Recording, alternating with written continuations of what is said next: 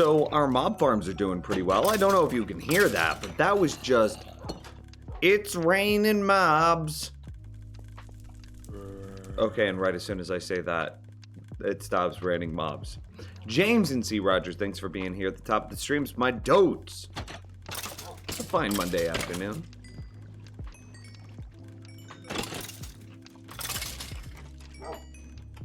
We're literally level 1 billion.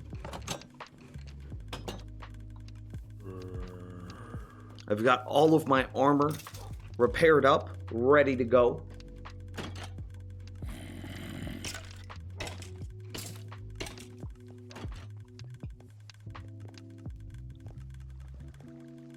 And I think today we want to work on the tree farm.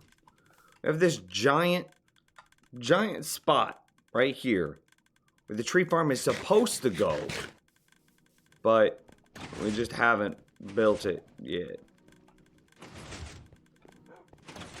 We needed a ton of hoppers. Okay, let's do some inventory management. RQ. Oh, gross, there's so much stuff in here. How did rockets get in there?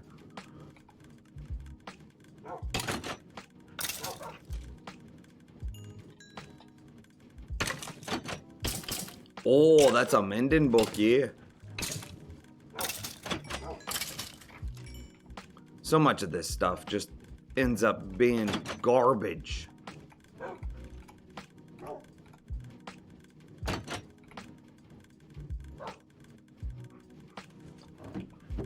All right.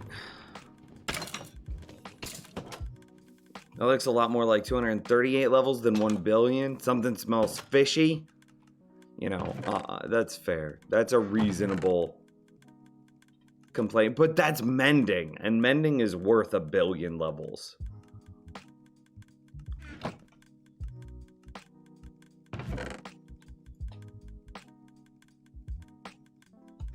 And what was this last one? Power 4, so ranged.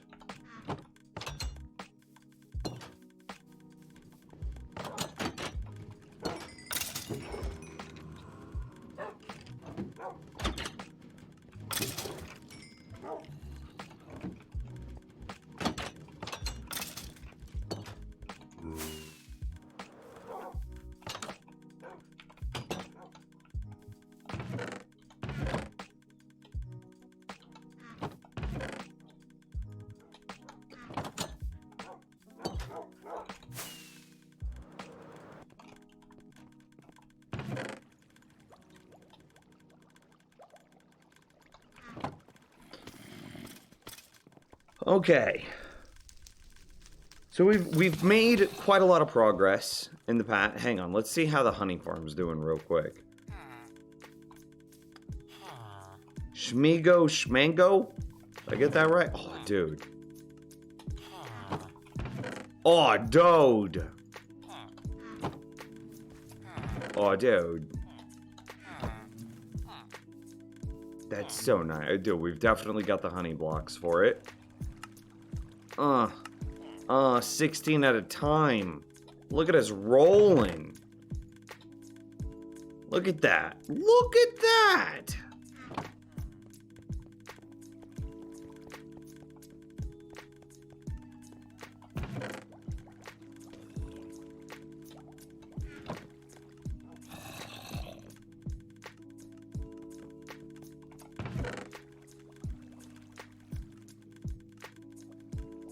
I mean, we need a ton of hoppers, a bunch of observers, some droppers. I know we'll need chests, stone bricks, things to build on, slabs, more stone bricks. We need the redstone, repeaters, comparators.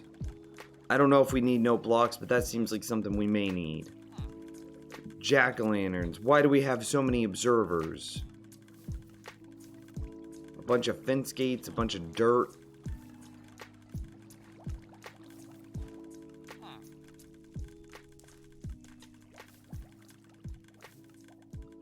Some levers I know we'll need.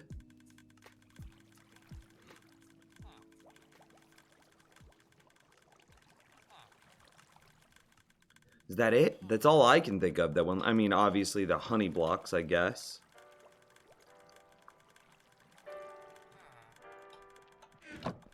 And we'll put the carrots up while we're at it.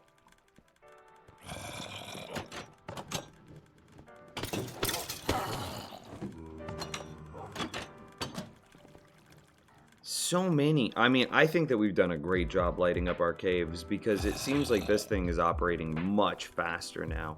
How are we doing on ender pearls?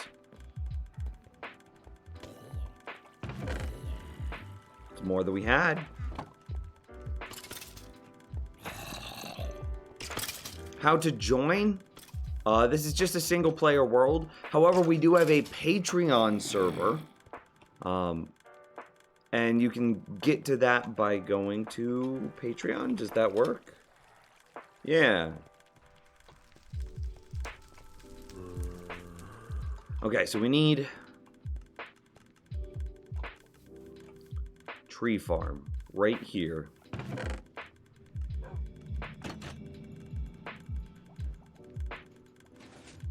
What else will we need? Some redstone torches we'll need a ton of. Ah.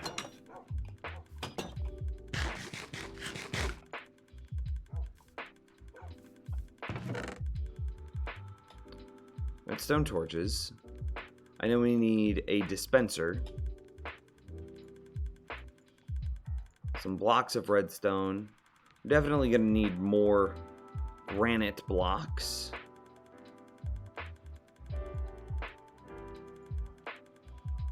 How many sticky pistons do we need? All of them? We're going to need quite a few. Okay, so that's the next thing that we should work on, is just make it 1 billion sticky pistons. So that takes what? Wood? Some cobblestone. Some redstone and some iron.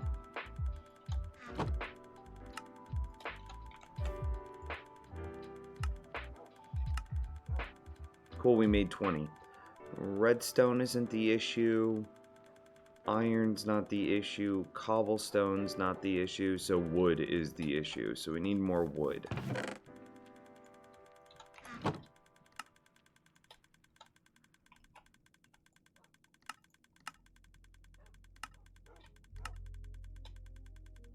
Now, wood's not the issue, it's cobblestone. Cobblestone is the issue.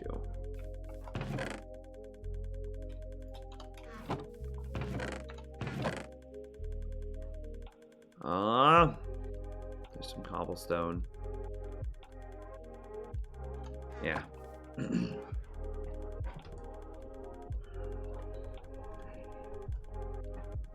There's girlfriend.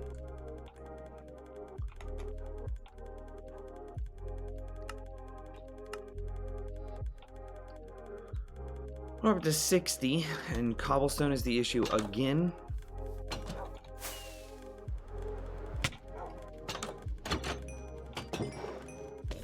Oh, blessed be.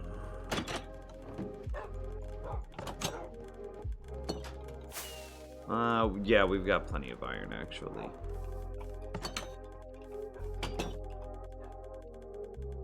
That's good. So wood will be the next thing.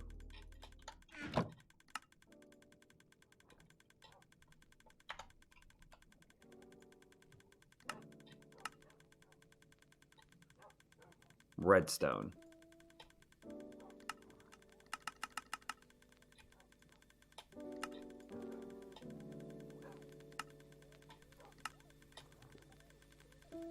Wood.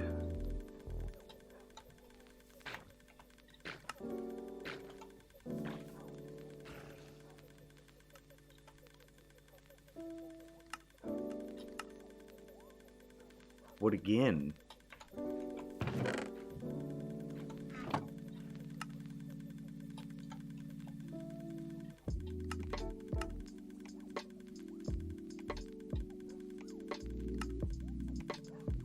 I mean, 2 stacks of pistons. That's redstone.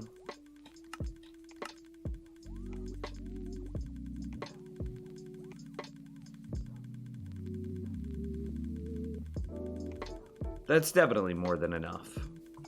We good, we good.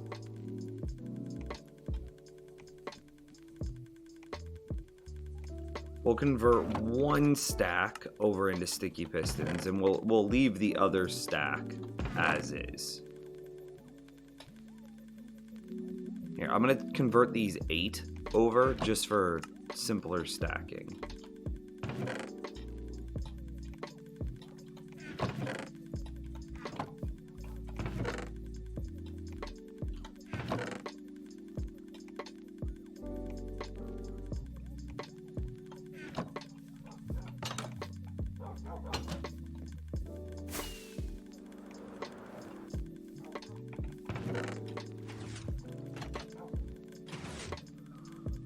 What else do we need?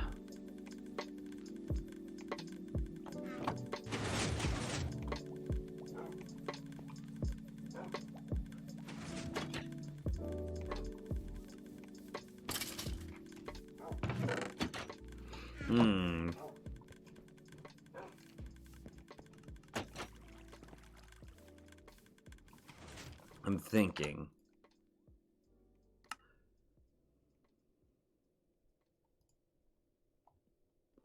This is what we're building. Tons of redstone. Ah, 1 billion melon and pumpkin blocks.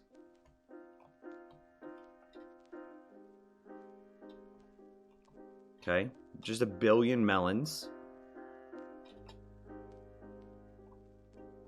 Some stairs are important.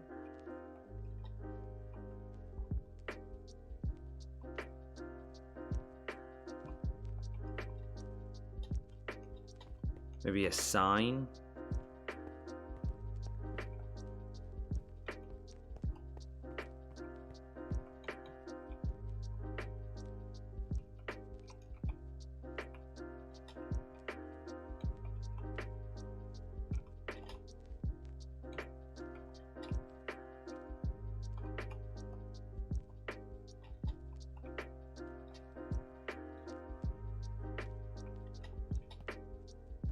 A little bit of glass. Bunch of fence gates.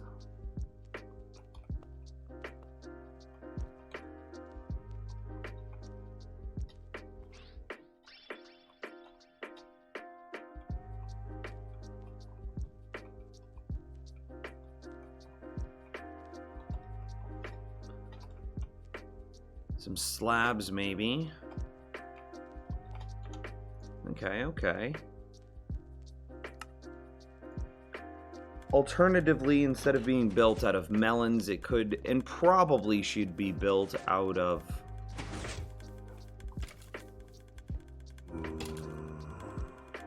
what is the name of it? Melons can be picked up by Enderman. Therefore, there's a chance this thing breaks on a long enough time scale. What are the blocks that Enderman can't pick up?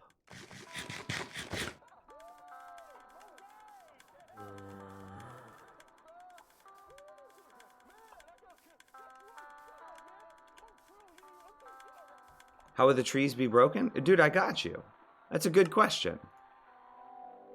Furnaces, nah, they're tile entities. You don't want to make it out of tile entities. So we need an axe, and we're going to enchant this axe, Nims, with efficiency 5. Yep. And then just like same thing, but like enchant Nims Unbreaking 3. So a very normal axe, efficiency 5, Unbreaking 3. Enchant Nims Mending. And this will be important. So it's got efficiency 5, Unbreaking 3, and Mending. And those are the important ones. Okay, so we're gonna step in here. Let's go game mode survival. We step inside. I jump up on this little trapdoor. This is my own design here. I'm now standing on the trapdoor. I look up and I aim just under the top pixel of the first log. I then hold right click. I hold left click. And I step away from my computer.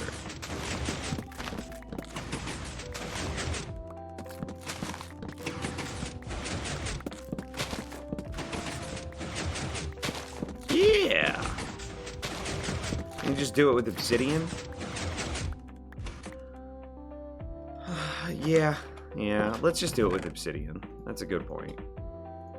And so, anyway, that's how we're gonna get it. It's totally automatic, 100% free, just infinite amounts of logs. If you don't want them to be stripped, there's obviously a hand mode where you just punch the wood down with your hand, but it goes without saying that's much slower.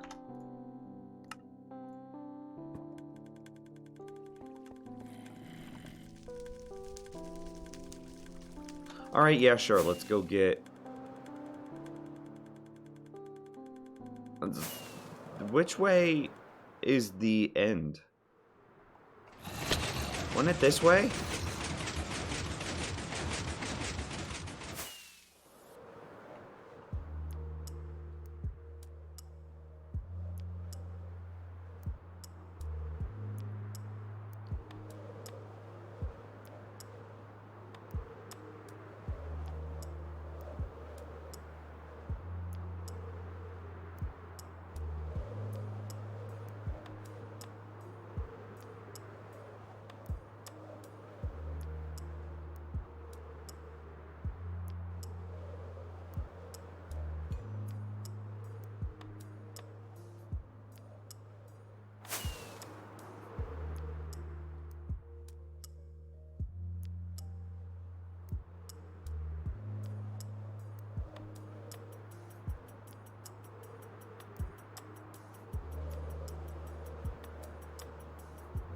Hang on, chat room. I'm getting a phone call. Hello?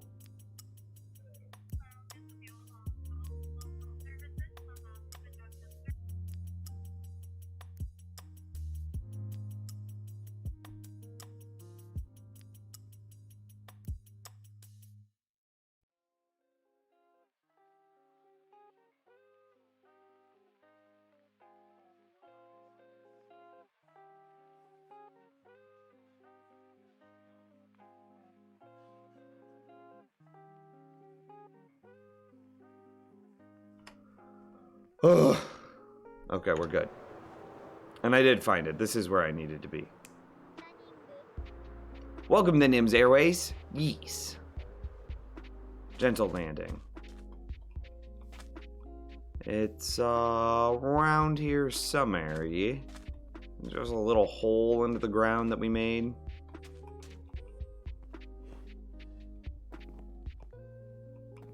Yeah. Now, in here somewhere...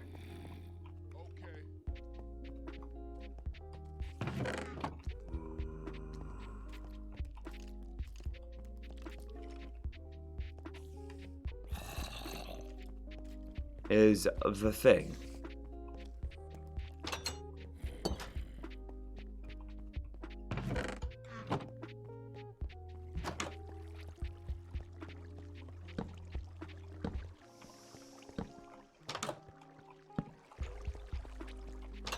But I know not where the thing was. We definitely haven't been here before.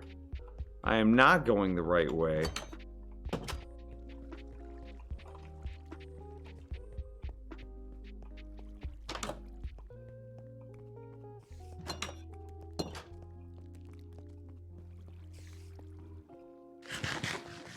Why not use nether portals and make it so you can come out quicker? That makes too much sense. I'm not that smart. Is this it? Alright, dude. You act like I'm an intelligent, self-aware creature. Please. Does that sound like me? I know that it's down.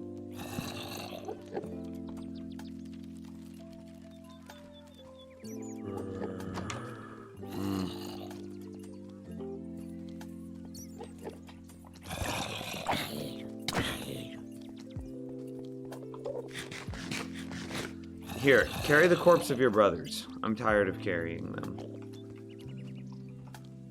Is this a public server or just single player? Just single player.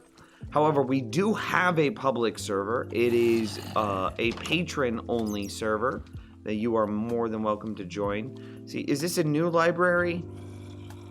Yeah, this is a different library. We have not been in here before. I'll take the protection book, though. I'll take the regular books, though.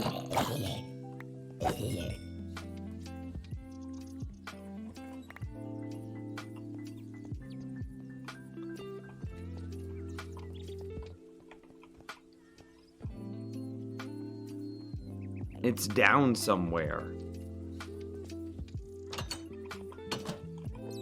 That's all I remember. is that it's at the bottom of like 2 flights of stairs. Like these things, I go down 2 of them, and that gets me there.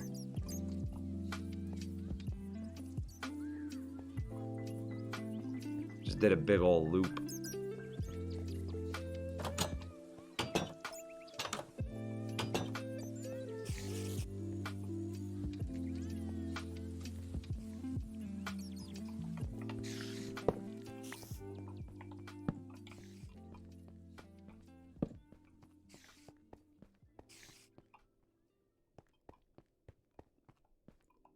I am thoroughly lost.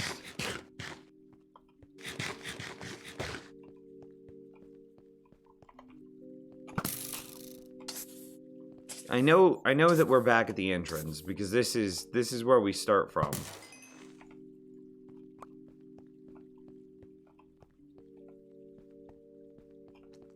Dude, lo-fi's so good though. I feel you. I feel you. This is the library that was destroyed by the fire. Take some free books. Yeah.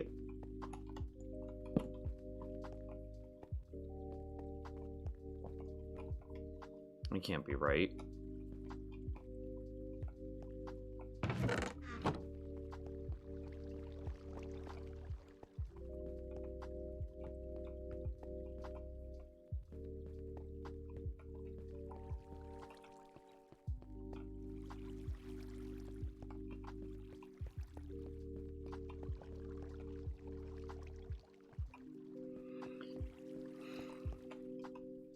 Ugh.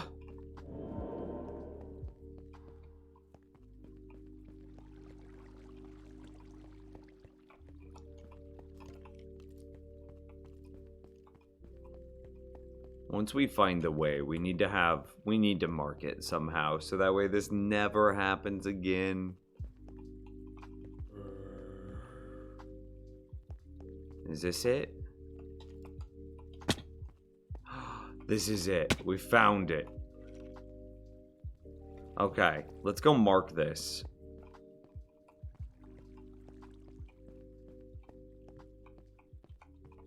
It's this spot right here that we get to. And there's the entrance. So it's there into here. No. Into there. Okay. Whew. Okay, we're good.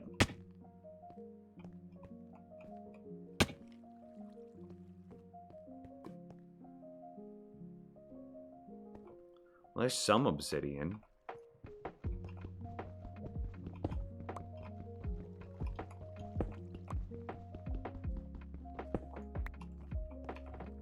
Oh god, silverfish. Okay, I was like, am I falling? I didn't understand where the world was.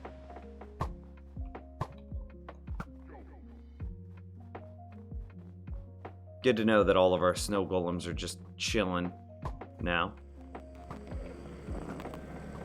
Oh, I didn't look at you.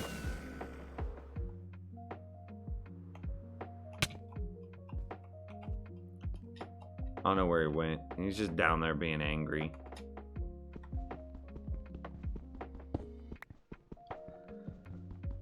Ugh. This is the quickest way to get obsidian. This is how you do it.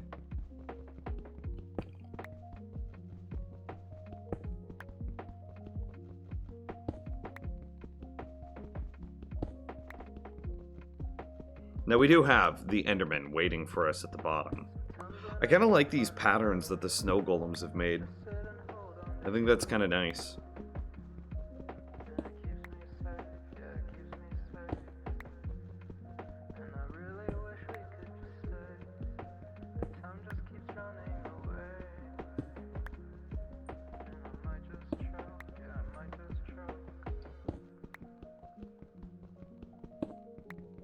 We've effectively terraformed the end. We've colonized it. It's now ours.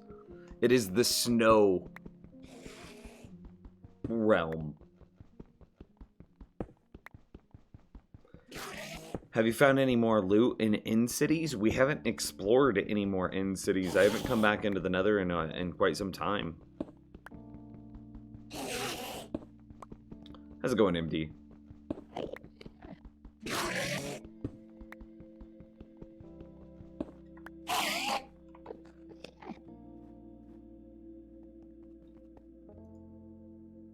The snow golems are gonna keep making him spam teleport.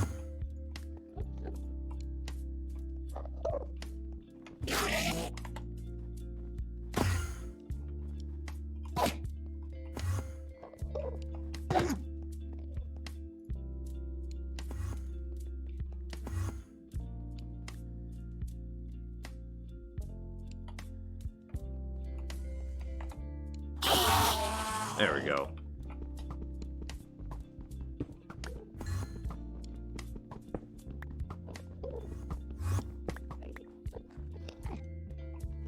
I don't think we go any lower than that, do we? For risk of falling out the world.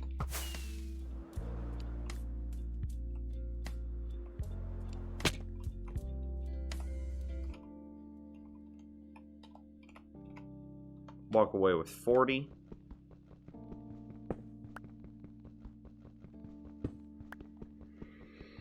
Or like a potion called Ender Chill, so it calms down those crazy Endermen. Unnecessary. Just put on a carved pumpkin as a helmet.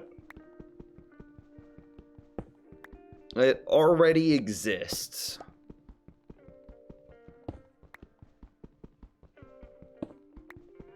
See, I like those patterns, man. It's nice, I think.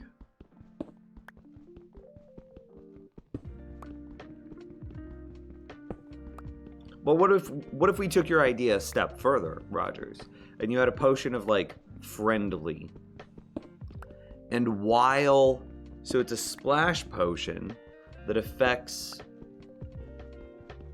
all mobs that have an attack, and for the duration of the potion, they will follow you and attack things that are hostile to you.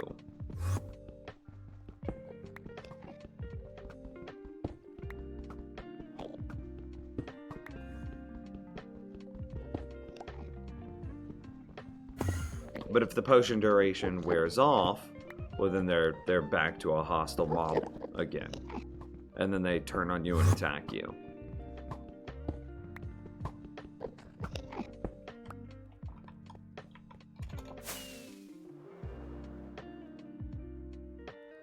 I lost which one we were working on. I think it was this one. Yeah, it was this one.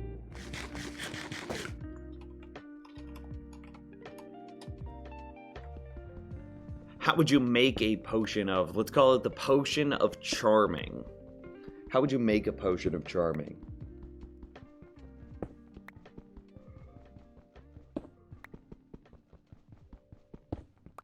Golden apples already convert.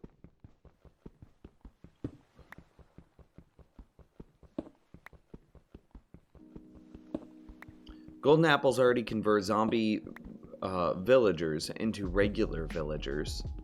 What if it were like netherwort plus golden apple to make a potion of charming?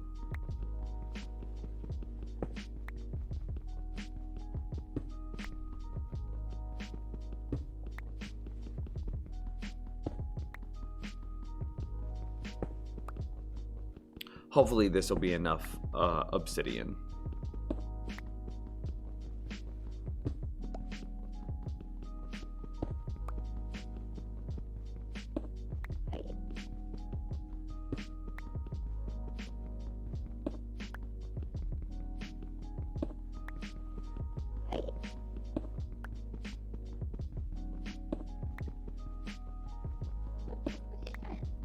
Clearly Enderman like pumpkins, so it's a golden pumpkin. I mean, yeah, you could do that too. You could have a gilded pumpkin. and it could be a new aesthetic block, and it could be the crafting resource.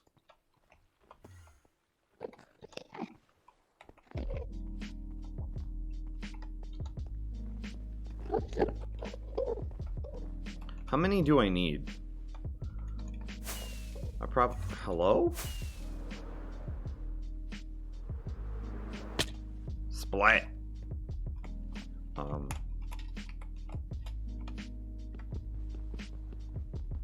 I actually have no idea how much obsidian we need for this build. Apple, beetroot, poppy. I mean, but you've got to be able to put it into a potion thingy, right?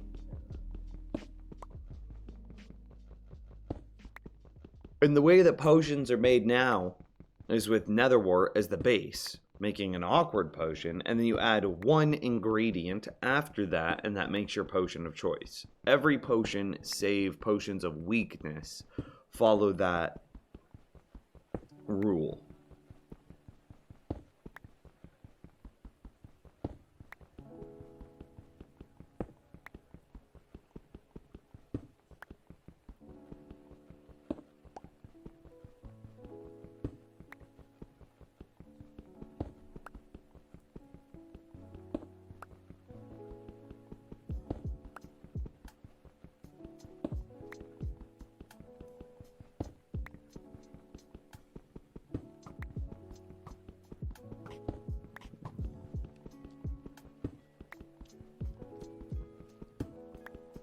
Take your beacon, brother. Use it.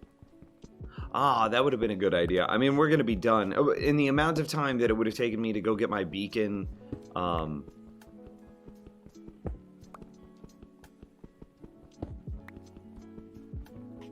then, like, we already have the iron blocks, but the amount of time it'd take me to get back to the overworld, grab my beacon, and then make it back here, wouldn't we be done? I don't think we need that much more. Your inventory setup scares you? Why does my inventory scare you?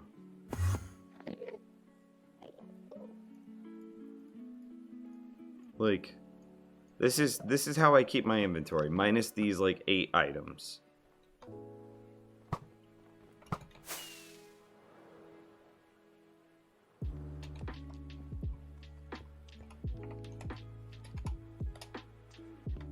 It's so strange. Is it possible to make an obsidian farm? Yes, it is. How is it strange?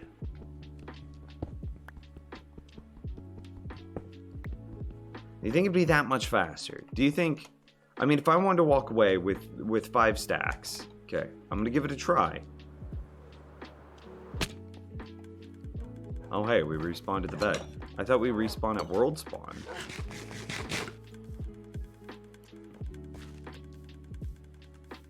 Scroll wheel, it makes sense now? Yeah. I scroll wheel a lot.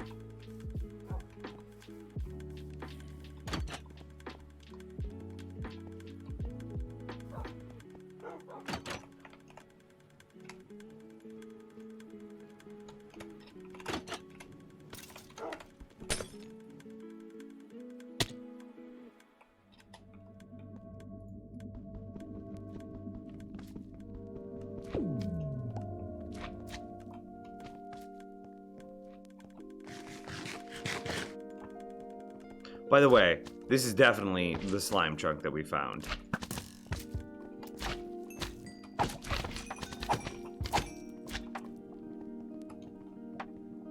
Alright, yes. Come here, my pretties. How flipping far did you fall? Like Y65 to Y8 or something like that. That's a guesstimate.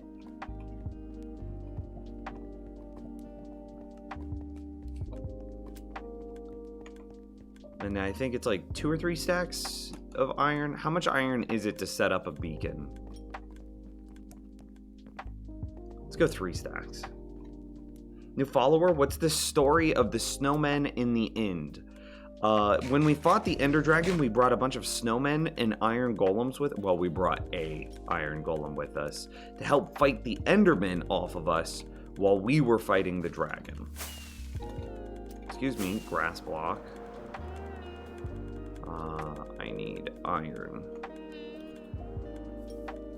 By the way, the overflow system is working just beautifully. This is great news.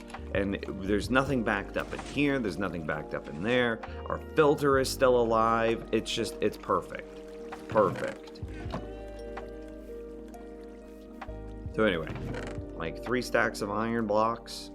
Looks good to me.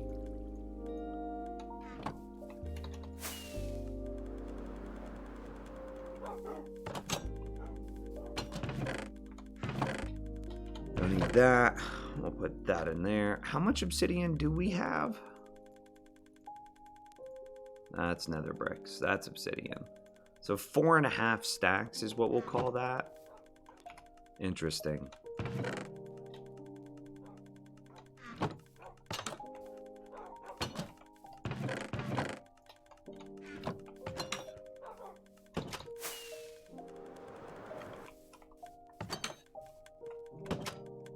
Protection goes in armor. Sweeping edge goes in melee.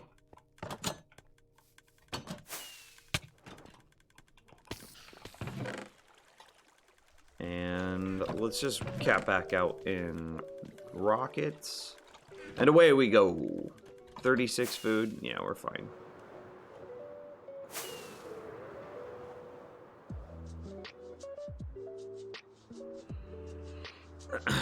Yeah, so snowmen are aggro to Endermen, which means that they'll just throw snowballs at them, which forces the Enderman to teleport, because Endermen always teleport right before a projectile hits them.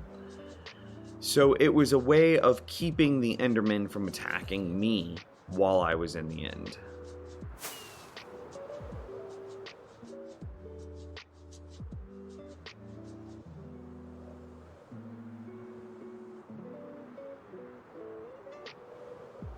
And you only lost 5 hearts? What the heck? That's OP armor?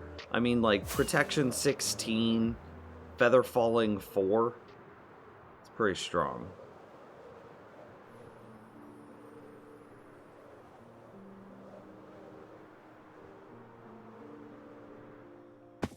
Oh, that was pretty close. Okay, so we go here. And then here. And then there. And then that. And then that. And we're in. Wow, we did that so much faster.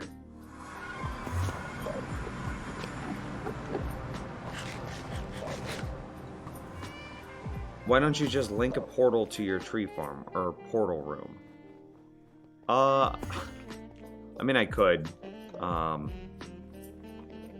Future projects, I guess. Pick and choose your battles.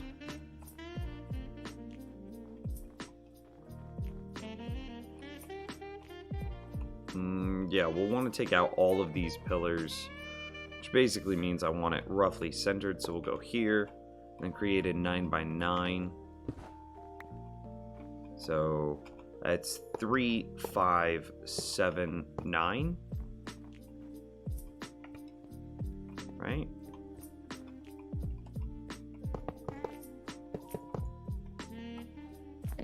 Three, 5, 7, 9.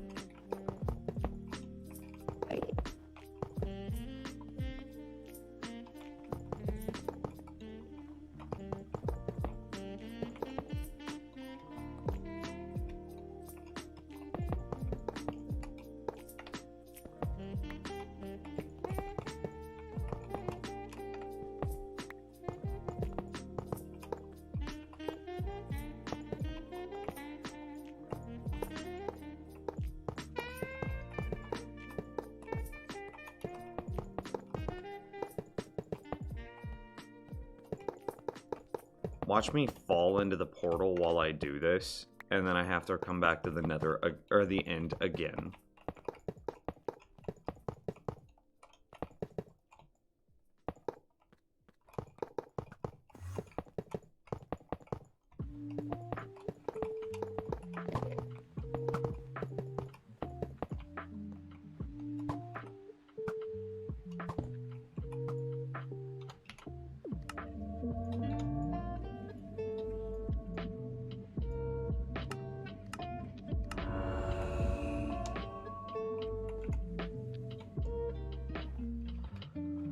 Do you think that was faster than if we had just stood here mining this out? We do have haste 2 now. How much faster is it? I mean, my pickaxe looks like it's moving way quicker. Oh, I also have a scroll wheel. I also scroll wheel. Yo, why is this one like halfway? Did we start this one but not finish it?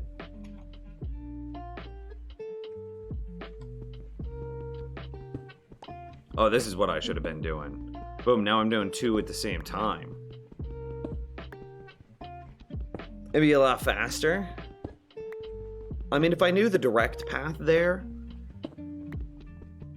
I don't know. I don't know if going through the end or going through the nether would be quicker because it's not that far away from my base. The problem, and like I would have to clear out like an area to fly, or I would have to ice boat it, which is gonna take a lot of time.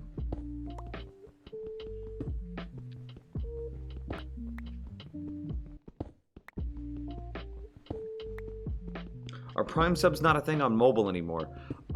Try !Prime. I would type it into chat, but I'm currently mining some obsidian. Try !Prime, and you should be able to get that. No beacon, 2.25 seconds per block. What do you get with a beacon? 1.6. Okay.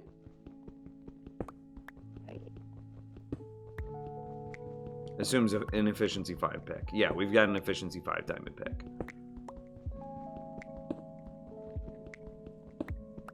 We have a efficiency 5 silk touch, unbreaking, mending pickaxe.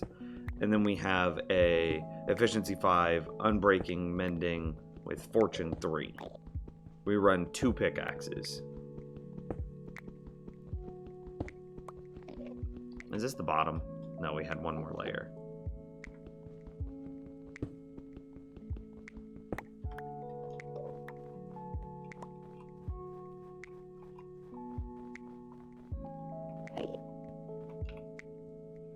I mean, that did feel quite a bit quicker. I don't know if that's just because we started doing that, like, angled... No! Okay. The angled cut?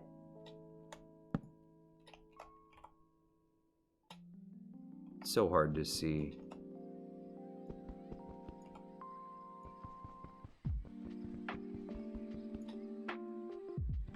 I think that's it. Nope.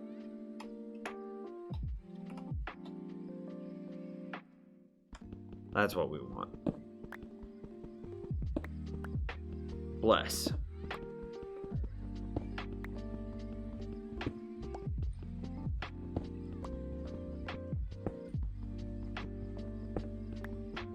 Did Flame Wheel, did that prime thing work for you? So you have pick 1, sword 2, axe, bow 3, shovel 4, 5, 6 are random, 7 is building block, 8 is food, 9 is torches. Remind yourself that overconfidence is a slow and insidious killer. Dude, confidence. I like it. Padawan with the Prime sub for 21 months. You're freaking great, my dude. Thank you for that tasty Prime sub. I don't know. So my inventory has changed a little bit over the years. My hotbar setup. 1 has just always been pickaxe to me. 2 used to be a miscellaneous tool, so it was either shovel or regular axe. 3 has always been the bow. I played super hostile. I didn't used to have the bow on my action bar all the time. Instead I would swap the bow and the sword as needed, depending on what combat situation I found myself in.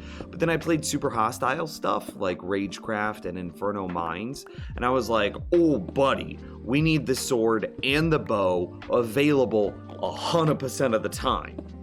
And it just kind of stuck. At the same time we were going through, Ragecraft and Inferno Mines, having those Ender Pearls on your action bar is so strong. So I ended up rotating off my miscellaneous tool and put it, and then confidence surges as the enemy crumbles. Flame Wheel with a Prime sub for 25 months. We've got 2 freaking legends in chat today. Thank you guys so much. So after playing the super hostile, I was like, yo, we really need to have these Ender Pearls on our action bar at the same time. So I was like, dude, we need Ender Pearls, bows, and swords on our action bar at the same time. Also, I need, like, 1 through 5 is where my hands can reach fairly naturally while walking forward. I can kind of reach 6. Like, this is 1 to 6, 1 to 6. I can kind of reach 6, but that's a bit of a stretch. Dude, Quicksilver with the new sub. We've got so many new subs today. You guys are freaking wonderful. Thank you so much for that love and support. Holy crap, chat room. So the first thing we do is we destroy the one back. And this gives our positioning. What is this at the top of our screen? We've got like a hype train, a sub train going. It's like integrated directly into Twitch. That's lit. Look at them party phoenixes. Yeah.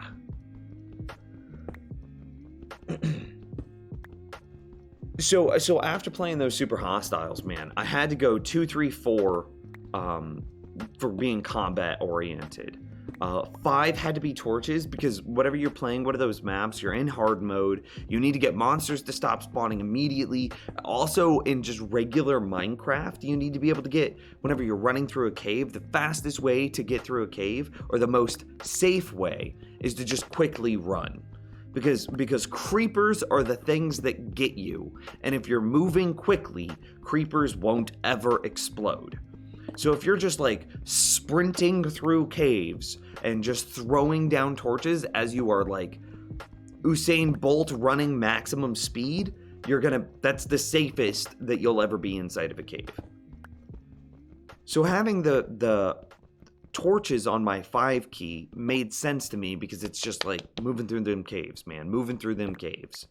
6, this is my first time getting the Elytra, so as of this, this Minecraft session, no, as of this Minecraft world, I've really started to play with rockets being on that 6 key.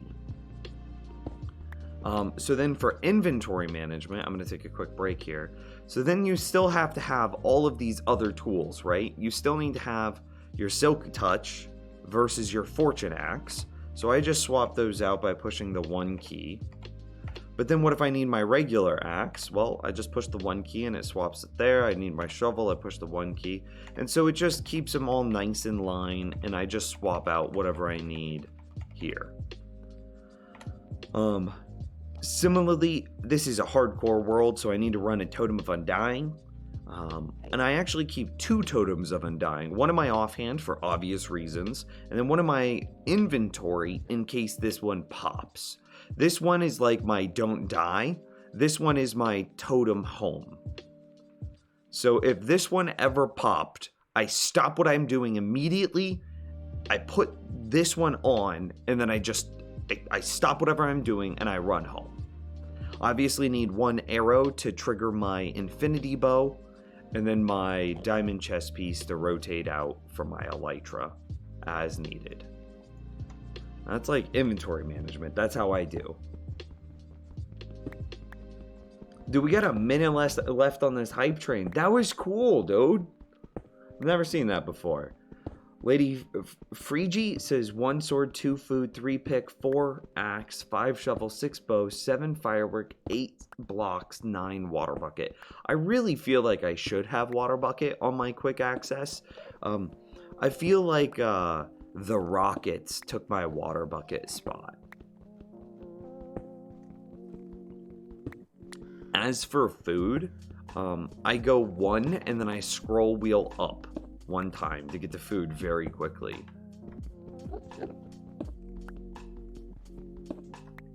So it's like, say I'm here fighting something with my sword, I'll go 1 scroll wheel up and then I'm on food. It's not the cleanest thing in the world. We just missed. It's not the cleanest thing in the world, I'll admit, but it works. Hello, I am from Argentina. Hello from Argentina. Nice to meet you from Argentina. I am Nims. That was the dad jokiest of dad jokes. Nims likes to swim in lava for fun. I do. It's very relaxing, I feel. It's a thing Twitch does now. I was unaware.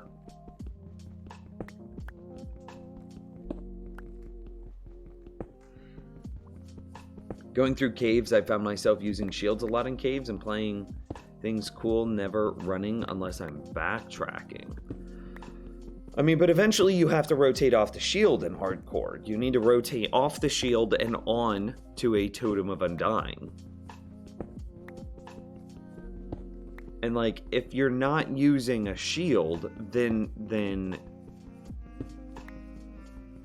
if you're not using a shield, then the threat that Creepers presents is much higher.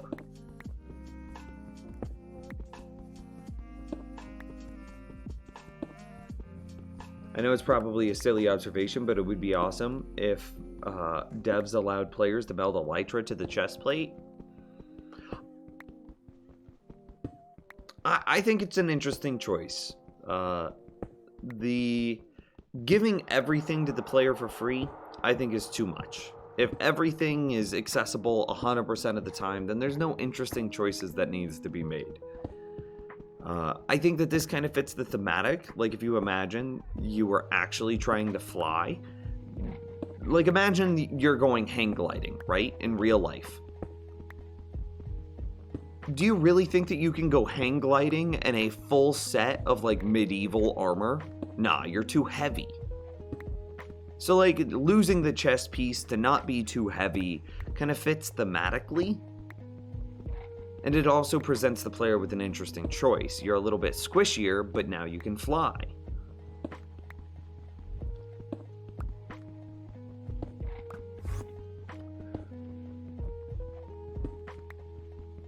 Mine isn't really about ease of access. I've always done my hotbar like that, so my hands are naturally trained on what buttons to press and when. I mean, that's fair. Having something... Nope, we're done here. Having something... It's much more important to play what feels natural than what is efficient or optimized. If you're playing what feels natural, you're going to be better at it than what is technically 2% faster. Yo. Song agrees.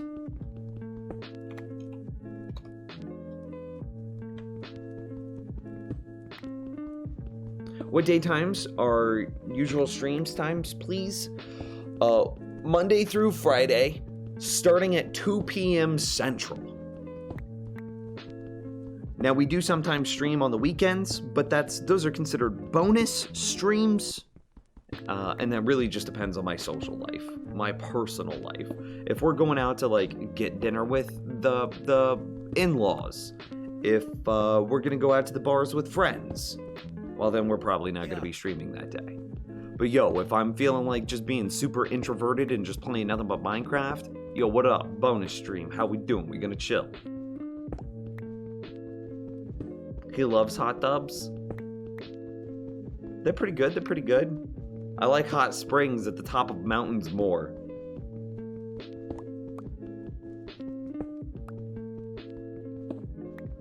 I do not know much English. I did not understand you. Oh, it was a joke? It's like, in English, you can say, I am Nims. And that is referring to my name being Nims. So I am Nims.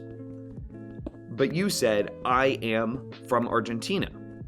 So you're now telling me where you're from, but I'm kind of playing off of like the oddity in English where you can say I am. And it could mean a number of things. I am Nims is my name. I am from Argentina is where I'm from. But if I were to pretend like you're saying I am your name, then your name becomes from Argentina. So your name is from Argentina. So I'm saying, hello from Argentina, I'm Nims. It's a really bad joke. He goes, okay, bye, and just leaves. Dude, I get it. That's fair.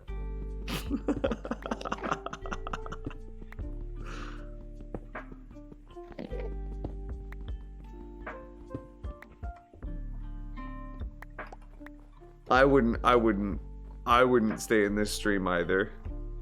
The worst. It's the actual worst. Yo, you think we've got 5 and like 3/4 stacks of obsidian? That's good. We got some back at home too.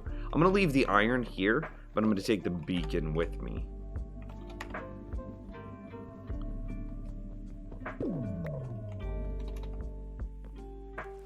Nice. Okay, so let's go replace that beacon.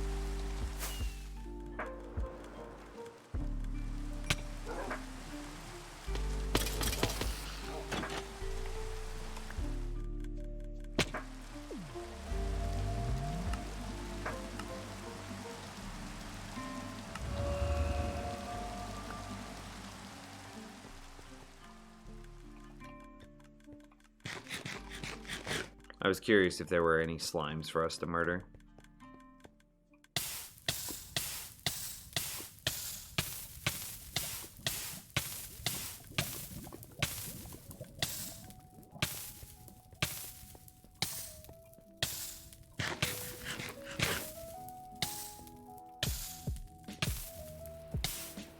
We have a slime chunk under the house. 100% we do. Yo, I'm standing in the rain. Why is... Okay. I was like, why is this fire not getting put out?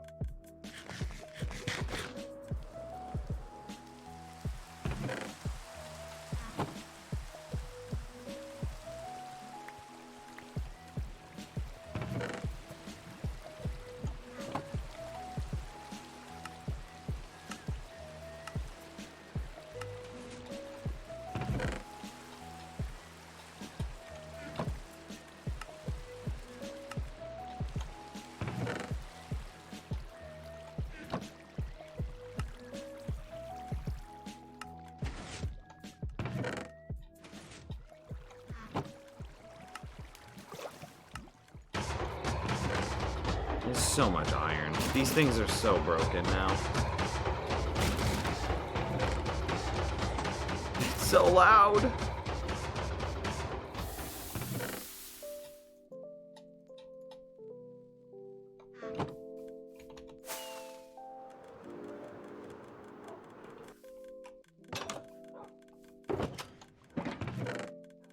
Okay, we do have some regular glass. We'll need to bring that with.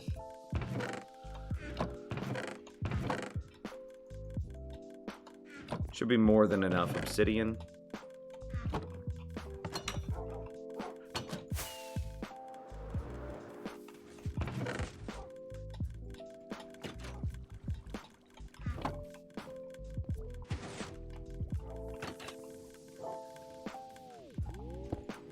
Well, the other slime chunk isn't that far, and it's a quad slime chunk.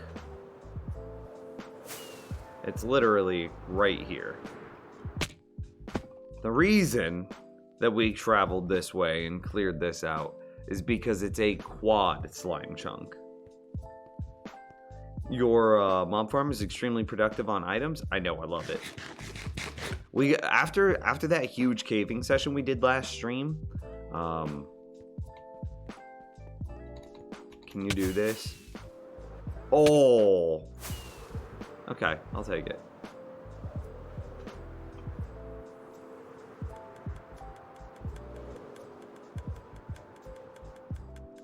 After that huge caving session we did, it's just been an ender pearl.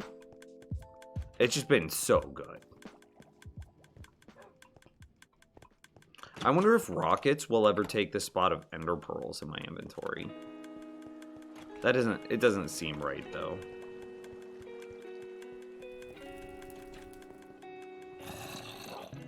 So we need tree farm time.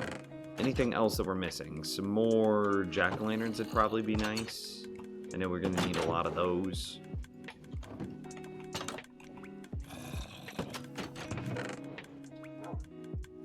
Some more slabs, some more polished granite.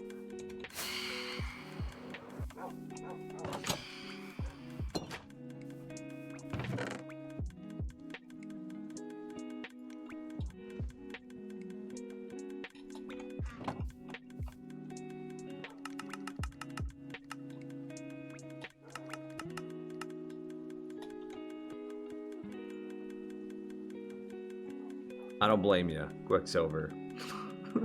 Happens to me sometimes too. Sometimes I just I have to stop and I just have to be like, yeah.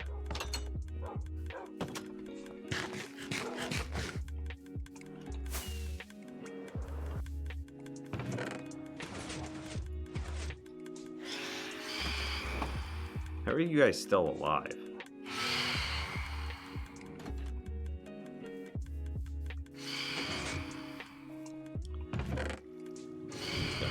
Well.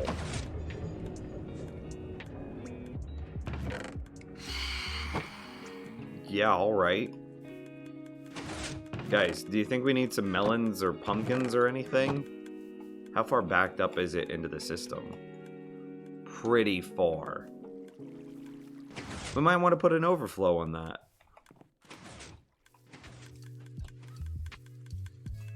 Use a stone cutter to make steps and stuff. It saves on resources. Really? Really? How do you make a stone cutter?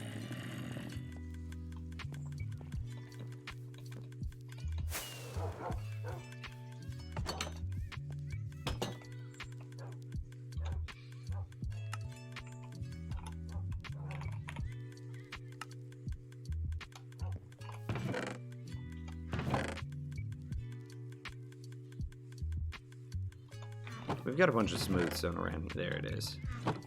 A single iron.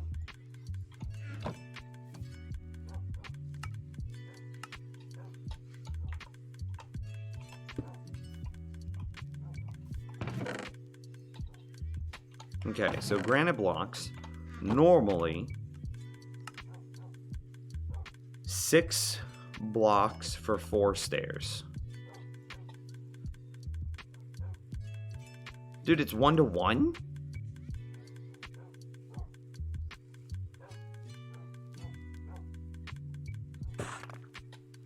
Whoa, that's so much better.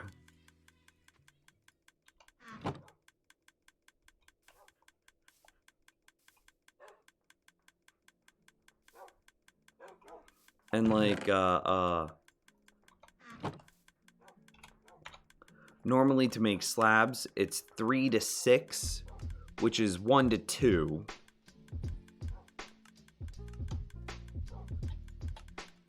Well, this is still the same, but stairs are much better. Okay. Today I learned.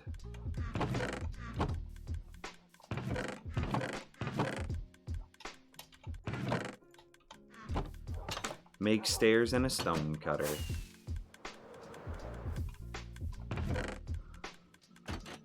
Alright, so what do we got? What do we need to do here? We've got dispensers, we've got the droppers, we've got hoppers, we've got building blocks, we've got, I think, everything that we need.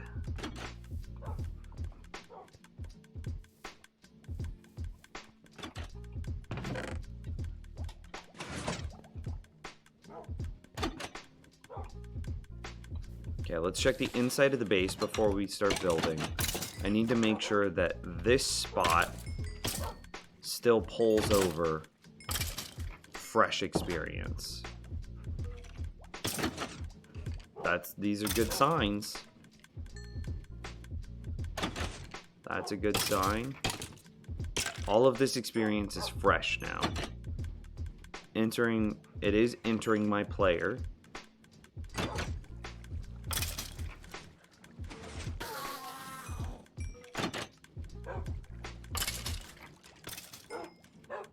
I wish I could look on the other side and see if there's any experience getting stuck over there.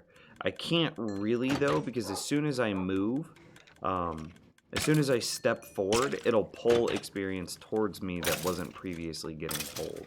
And, like, F5 doesn't go back far enough to do the trick.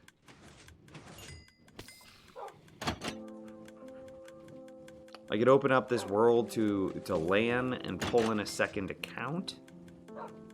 Put that second account in spectator. And look. The grindstone, we've used the grindstone a lot. Several dozen of my levels are from the grindstone. Because we get all of these fishing, or we get all of these books from fishing.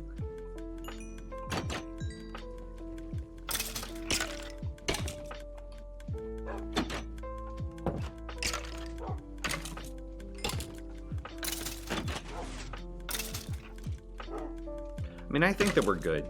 I think that the majority of experience, if it's not all of it, the vast majority of it is making it here.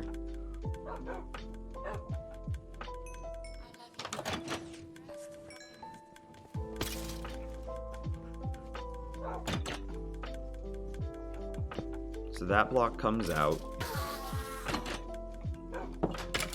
And then we go here to here, and then we jump up and place the tree like that. Okay, so there's a lot that we're about to tear out here. It's like...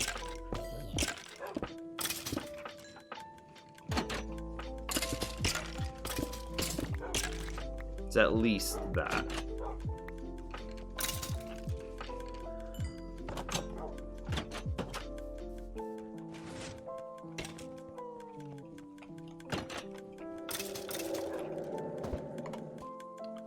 Small scale distances are still way better with ender pearls.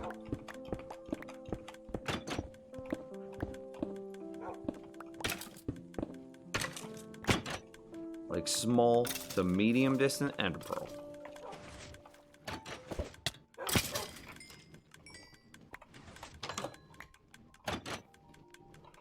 Okay. So let's start with some of the stuff that I know.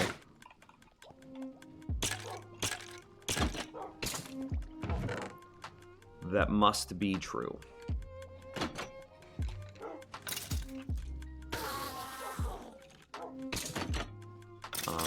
We must drop all the way up into a dispenser that's facing forward. Here.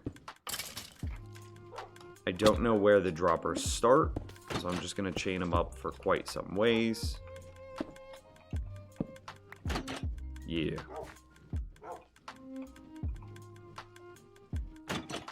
Then I know that there is a dropper that sits here and spits items at the player with the goal or intent of recycling the saplings out of the tree farm back into the player's inventory, so that way the player can AFK here for longer than a 64 sapling session.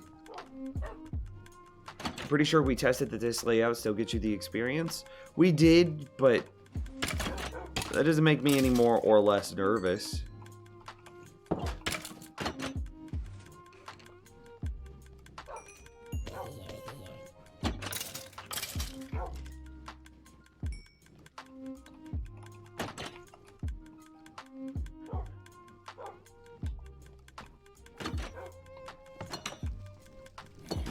No. There was not any experience that I wasn't pulling. Okay, I think we're fine.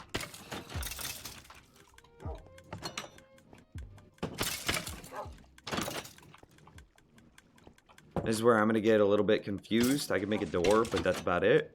Nah, dude, I got you. The tutorial for this design that I'm making right now is up on my YouTube page. It's something I spent a lot of time on to be as simple and as approachable by as many people as possible. So, I know that it's a 5x5 centered on this dirt block. I know that it gets a little tricky on this side because of some redstone, though. So let's just start by making this 5x5.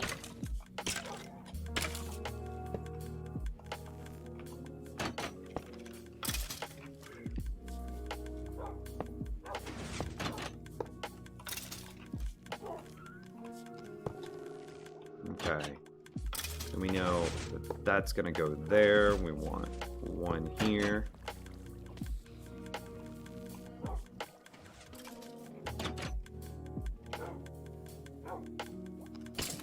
I mean, realistically, we could just burp.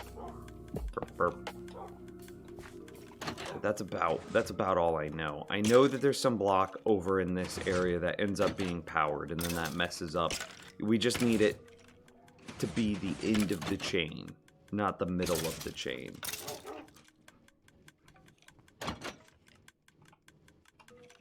But okay, so then next, what I know is we have these little, and this is the little cubbies that the triple extending pistons retreat into.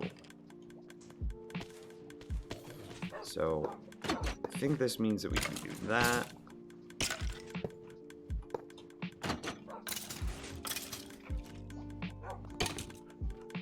Okay, so I'm gonna have to pop over, and I'm gonna have to look at my own build.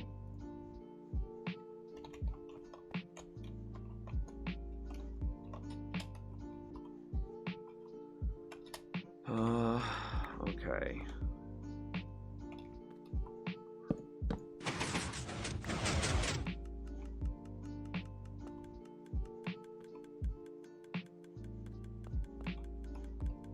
So they go forward. Okay. This isn't too bad.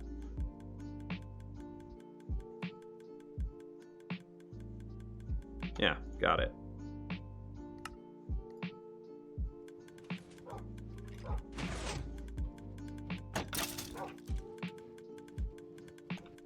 So this one, I do actually want it feeding sideways. Reason being, I missed. Oh, we need to just sleep. Everything's open to the world.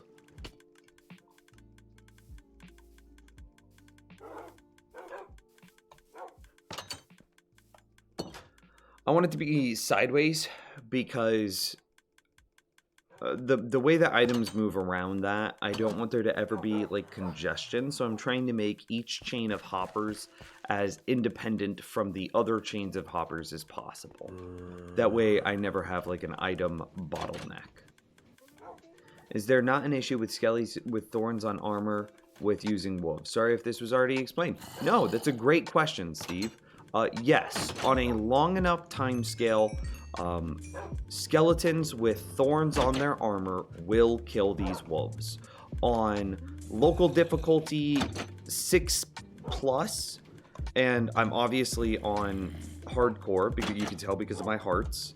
So local difficulty 6+ on hardcore, that takes about 12 hours for the first wolf to die. Which means that I have a very consistent supply of experience for 12 hours. And it's actually even longer than that because I still have, there are 4 wolves here. So the first wolf dies after about 12 hours. The second wolf dies at about hour 13.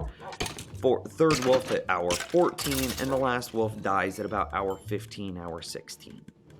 So I can go a full like 12-hour session and come back to all of my wolves still alive. It's right at the end. Their tails are super low. They've got 1 heart left, but I can. Dispensers with health potions, I could. There's a little bit of a question of where to put that. And also you would have to resupply your dispensers. So because you have these skeletons that can spawn with Thorn's armor, a very robust collection system is required. Because if you kill the skeleton with thorns and he drops his armor, well then the next the next skeleton would immediately pick it up and equip it, which then creates this downward spiral Confidence effect. surges as the enemy crumbles. X Kelly with the Prime sub, 12 frickin' months. It's going great, man. You're a frickin' legend. Beacon work with them? No, Beacons doesn't work with wolves, sadly. So it creates a downward spiral. A skeleton has armor with thorns, the skeleton dies, drops the thorns armor, and the next skeleton picks up the thorns armor, equips it, and then he does thorns damage as well. Downward spiral, that one piece of thorn armor is getting recycled hundreds of times between skeletons and quickly kills all of your wolves. So we need a very robust collection system that immediately dispenses, that has an overflow system that throws armor into lava, which is what this dropper here is doing. I would replace this with glass if I had glass, but I don't. So we can't do anything underground to splash them with healing. We have a timer-based trapdoor system that opens trapdoors long enough for our wolves to see and attack the skeletons, but not long enough that the skeletons can draw their bow and shoot our wolves. This is very important. If you were to use just something like a slab or something like that, a skeleton that spawns with protection and feather falling wouldn't immediately die from the first attack from the wolves, which means that after the wolf attacks the skeleton then can retaliate by shooting our wolf back. That is way more dangerous than thorns and will kill our wolves way faster than anything else. So we need this specialty timer system, and this specialty timer system is something that basically every other skeleton grinder is missing. We need this specialty timer system in order to prevent the skeletons from being able to shoot our wolves. You've noticed that I've been standing here this entire time. Every now and then you'll see the skeletons draw their bows on me. Yeah, see, look, he drew his bow on me. But he puts his bow up, I'm not being attacked. Yeah, they put their bows up, and I'm never attacked. I am perfectly fine to stand here completely naked forever. Being naked with this open is a little bit dangerous right now, but still, my point stands. So, I have no room above the wolves. I have no room below the wolves. And the whole goal of this system is to create a room where I can AFK in, and no matter where I'm at in this room, I can receive experience from the skeleton grinder. If I AFK right here, the experience can make it to me. If I AFK over here in my pumpkin carver, the experience can make it to me. If I AFK over here in my tree farm, in my fishing farm, the experience can make it to me. If I'm inside of my tree farm, we gotta wait for a new set of skeletons to fall and then die. But if I'm over here in my tree farm, the experience can make it to me. So then if I were to try to do anything at floor height, so say I put, I don't know, we actually have some droppers here. So say I put this dropper right here facing our wolves, right? Well, now watch what happens. No, I don't want to switch game modes. I want to see hitboxes. Look at that. You see those blue lines? Those are representing the directions that the experience orbs are facing. there are experience orbs that we have now lost that are now stuck on the other side of this dropper. So that doesn't really work either. Dude, we got 2 hydrates to redeem. Cheers, thank you guys. Bradley's. Dude, I'm wonderful. Thank you for tuning in, man. And see, all of that experience, we would have just, it would have been lost. It would have despawned. So how do we have a super robust item collection system, a timer that controls these trapdoors? Maybe I can move the timer so that way the redstone's not immediately above it. I'd still need, like, some of the redstone. But the clock itself, I don't know if, here.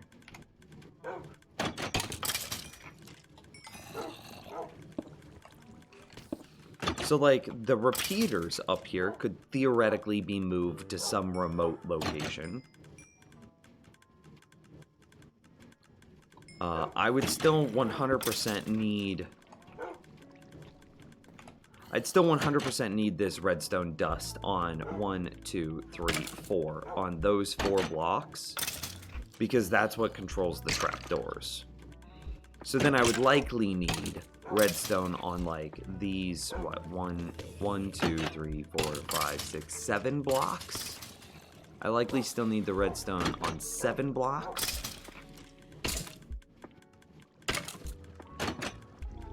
And so, again, then the question is, like, how do I get a dispenser to trigger on a 1-hour timer? Building a 1-hour timer is not difficult, but that doesn't... I just don't see it. I just don't see it.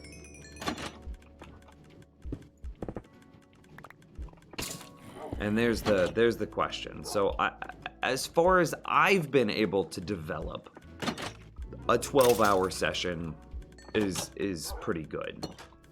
That's really impressive. Tango Talk spent weeks trying to get this to work and couldn't get it worked out. Serious kudos, sir. I will send Tango a message. He's probably seen my video.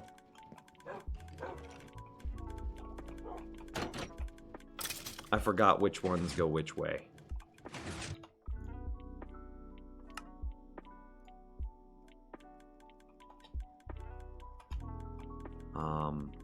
Inline goes forward.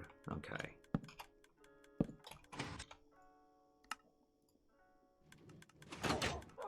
So inline goes forward.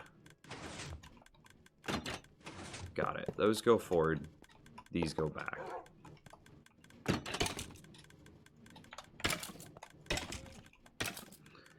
If the farm only lasts for 12 to 15 hours, maybe just manually throw a splash potion at the start and end of each session. I basically do exactly that. So we also have the Darkroom Mob Spotter, and this is also my own design.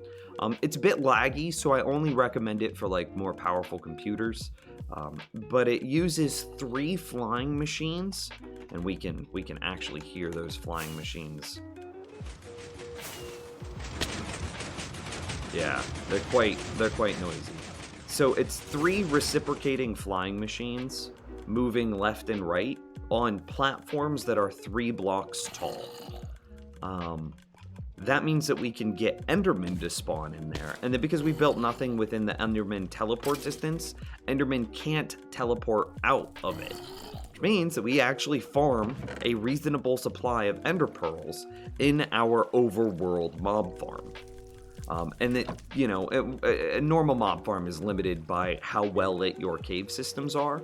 Our cave systems aren't very well lit yet, so it's only operating. It's operating at a pretty slow speed right now, but we do get Ender Pearls out of it. So, anyway, it's a Darkroom mob farm, which means that we get all of the rotten flesh in the world. So I just come over here, grab some rotten flesh, jump back inside the AFK room. And then, you know, these wolves are all full health. So we're just going to end up breeding some babies. And then I'll usually just throw whatever extra rotten flesh I get just into the collection system because I know it's just going to get sent into lava. So let me run out those baby wolves real quick.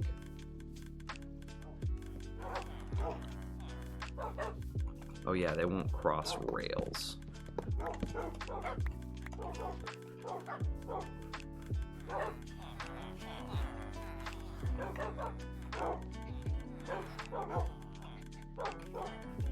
And that's kind of why we have 1 billion wolves over here, is to just replenish wolves if they ever die.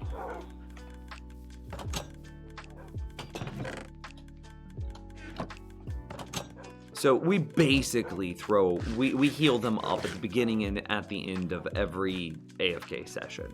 And that's what I recommend doing in my YouTube video as well. As an aside, throwing splash potions at your wolves does have it's a very negligible side effect, but it is a side effect worth discussing. It's a potion of healing, which means it will kill some skeletons. And that means lost rates. And while it's not the most lost rates, I needed something else from over here. I'll remember. I'll grab some regular saplings, though. This works with oak, jungle, and birch. I don't currently have birch, but there's birch trees, like, right there.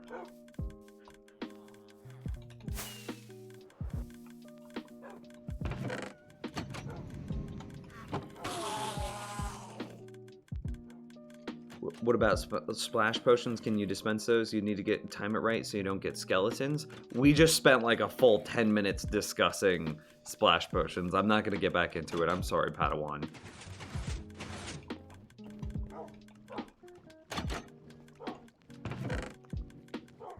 Not what I wanted.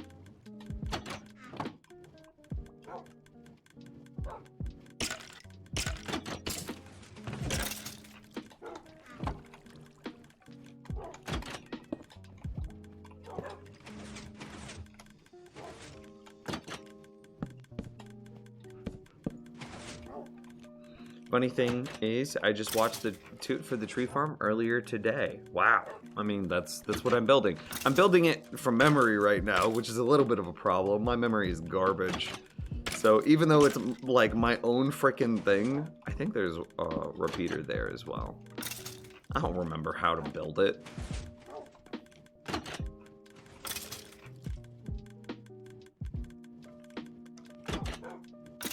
It's something like that. And then for this dispenser, I know that we're gonna be filling in like we've got all of our bone meal coming from right here. This is just insane amounts of bone meal. So we're gonna take all that bone meal output and we're gonna run it into effectively this dropper chain that goes up. I just don't remember how to set that up yet. We could do a little bit more. I need the glass. I need the fences, and I need the honey blocks. No, I want the glass. No, stop. I want you.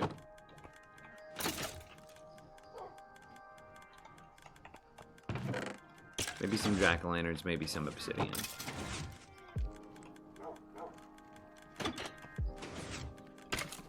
So I know for certain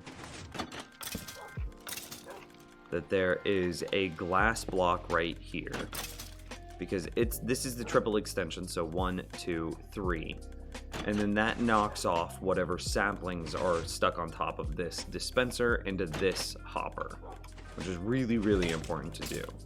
But then that means that the rest of this is open fence gates, which means that this side must be 5 blocks tall of... Oh god, I can't jump place. A what?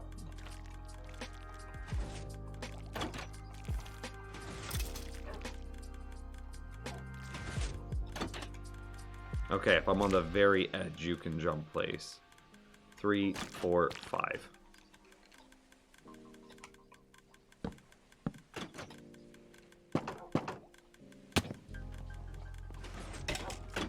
It's that, and then we have a triple piston extension somewhere in there. Currently play on Bedrock, so the phone won't work. However, I plan on buying a good high-quality laptop to play Minecraft on Java. When I do Nims Toots, will be handy again. Well, thanks. It should work on Java, or excuse me, it should work on Bedrock, but just not the axe mode. Yeah. I don't think the axe mode will work, but the hand mode should. Which might not be worth it for you to build, I'll admit, but it should still work.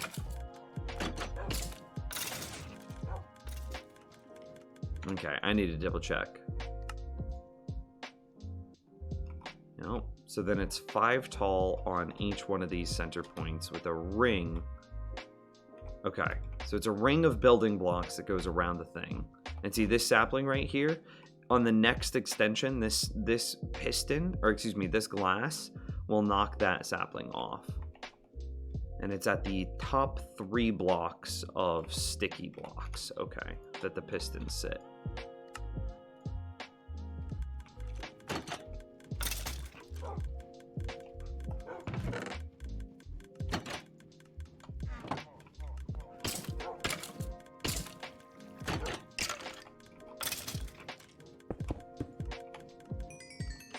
I don't really like building it out of that. That's gonna get so confusing with other just hard aesthetic blocks.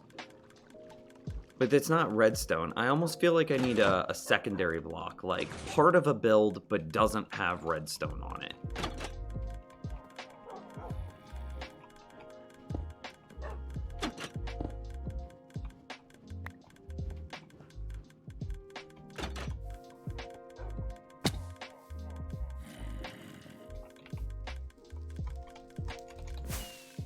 AK Nation, how's it going, dude?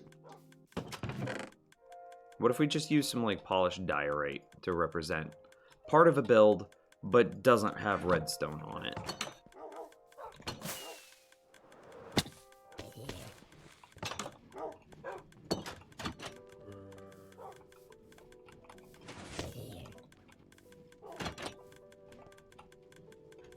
You know what? I'm just gonna wing that there.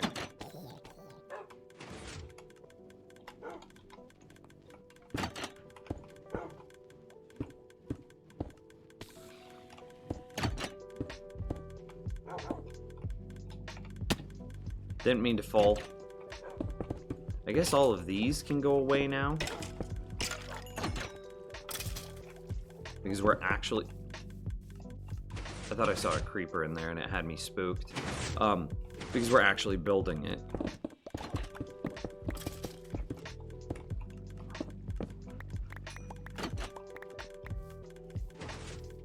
I kind of want to go shut off the haste beacon. It's a little too aggressive right now.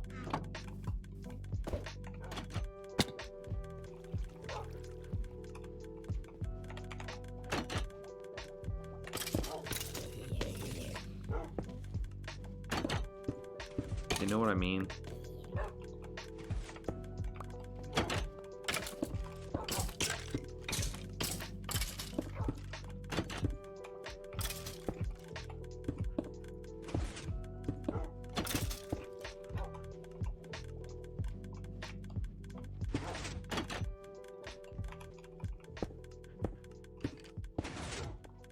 Okay.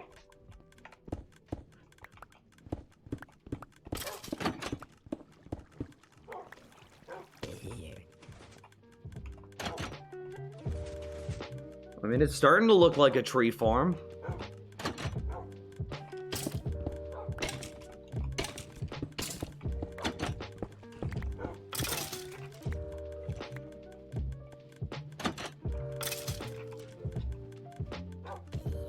Yeah, okay, that's fine.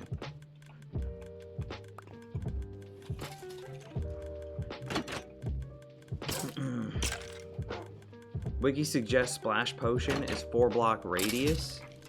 I think it'd still be pretty tight because like, this is already a 3-block radius. So I'd have to have the potion hit right here. And, like, we could obviously use, like, a splash potion of regen. I think that would be okay. To give all of our wolves regen, it'd probably be enough. But the potion would have to hit right here. So it's like, I have to have the potion... I don't know. Maybe it's possible to, like, get the trajectory of the potion just right. So that way, say, the dispenser is right here. And then we shoot the potion out, and then it lands on top of the wolf or something like that. You see what I'm going for? Maybe it's possible. Actually, I guarantee that's possible. I guarantee that you'd be able to put a dispenser over in, like, this wall somewhere and launch it out and have it hit the wolf. The problem is, again, this room is designed for things to be AFK inside of it. And I would lose one of my entry points. And I would also lose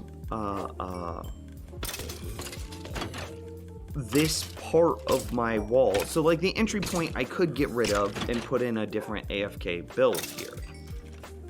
But if we turn this into... I just don't know if it's necessary. 12 hours is more than enough for me. And, like, then I also have to go about... if we have that system, then it needs to only trigger while the player is inside the room. Right? It can't just be running right now. Like, if I'm over here, the skeletons aren't getting triggered, nothing's happening, but I'm wasting all of my splash potions of regen. That doesn't make sense either. So then in addition to building the potion splashing machine, I'd also have to build some sort of player detection into this room, which again is not easy because of how much stuff is immediately under the floor.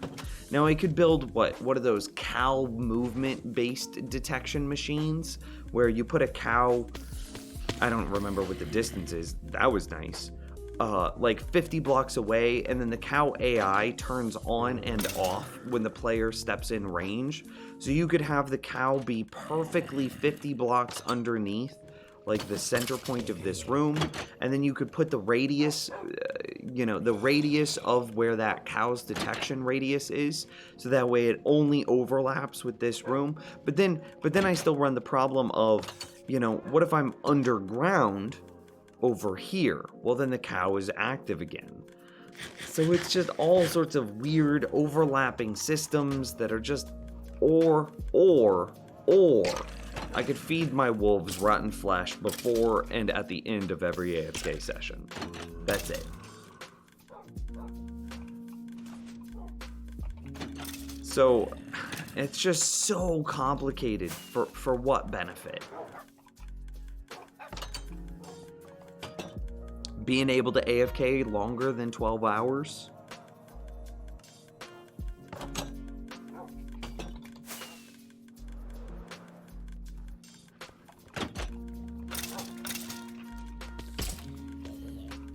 I just don't know if that's worth. You know what I mean? How do you automate getting regen potions or instant health potions? That's also a point, is you really can't. You can make an auto brewer for sure.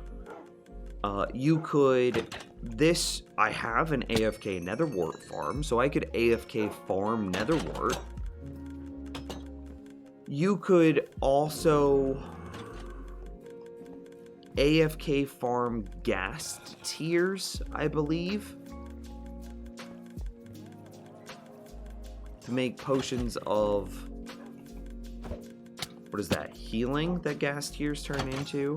But glistening melons you can't automate at all. You could automate gold, you could automate melons, but you cannot combine the gold and the melons together to get the glistening pumpkins. Or get the glistening melons, rather, sorry. It'd probably be worth it looking into adding a shutoff to the farm. I mean, it would, because the skeletons are eating up the mob cap, which slows down my darkroom mob farm, for sure.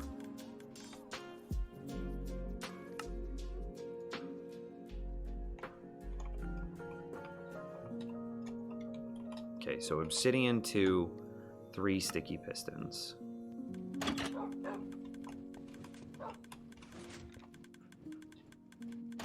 I can't reach my chest now.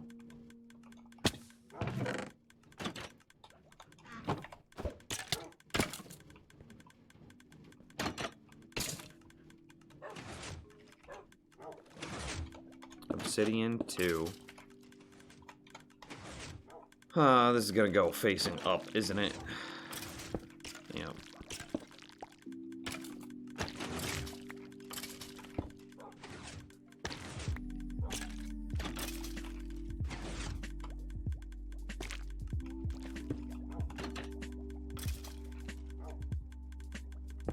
Three sticky pistons. Okay, so then we need to do that on all sides. It's obsidian 2. Obsidian 1, 2. And then it'll be 1, 2, and then 3 sticky pistons. 1, 2, 3.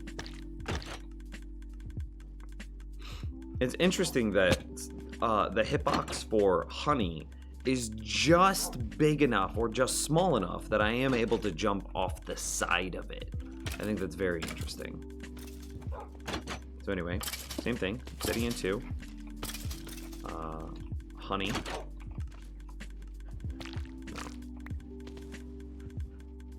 Piston, honey, piston, honey, piston, honey, honey. Obsidian 2, honey, piston, honey, piston, honey, piston, honey, honey. It wouldn't take no effort to install a few redstone lamps. Redstone lamps aren't enough to shut it off. It either needs to be... like, I can't just put redstone lamps in the ceiling, is a better way of presenting that. I can't just go like 1, 2, 3, 4, right? That's not enough to get it to shut off. I'd have to get some lamps in the walls, and like, that's a little bit more obnoxious.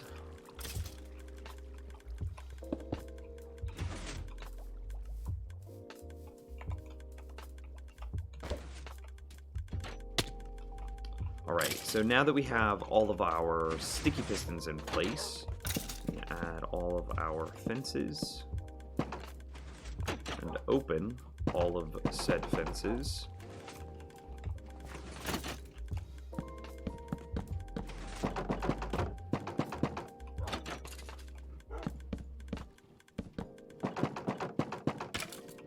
And then this one's already done. And then that gives me the placement of, so it's a triple extension. So this guy comes out 1, 2, 3. So it'll come out to here, which means this slime needs to be 4 along this wall. And let me double check that because we are playing with obsidian here.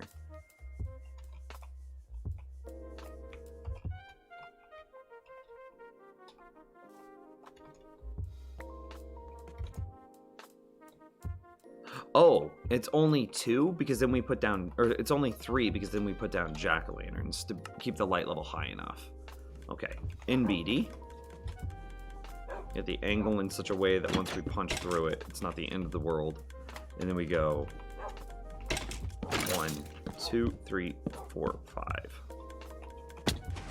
2, 3, 4, 5. 2, 3, 4, 5. That was weird. My elytra messed me up. Uskal, how's it going, man? That's 5 jack-o'-lanterns on all sides. And so then it's 3 obsidian all around this thing. 1, 2, 3. What is this contraption, if I may ask? You may ask. It is a AFK tree farm. The idea is the player stands, you know, at a determined spot, and then plants and cuts down trees completely automatically while he's AFK. And it works nearly forever. The tree farm isn't the thing that has the time limit. It's actually our skeleton-based, or excuse me, it's actually our wolf-based skeleton grinder that has the time limit. So this would theoretically work for forever if it wasn't for the wolves slowly dying to Thorn's armor.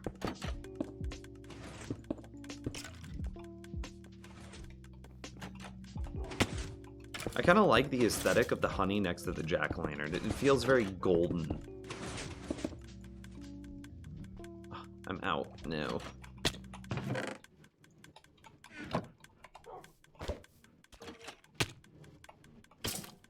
Oof, I don't know if I'm going to be able to get back up there.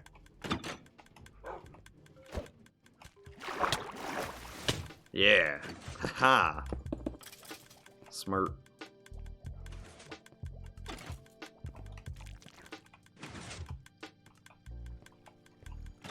Sounds awfully complicated, but interesting. Hey, I'll show you a demo real quick. This is it fully built in a creative world, and it works very easily. I mean, it's not even too complicated once you just break down the individual systems.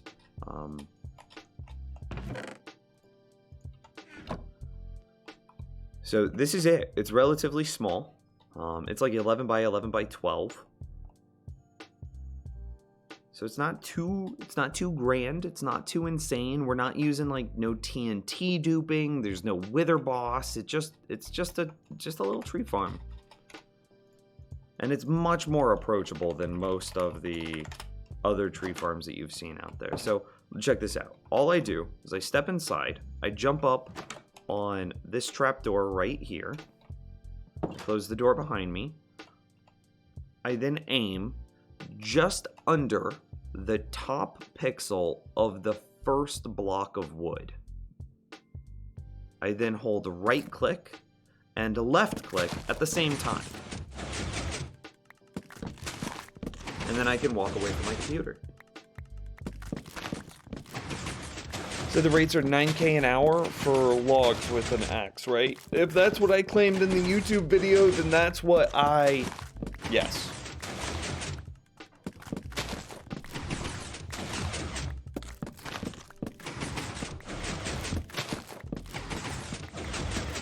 And see, I'm not touching anything. Like here, I'm clapping my hands.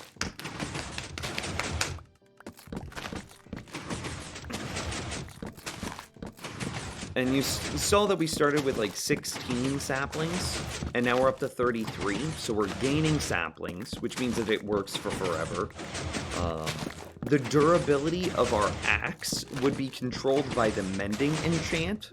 So the axe's enchant, the skeleton grinder, the skeleton experience grinder, would be replenishing the durability on my axe, allowing it to run for forever. The problem is, eventually our wolves will die to thorns, which puts a time limit on how long we can use our axe. Now that being said, and this mode is much slower. Much slower. There is a hand mode. So we're just going to come back up in here, and we're going to do the same thing. And notice that I've been getting stripped logs. That's because when you hold an axe and you right-click against a wood block, it strips the log. So now I'm going to do the same thing, but with no axe. I'm just holding saplings, and that's it. So I hold right-click, I hold left-click, and now it's going to be much slower.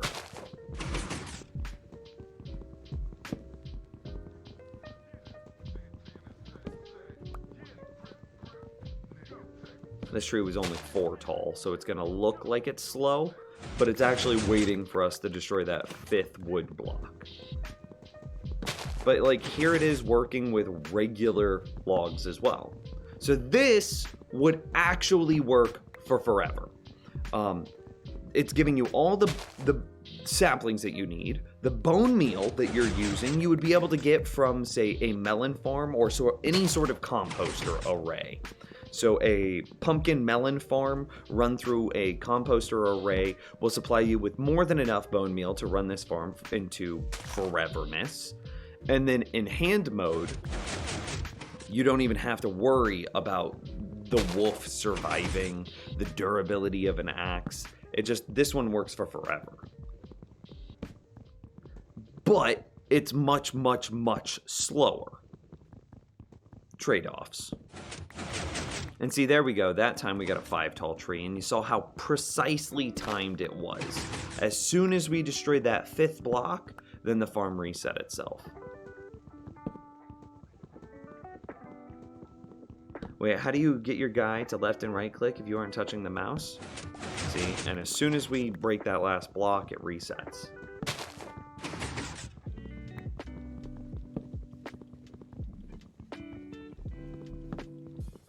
How am I getting my dude to do that? So I have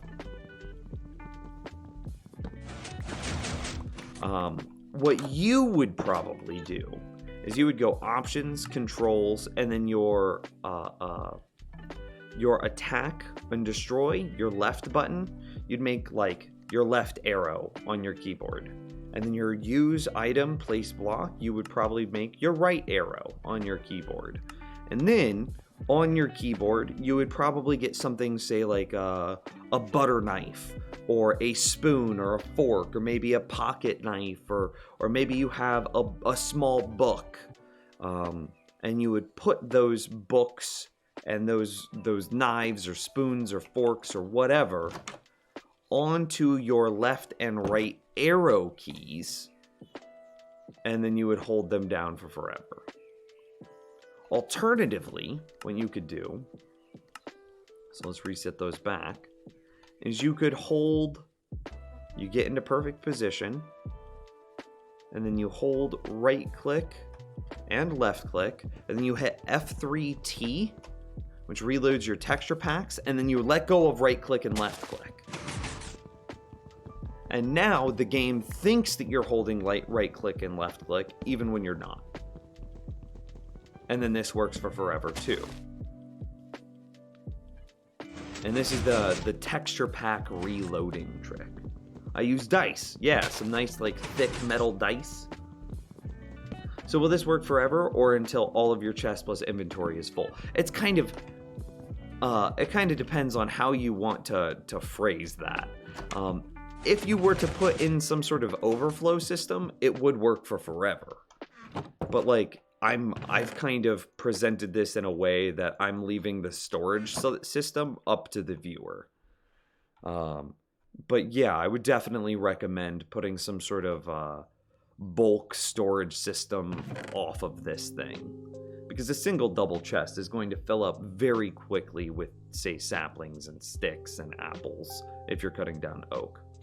And this does work with jungle. So birch is the exact same thing as oak for most intents and purposes, but jungle has a much lower sapling return rate than any other tree. But because we have such a robust leaf crushing system, we are able to crush nearly all of the leaves, which means that we get the highest chances of jungle saplings back, which is enough for this farm to actually use jungle. So another complaint that I have about a lot of tree farms that exist out there is they're just super basic. They don't include a leaf crushing system. It's just something that ends up looking like I have a world here. I don't know, it's like this one. Yeah, it's this world. They end up just looking something like this. Let me find one. There's a very basic... Yeah, they end up looking something like this, and they call this a tree farm, where you detect the sapling growing. Here, let me turn this on. So you detect the sapling growing, but then you don't crush any leaves, and you don't destroy the tree, you just move it out of the way. And then, you know, this is just a giant array of wood logs. And this is it. And then they call this a simple tree farm. But here's the thing. Where are you getting these saplings from? Well, to make this farm, you need a ton of saplings, right? Well, where did you get those from? You probably needed to go farm saplings. Well, how do you farm saplings, Chowroom? Well, you cut down trees. It defeats the purpose of these farms. These are so stupid. And like, the people that make those farms should be ashamed of themselves. Well, rephrase. If you've made one, you're fine. But if you're like a champion of that type of farm, if you're sitting there making YouTube videos, YouTube tutorials for that type of farm, you're dumb. You're dumb. They make me so upset. I have such a problem with so many different people inside of the YouTube, or specifically inside of like the Minecraft creative space. They're so predatory.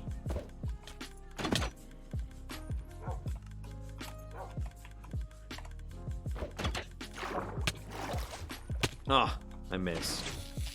I think it's okay. Oh, created a endermite. You can also unplug the mouse while holding the button, then the game still thinks you're holding them. I don't want to go to the back of my computer but unplug my mouse. But I mean, I guess if that's a situation that would work for you, do it. Okay, so what surrounds the back of... Oh yeah, hey, I wanted to show you this. So tree farms, game mode, survival. So this is jungle, which most farms historically have a problem with. Notice I have 16 saplings. I'm going to get a couple of oak saplings because we just destroyed our last oak tree. They take a little longer to grow. And remember, I started at 16 jungle saplings.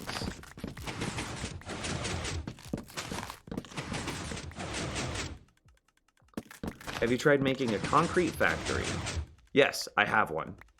And see, look at that. I'm up to 18, 19 because I have the sapling in front of me.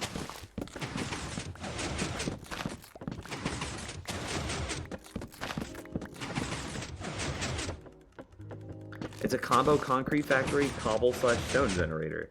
Yeah. So again, I have problems with concrete factories. Most concrete factories assume that you have an infinite supply of concrete. Well, what happens whenever you run out of concrete while you're in an AFK session? You'll usually punch through the block that's behind it. Even if it's obsidian, even if it's blah, blah, blah, blah, you're gonna punch through that last block. Well, my proposed solution is make the 4 blocks behind the concrete factory a cobblestone generator. So that way, while you have concrete that you need to convert, hey, you're converting your concrete in BD. No big deal. But then whenever you run out of concrete, your player is still doing something beneficial, harvesting cobblestone. And instead of needing a cobblestone generator here in your base, and then another thing in your base to convert concrete, I have an all-in-one. You can actually get saplings from AFK tree farms. I mean, yeah, so I started with 16, I'm up to 25.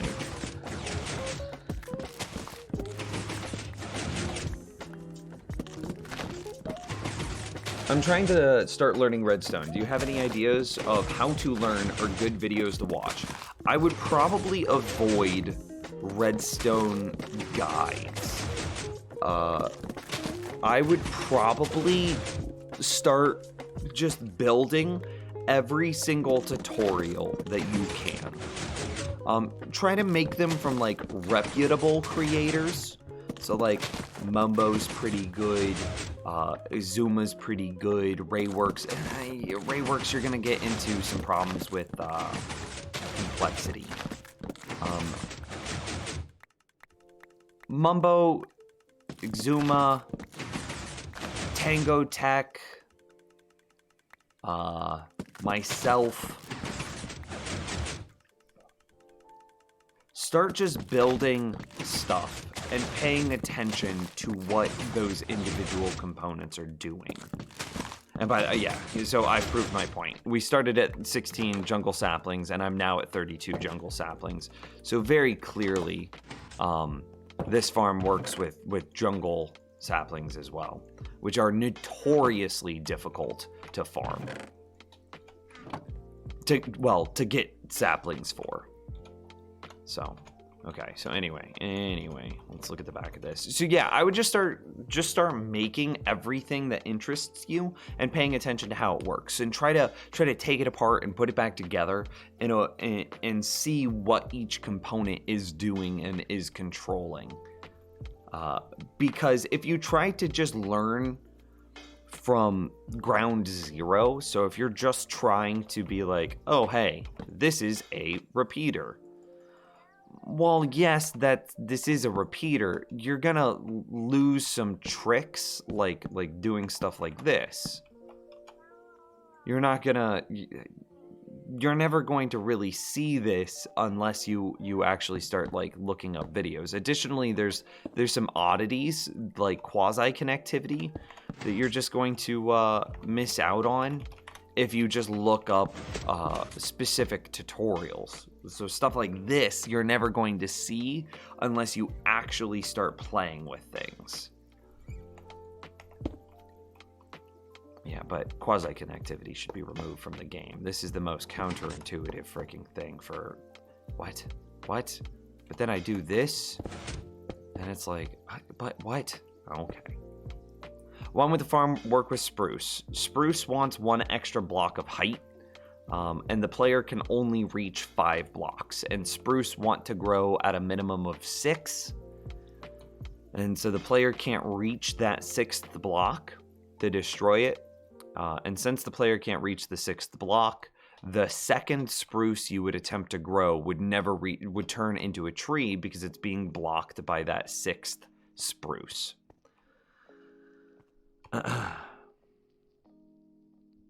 You get an infinite supply of concrete using concrete dupers. Yes, I forgot to look at my thing. Yes, but I don't like duping. I am heavily in favor of concrete duping being patched out of the game. I'm heavily in favor of all duping being patched out of the game. And to that end, I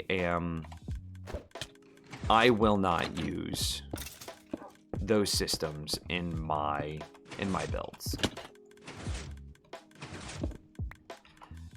Do I build this out of, because some of this is redstone. We're just gonna keep building it out of the diorite.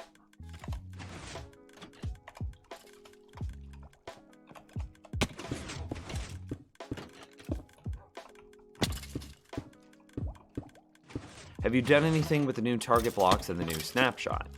I try not to play in snapshots because features change so frequently inside of snapshots that like building tutorials and building guides and trying to learn the mechanics before they're set in stone, I find it wastes my time more often than it leads to new discoveries.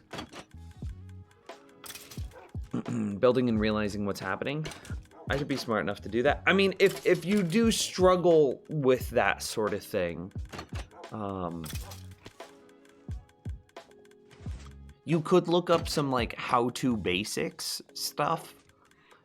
Make sure that you understand what the core thing a block does. So like, what is a repeater? If you can't answer what is a repeater, then you definitely need to start out in some like Redstone 101 places. Those will be good for you. But as soon as you finish like Redstone 101, maybe try to find small, simple... Okay, here's what you do. You find small, simple builds. Like my... a good example of this will be my pumpkin carver tutorial. So this is a small, simple build that uses redstone and has some neat redstone tricks. Start with something like this. Maybe look up something like an older melon farm design, because those used, so we don't need these corner blocks. Look up an older melon farm design, because those use some really neat tricks to be able to observe melons before we had observers.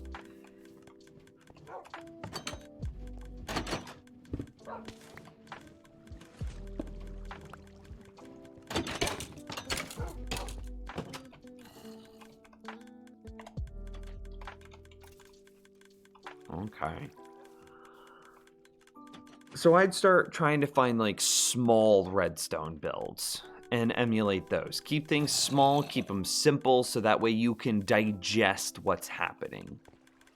And then slowly work your way up into bigger and bigger and bigger builds.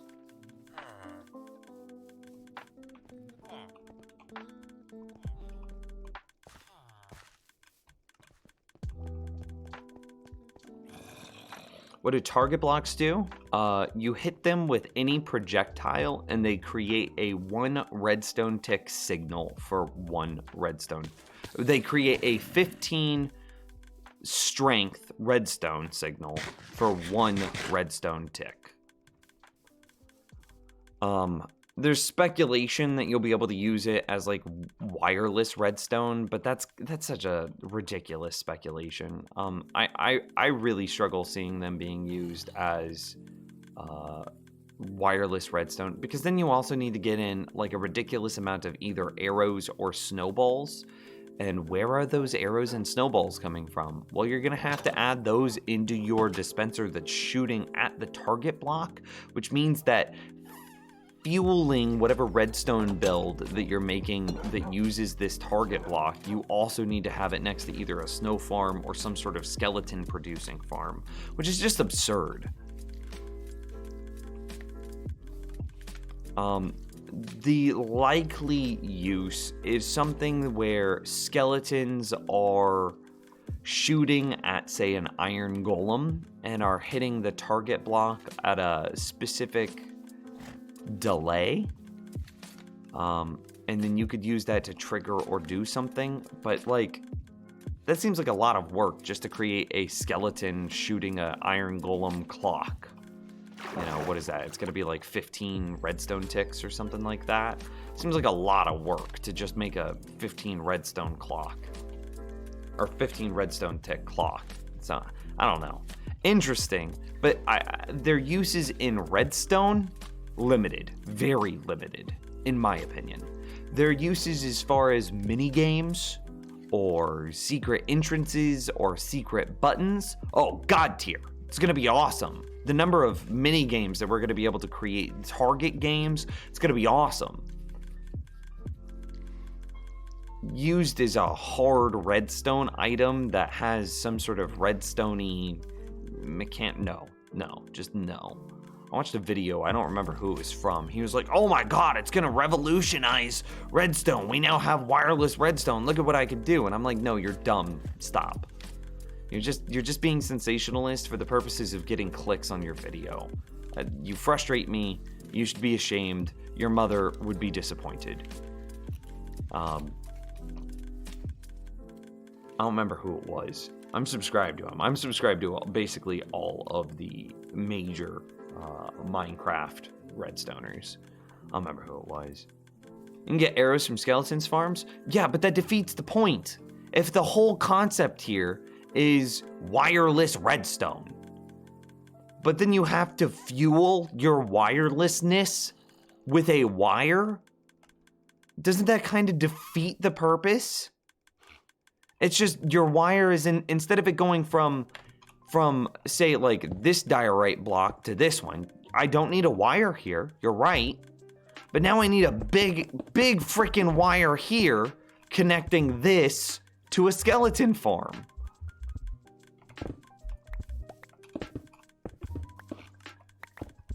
Wouldn't it just be simpler just to put the redstone in right here?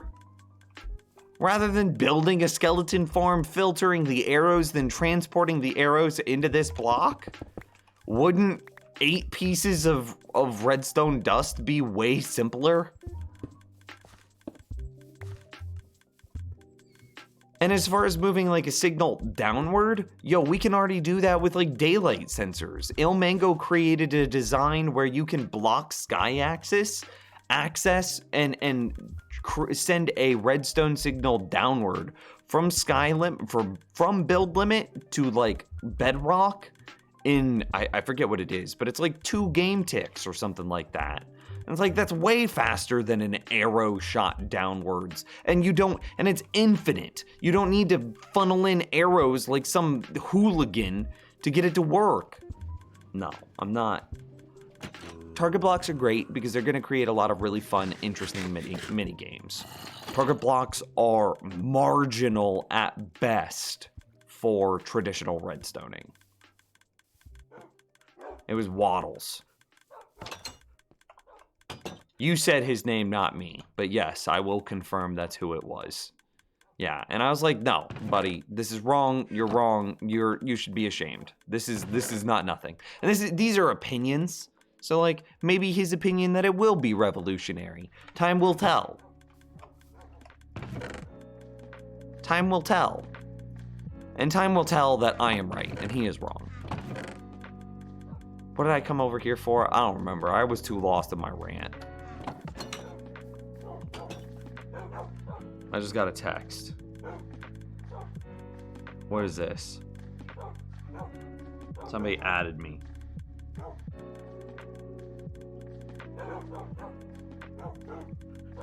Okay. But it looks cool. Yeah, okay. Again, it will be a wonderful block for things like mini games and secret doors and stuff like that, right? Like shooting an arrow and having that arrow curve and hit a target block on the curve out of line of sight will be a wonderfully cool way to create a secret base entrance. Having a target block that gets moved randomly by a series of pistons, also very cool, and could create a target, like a target game, and you could detect how many points you earn because of how many like redstone signals your target block outputs. Very cool. Wireless redstone? No. You're sensationalist.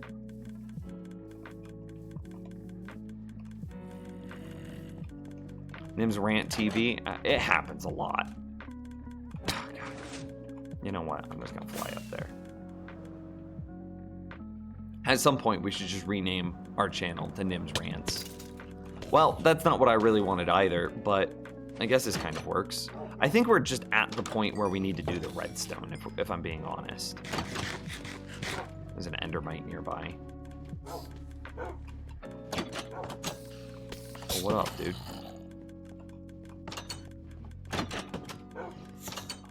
Oh, there's another endermite nearby. I created so many endermites. I know that it comes back like this. I just don't know how far.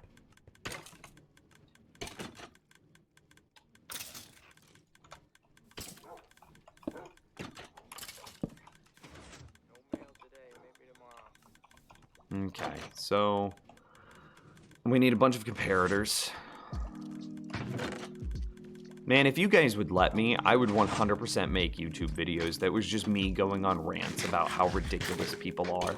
And I look forward to the eventual day where I can contradict myself, where I say something like, man, people that go on rants are self-entitled a-holes.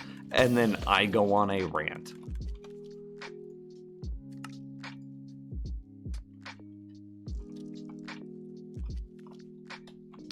One, two, three.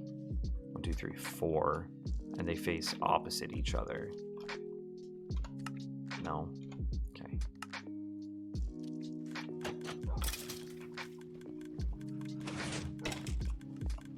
1, 2, 3. 1, 2, 3, 4. This guy has you facing into him, and I know that you do this and you do that, and then I know that you also have a guy facing into you from a barrel, from a chest that has a number of items in you. Let me catch up on chat. There are plugins that patch duping glitches. Yeah. I mean, but I don't want to put plugins on the server, on our patron server, because eventually they just fall out of date, and then your server, usually going back to vanilla after having a bunch of plugins, causes corruption. So I just don't want to do that. Waddles needs help. I mean, he's a great guy. Like, I really appreciate his, like, overwhelming positivity in his videos. I think that's really good. And, like, I appreciate his videos. But sometimes, like, I just don't agree with the content choices. And again, that's probably me being, and, like, I'm just gonna call it, chat room. That's probably just me being, like a self-entitled asshole. But I'm allowed to have that opinion, right?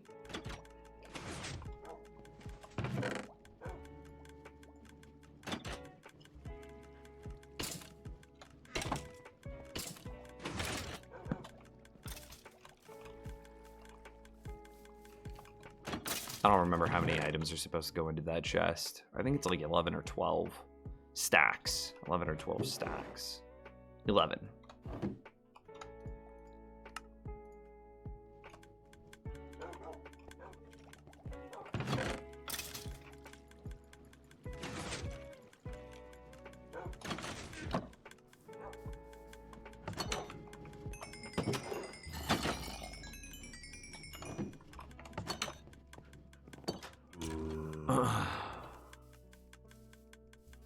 Why are you so adamant on keeping duping in the game? There's an argument that duping allows you to do some things that you wouldn't normally be able to do. Specifically TNT duping. It enables a lot of different farm types.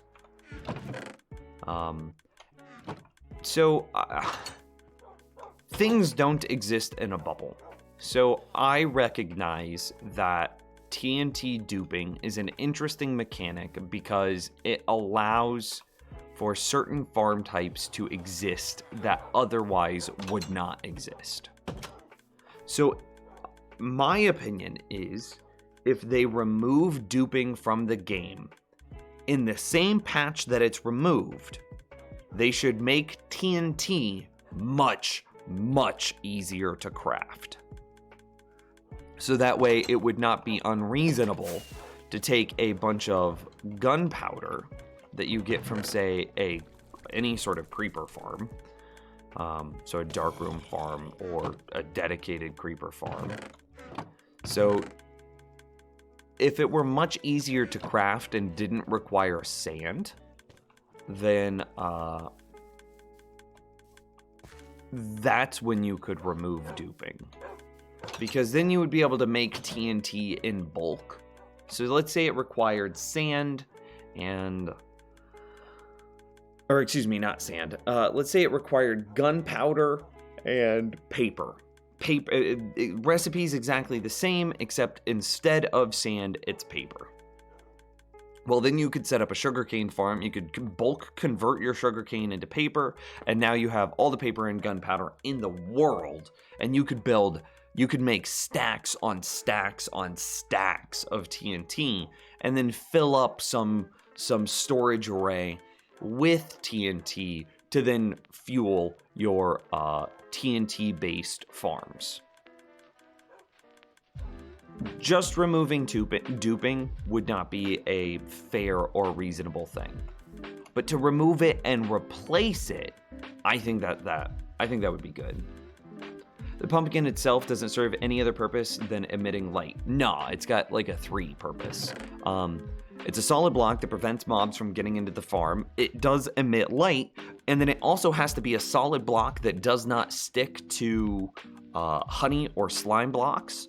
So it had to do all 3 of those things, and lit jack-o'-lanterns does it all. I came this way to get sticks, because I need to make 12 shovels.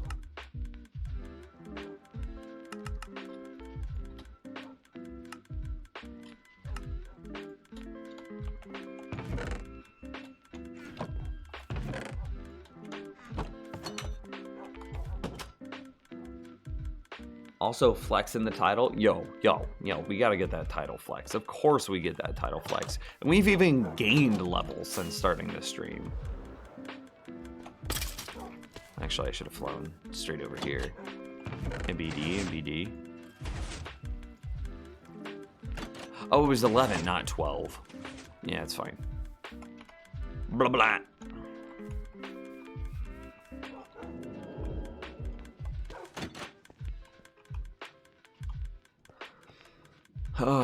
So this is the hard part. There's a lever. This is one of the tighter pieces of redstone. There's a lever that we need to get into position.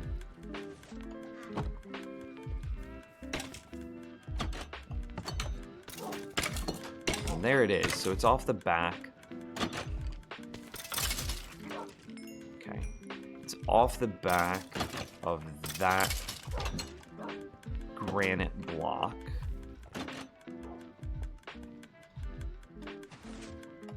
So how does it move through?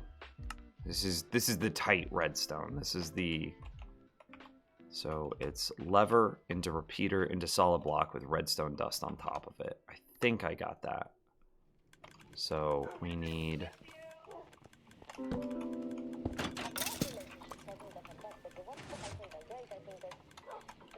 I gotta get back up there.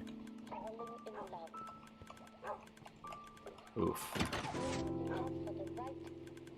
Okay.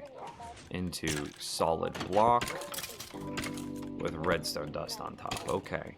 So that's this is the system that controls my timing. So this is obviously just a comparator clock, but this is a special, like, this is my own creation here. I figured out how to make a comparator clock that with a lever swap will change the speed in which it counts down. So you have a single comparator set to subtract mode, and then whenever that lever is on, you are, and I can kind of show you this. Whenever the lever is on,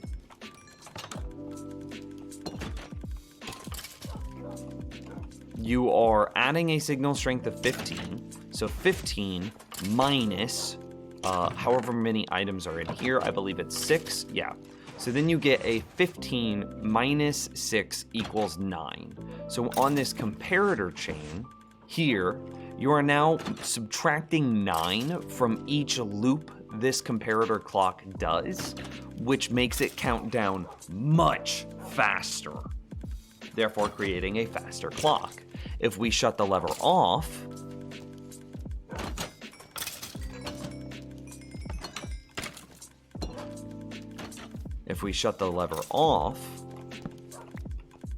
well, then there is a 0 strength here, so 0 minus 6 is still 0, which means that this 15 signal strength comparator clock that would be going here has nothing subtracted from it, so it counts down correctly. 15, 14, 13, 12, 11, 10, 9, 8, 7, 6, 5, 4, 3, 2, 1. Whereas the faster one will go 15 minus 9 is 6, minus 9 is 0. And so it counts down much faster. So it literally goes 15, 14, 13, 11, 10, 9, 8, 7, 6, 5, 4, 3, 2, 1, 0 versus 15, 6, 0. So this is my own creation. It took me so long to figure this out, but I got it. I'm super duper proud. So off the back is what I need next.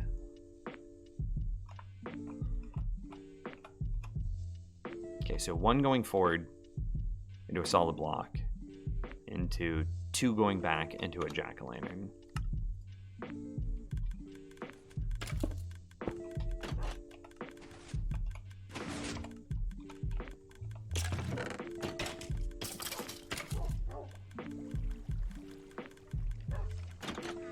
There are a ton of sound notifications, but this is designed to have everything running simultaneously. That's what I wanted. I wanted everything inside of this very, very compact area. And I'm gonna say that I've been successful.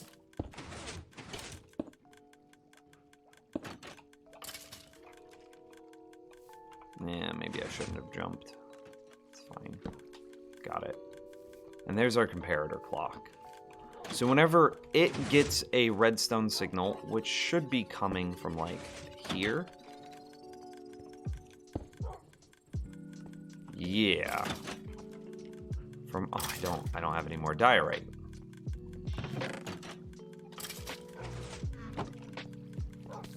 So that diorite, that's fine. It kind of needed to get destroyed anyway. So whenever it gets a redstone signal from here, then this becomes signal strength 15, this becomes signal strength 14, so then we have 14 that propagates throughout the entirety of this comparator clock. So then it counts 14, 13, 11, 10, 9, 8, 7, 6, 5, 4, 3, 2, 1, 0. And upon reaching 0, we have some stuff, we have some triggers that need to happen. If the lever is turned on, therefore it's in the faster countdown mode, it goes 14 minus 9 is 5, minus 9 is 0. So instead of counting 14, 13, 11, 10, 9, 8, 7, 6, 5, 4, 3, 2, 1, 0, it counts 14, 5, 0. And that's why it's faster.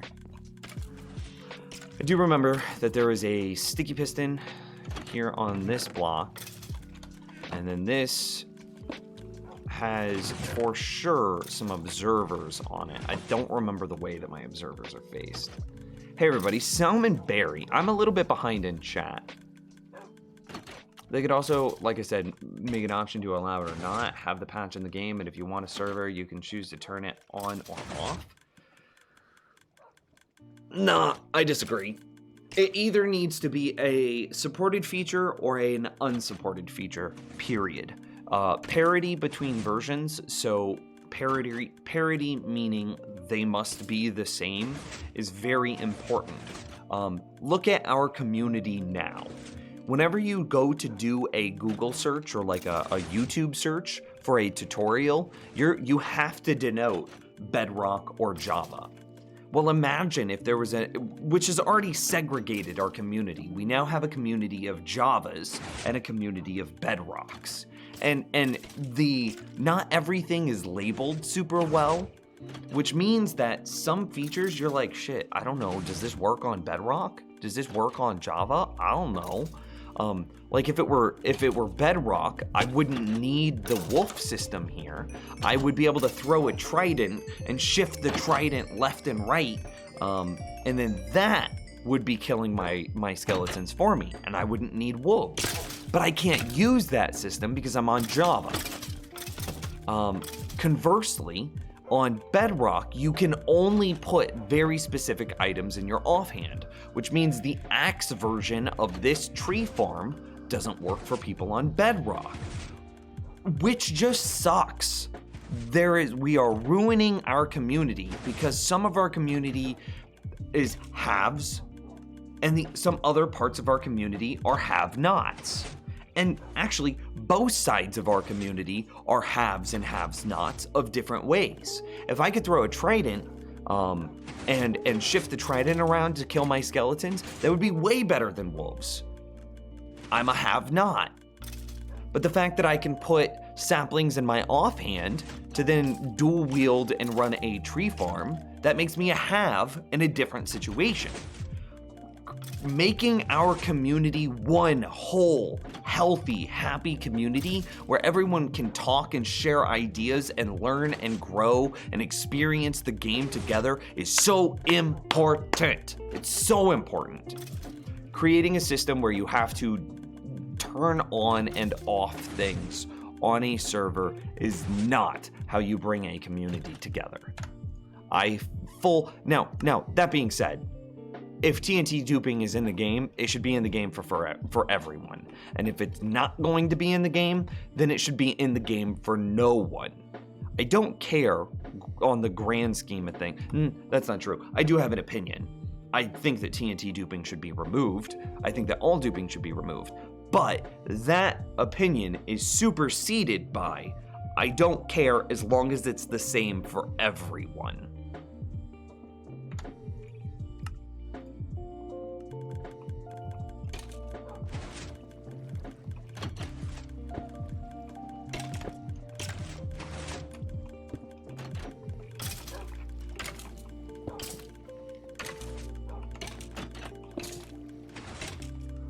This is gonna get a little loud.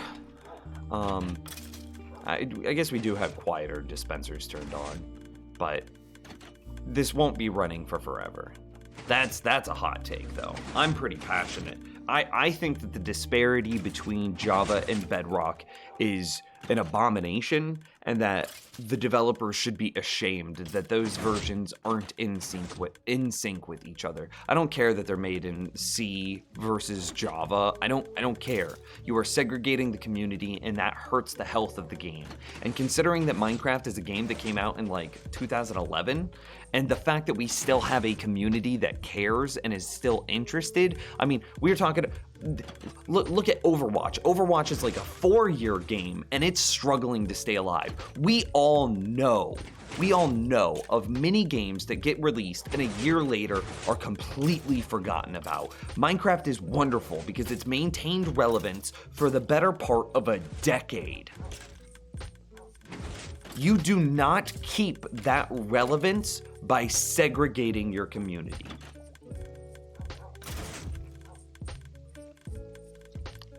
Maybe that's a hot take. Maybe that's an opinion that you guys don't agree with.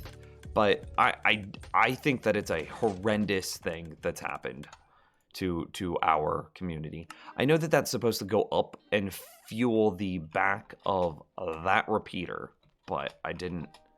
So we go solid block into slab. Okay.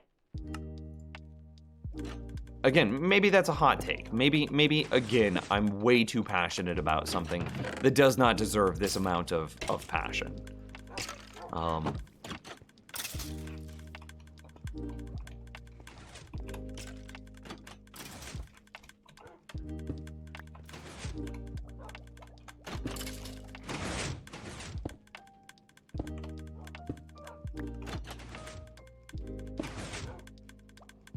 Okay, and what this is now doing is we now have this is our bone meal spam clock.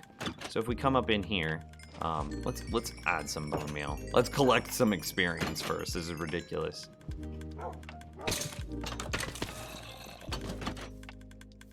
So we have a bone meal system right here.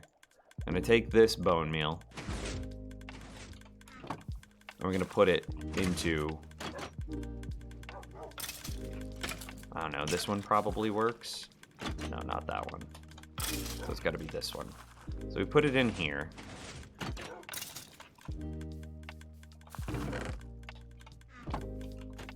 And then it gets rotated up and cycles through.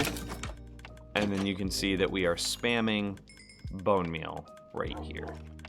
So if we were to place down a tree, our tree would be bone meal spammed and it would grow and reach adulthood. And I need to take a quick nap because I'm getting grumpy. You guys have got me on like this super passionate conversation here. You keep asking about things that like I am heavily opinionated on inside the Minecraft community. I haven't thought of your point. I think it's very strong. Well, thanks, man.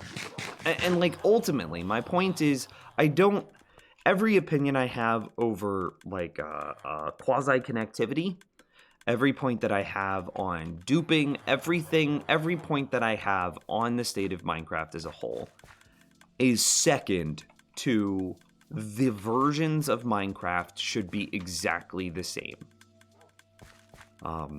You should not create a community where half of the community is haves and have-nots, and the other half is have-nots. It's segregating the community, which splits us up and ruins like our relevancy.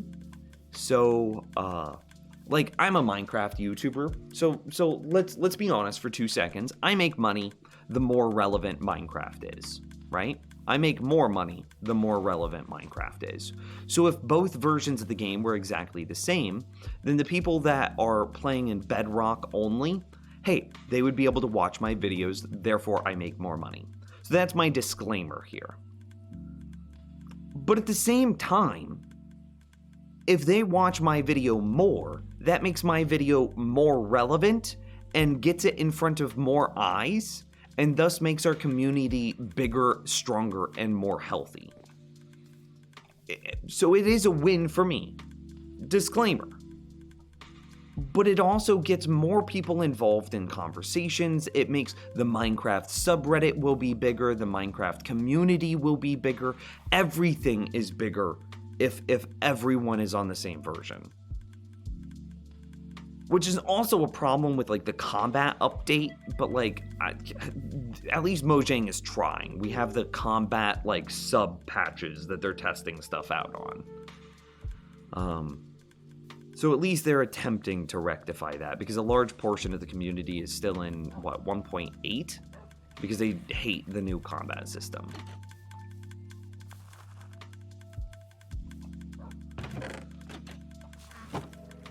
But, so of course, all of your Minecraft YouTubers would get bigger and thus make more money, the more relevant Minecraft is. But the community is also healthier, and having some people benefit from that a little bit more is kind of secondary to the community being healthier as a whole. That would be the argument that I would take. Overwatch is more toxic than Minecraft 2. I mean, that's true, but like, yeah.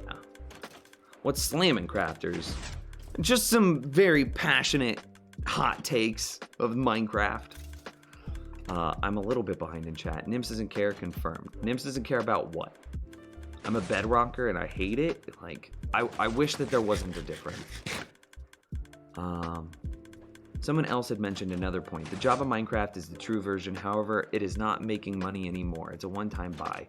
The Bedrock was a way to bring in microtransactions without breaking the game. See, I think that's fine. Bring in microtransactions to Java. And I actually disagree with the idea.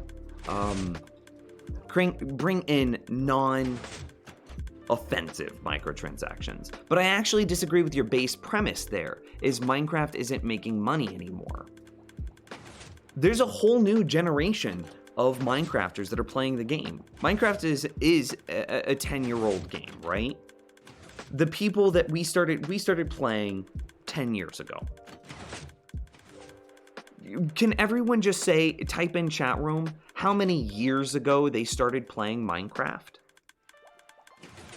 Just years. A number in years, like 3 years, 5 years, 10 years, wherever you are. 5, 8, 5, 9, 10, maybe 8.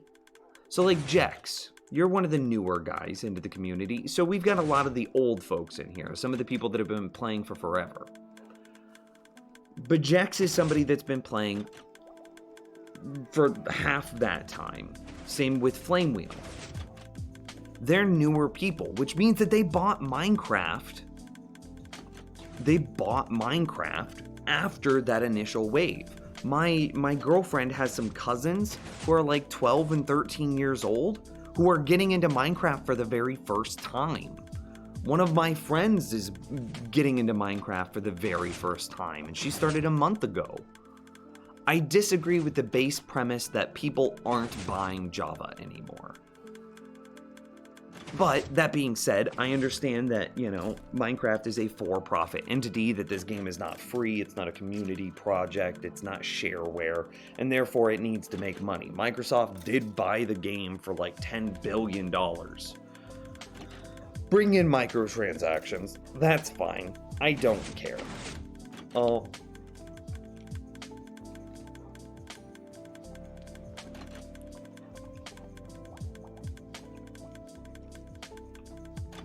But I do disagree with the premise that Minecraft doesn't have new people entering its ecosystem, or the Java version entering its ecosystem. I need to look at what goes on top here. I was looking at my inventory trying to remember, and it's just like, I just don't remember.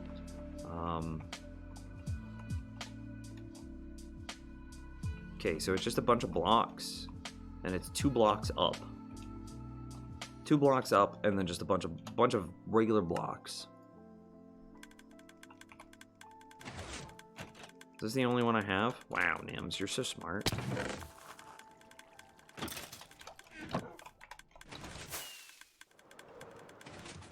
You know what? I'll just land here. And then just jump down. Blah, blah. Can't go there.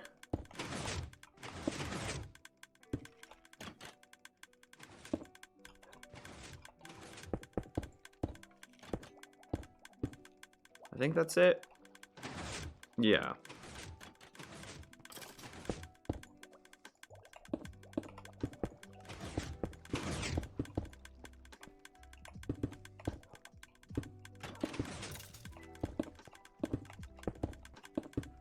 This feels like a much easier way to build this.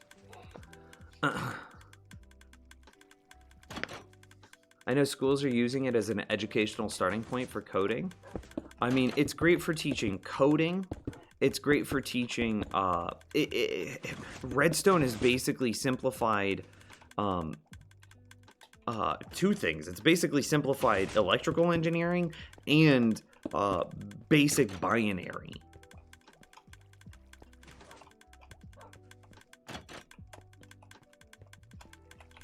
I need fences. Fence gates, rather.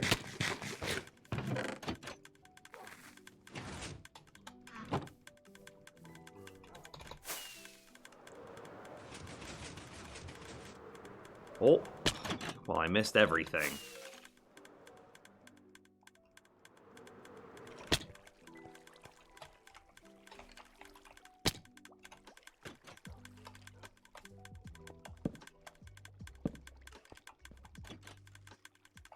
I can't reach.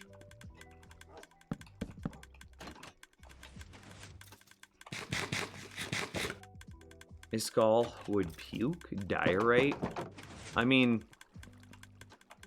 I'm sorry. I just need something that I need to be able to communicate with myself on what blocks I can destroy and what blocks I can't.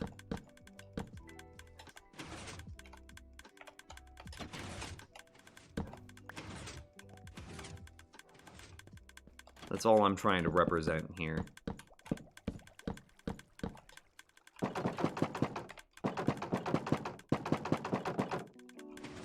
Neat. Okay, so we can now grow a single tree and get this thing to largely shut off.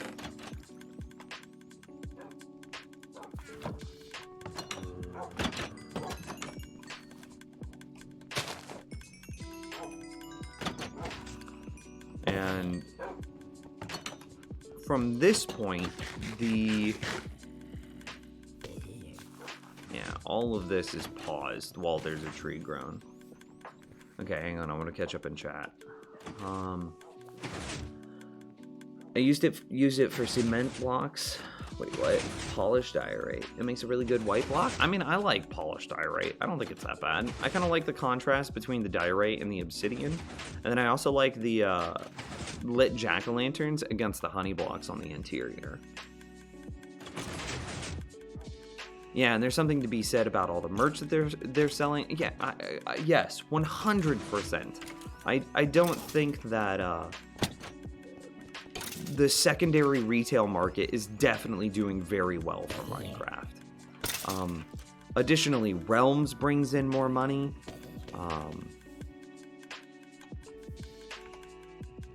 Where did I put my...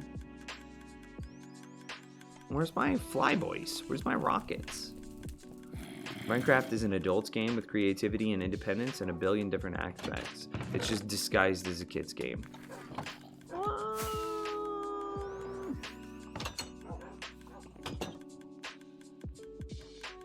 I disagree, but it's like a very soft disagree. Minecraft is everything simultaneously.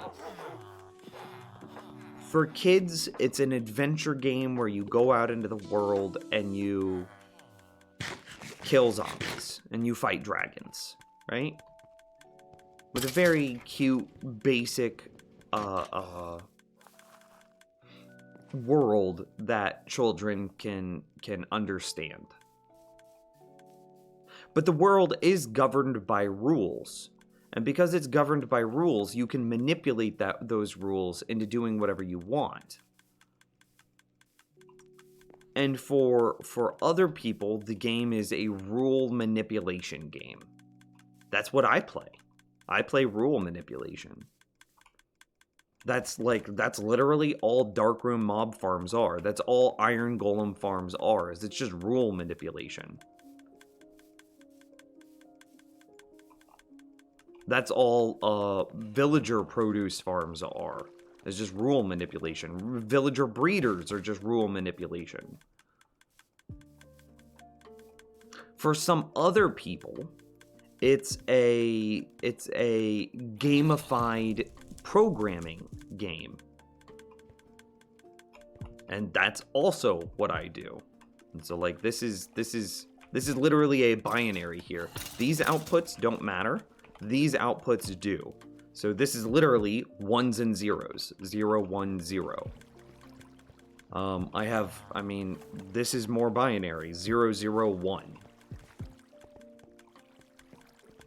0, 0, 1. It's a gamified binary thing. I was just trying to ask a question. Wait, what was the question? I don't understand why people get realms when you could literally go to some place and get a server for 1/3 of the price. Official support.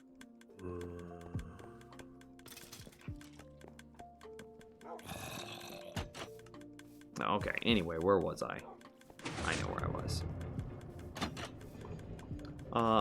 It's the same reason that people buy, like, Apple products.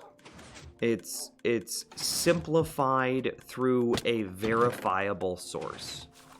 Android gets really complicated whenever you start to add in all of the different manufacturers, all of the different operating systems, all of the different everything, and you need to be well versed in the Android ecosystem to be able to sift through that market. The same thing happens with PCs. You need to be well versed and you need to have a good understanding of what's happening. But if you do, hey, they're a more powerful device. They're much more customizable. You can change them, you can modify them, you can manipulate them. You can do just about anything you wanted with an Android device.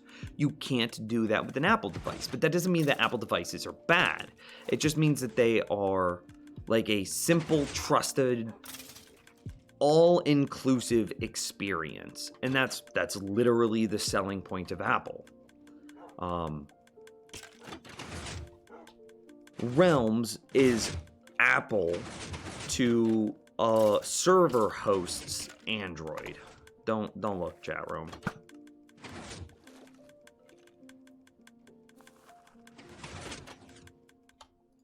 I don't remember the next step. I know that I need to come out the side block here. And it's, yeah, okay. And it's a slab, and then 3 solid blocks. We'll just call it a row of 5 solid blocks, okay. So a slab out.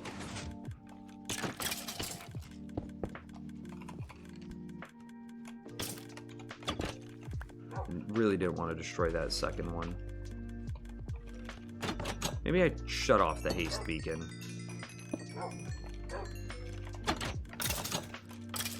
If it happens again, I'm going to shut it off.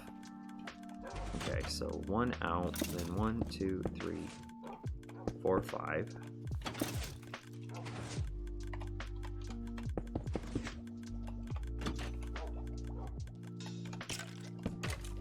Something like that.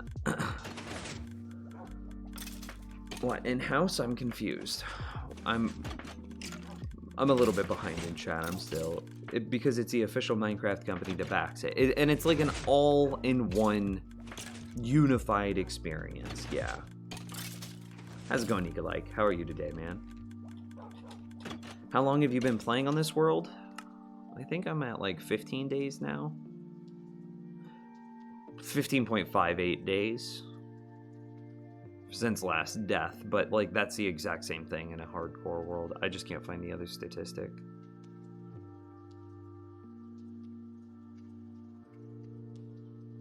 Time played, 15.59 days. Oh, hey, it just rotated. 15.59. And then 15.59. Okay. So, yeah.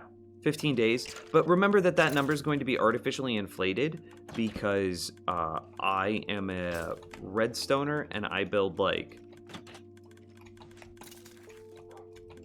Yeah, I did it. I build AFK machines. So that number is probably 5 to 10 days longer than this world has actually been alive for. Okay, well, I did that step. I know that I'm setting up to control my triple piston extension, but I don't remember how. I know that it's 4024. Okay. So it goes into one more torch into a jack-o'-lantern, and then we rotate it through the sides, okay. So it's a chain of 3 jack-o'-lanterns.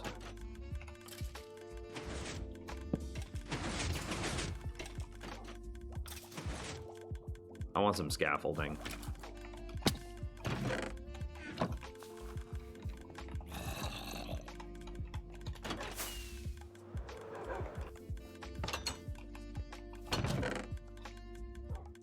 I don't think I'll need 2 stacks, just one will do.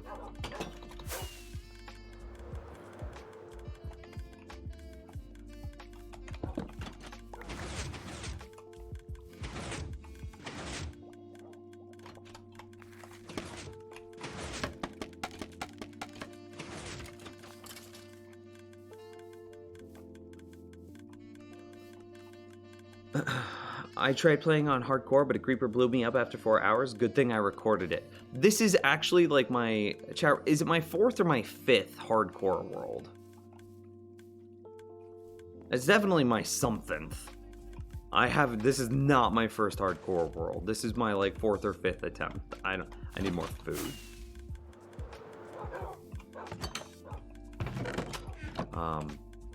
Yeah, there we go. This is definitely the best world that I've made, though.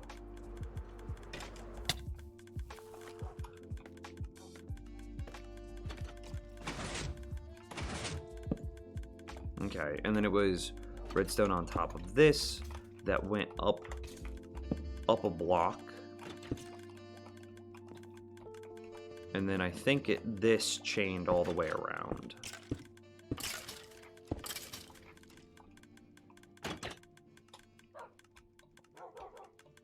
A little close to our chimney here for the fishing farm, but I think it's okay.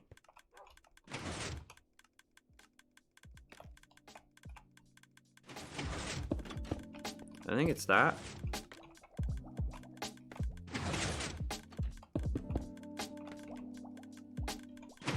It should be a 4, 2, 1. Powers on 4 ticks, powers on 2 ticks, powers on 1 tick.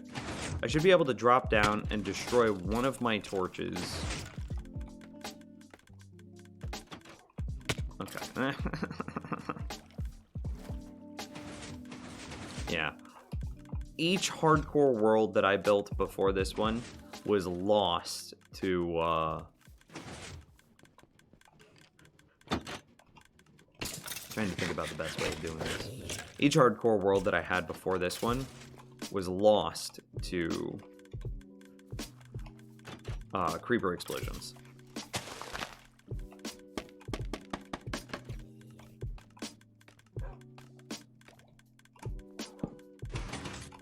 Okay, did that triple extend those pistons? This is powered. And let's go inside and look and see if those pistons are indeed triple extended. Yep, they have to be triple extended because they're brought in front of the jack-o'-lanterns. Cool.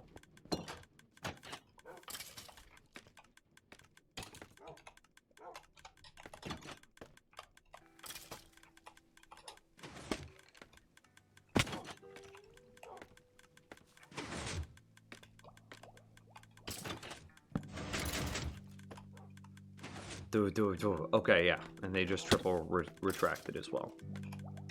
5th. So yeah, 5th world, give or take.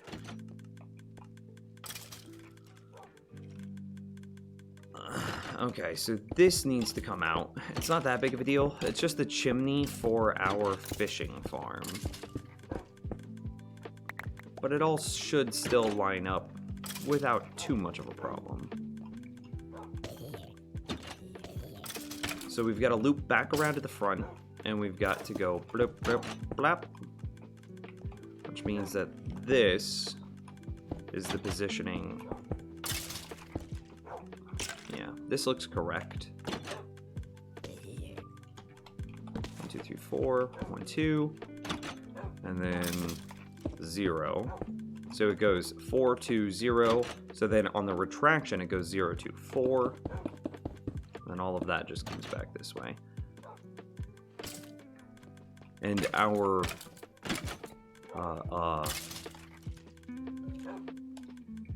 chimney is a little bit exposed now. It is theoretically possible, you know, maybe I don't light this up very well and like a mob falls in. So let's continue to just grow this upward.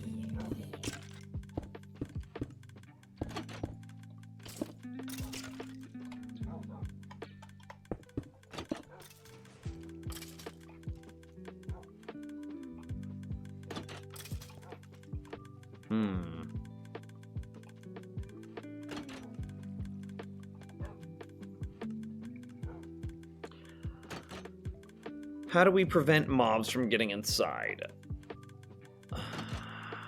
That doesn't also block our chimney. This might just be something that we have to come back to.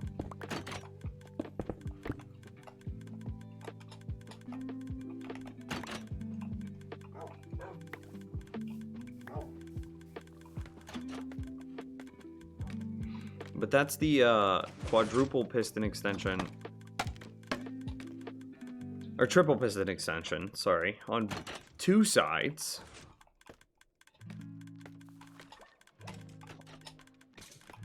And then I know it's like somewhere off the back here.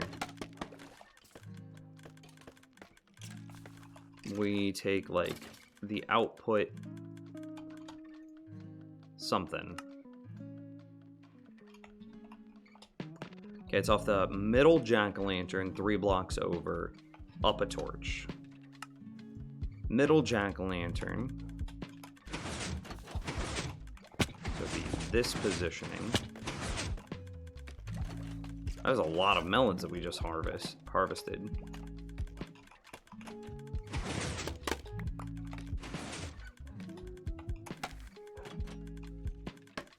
What? Why are you going up? Go out. How do I make this go out? It's just going up. I don't want it to go up.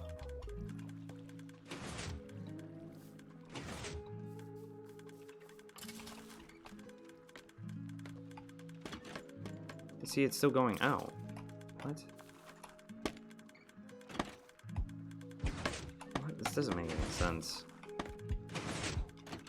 Okay. 2, 3, and then a jack-o'-lantern, torch, jack-o'-lantern. That's as much as I remember. Okay, and then we climb up to the same height, and then begin installing our extensions again.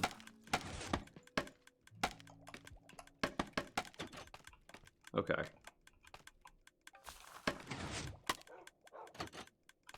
So the triple piston extensions should go. So that's a 4, 2, 0. So this is the height that we're climbing to. Do I have this right? Didn't mean to fall. Didn't mean to fall a second time.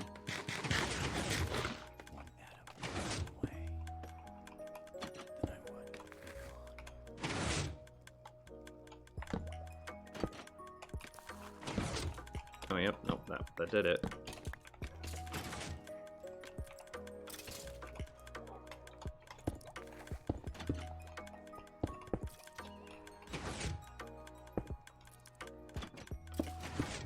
Oh, mistakes were made. I need to...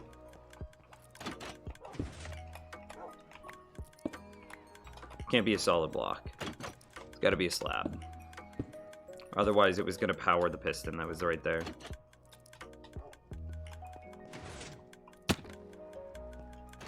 We'll have to do the same thing when we cross this one. Let's see. We've got the slab there now.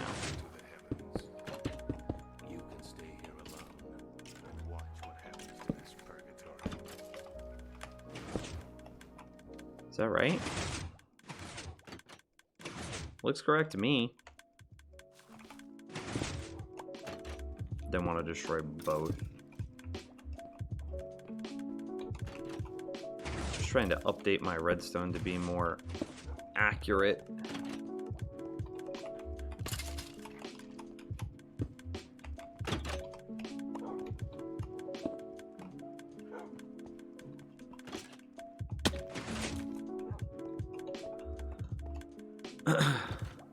Why don't you open your own tutorial on another monitor instead of switching worlds? I feel like visual interest. If I watched my own tutorial, it would be less interesting for you guys.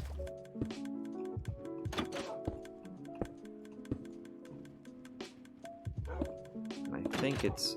Am I really one block short? I'm one block short.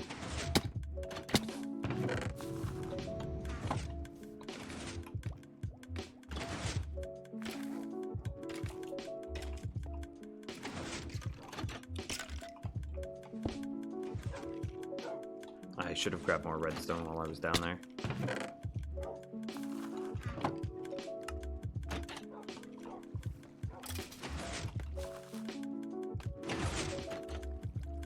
I was about to leave because you were on creative, but I see now why. Yeah. I mean, maybe that's an argument as for why I should be watching my own tutorial instead of swapping to creative. Because this is supposed to be hardcore. And, you know, if I'm in creative, that's not what people want to see. They want to see me almost die like a billion times a stream. They want to see me have like little mini heart attacks whenever I forget to equip my totem of undying.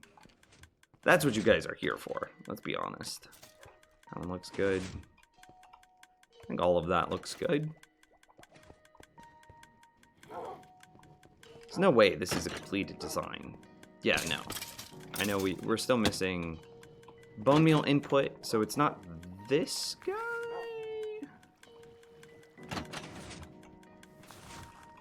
This one should power you. I mean, it's possible that you're being powered. That you just need a note block to update you.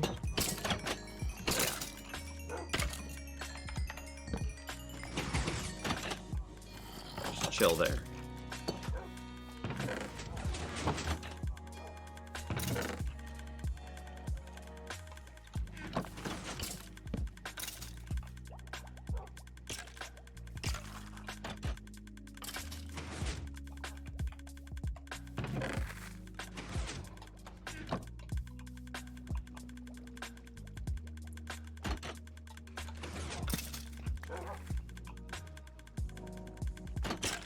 I would need to get you powered, huh?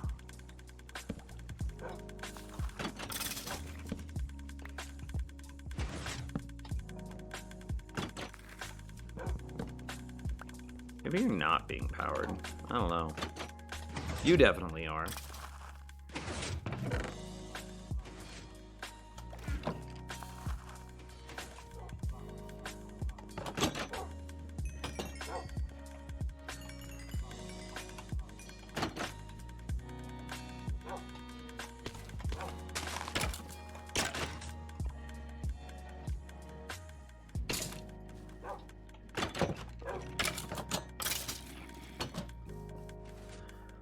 So, let's see. We need to get our collection systems.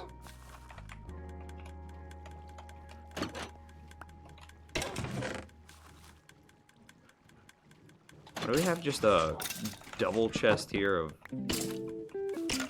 Ah, that's why. Okay. I was very confused.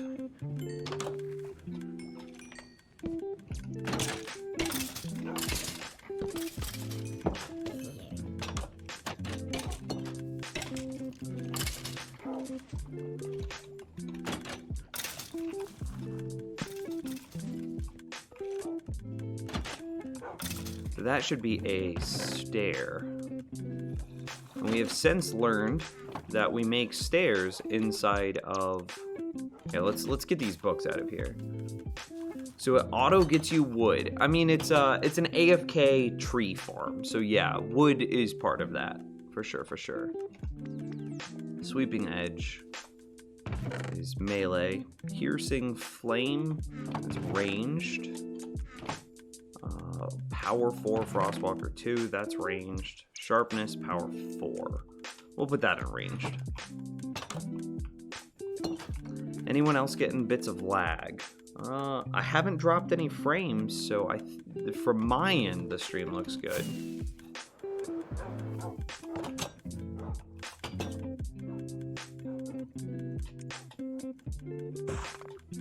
Oh, I didn't need all 12. Oh well, I'm committed now.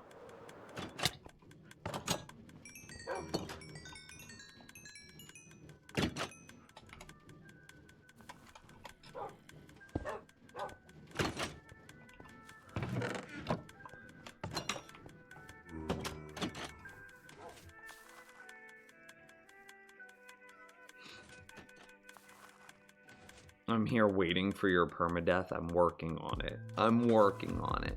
So what exactly is being made? Yeah, an AFK tree farm. We're getting pretty close to being done. Okay, so I know that there's a dispenser off the back of this block here, and somehow we power it.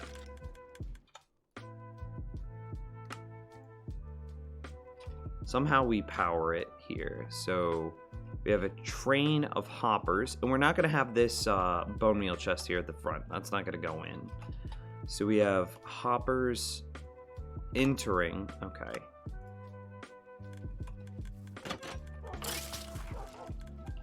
So these are unnecessary. And then do we have any more hoppers on us? Yeah. So this is now, yep. And then there's a piece of redstone dust there into a stair. Actually, it doesn't matter because we're not going to put that block in. So that's our bone meal input hopper. That's where all of our bone meal needs to come in from. And then, is that it? I think that little piece of redstone actually does power our dispenser. No way that's it.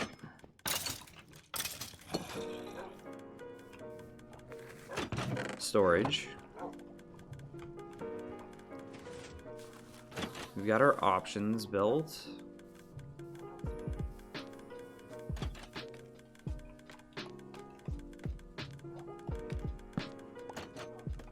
Do some double checks for like light levels and the like.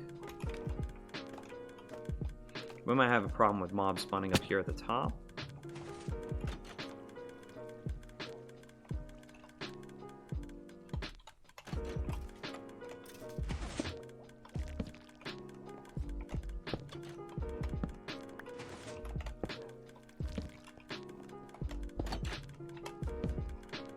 And that would fix any mobs spawning up here at the top issues.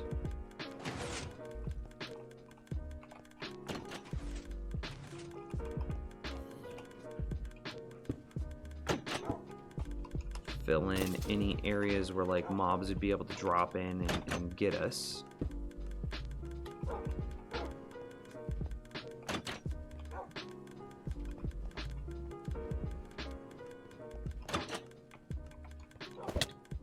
We still have to finish or fix the fishing farm.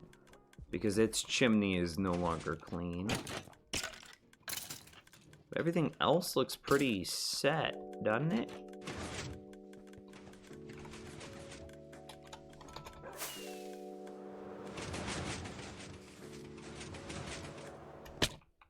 Oh, I bounced. Okay, well, we'll just give it a try.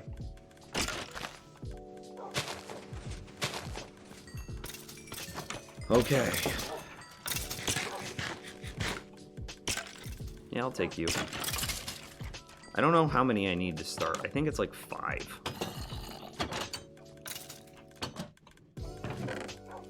And we'll just take all 18. That's good.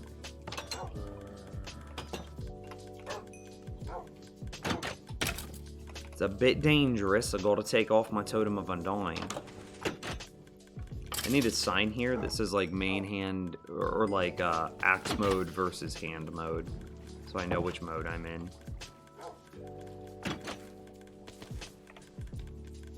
So I look up, aim just under the top pixel.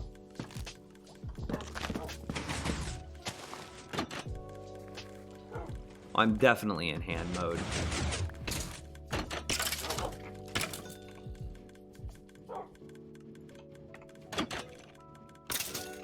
No, wait, that couldn't have been. Yeah, that was correct.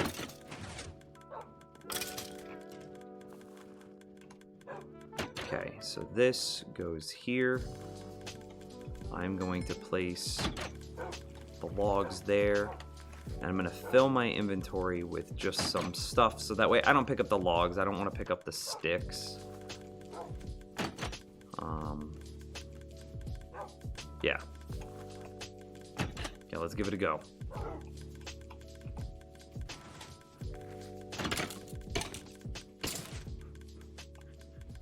The aim is very precise here. Sometimes I see people like just jump in and just start swinging. You can't do that.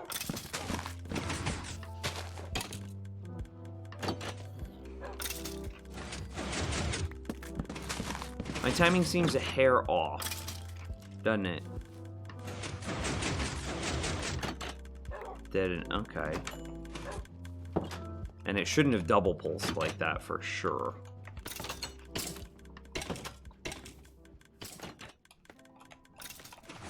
Oh, it was the same issue.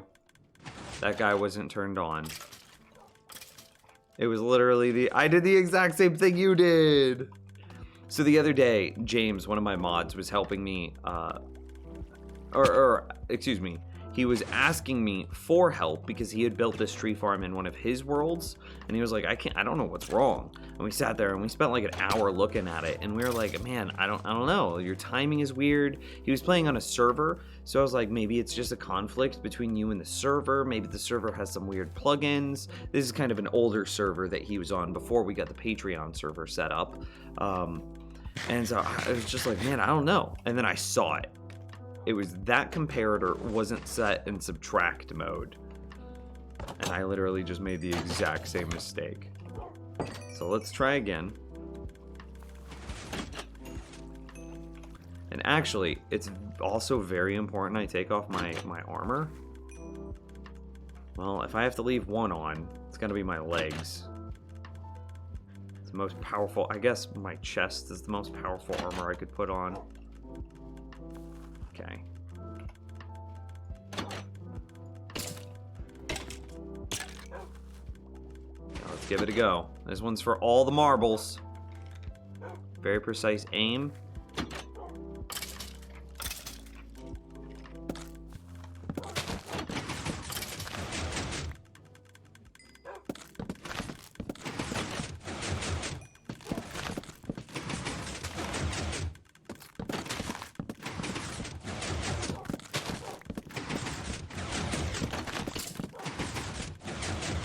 They changed how mending works. I'm pretty sure it will no longer distract if it's full. No, that's not how mending works, because we looked it up like 2 streams ago. It randomly chooses an item, and if that item is full durability, then it just goes to the player instead. But if I only have one item, then the randomly chosen item is always the same. So let's say let's say I have a mending axe and then 4 mending armor, it would randomly choose one of those 5 things. And if it, let's say, so if it chose any of the armor, which it's got an 80% chance to do, well, the armor doesn't need the durability, doesn't need the experience, so then it just would go to my player. It would never try to go back to the axe.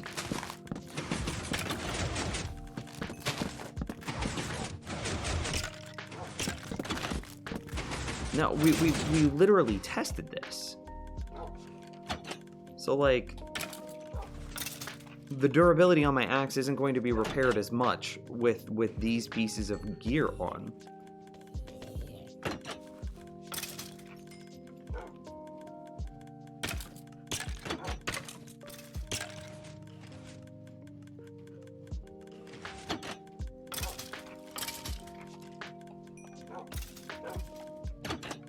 How's it going, Castle?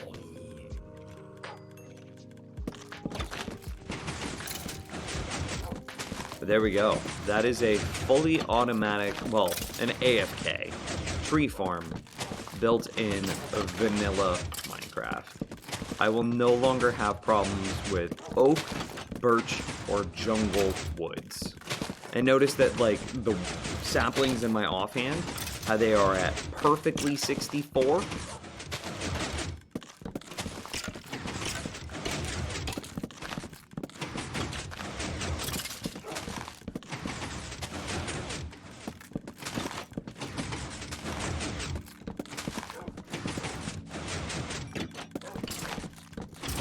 This is nice. Think about how many trees we've cut down just for the purposes of getting coal. I definitely need to make the coal factory now.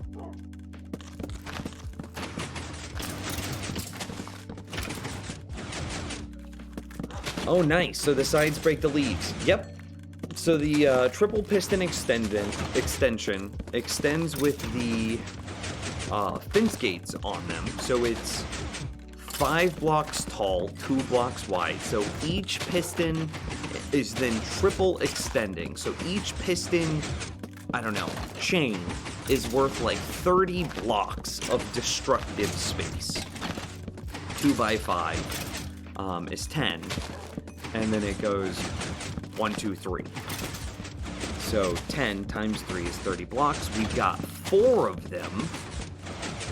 So we're destroying 120 blocks of space. Now, obviously, trees don't make 120 leaves. But wherever the trees generate those leaves, we are very likely to destroy them. Which is how we're able to keep maximum saplings in our inventory 100% of the time. Hey Nims, you should stream on your patron server once in a while. We should. Why did you use honey? Honey was easier to get than slime. I don't want, maybe easy isn't the right word. Faster?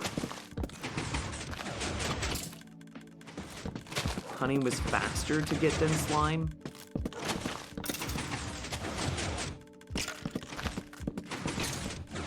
Okay, and like, that's it. So I just shut off my left and right click, step out, and we still have some stuff that we need to fill in, obviously. Actually, that's not part of any redstone build, so...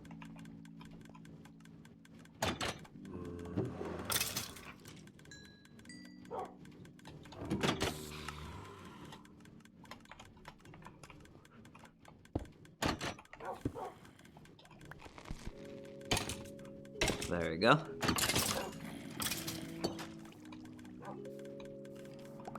Okay. And look at that. That's so nice. I need to offhand swap. Put those in. So, like, obviously we'd want to keep some of these saplings, but the rest of these saplings, there's an argument that says we trash all of these other saplings. The sticks are kind of just nothings. We could run those into, like, a furnace array, maybe. But then in that amount of time. Look at just how many logs we got.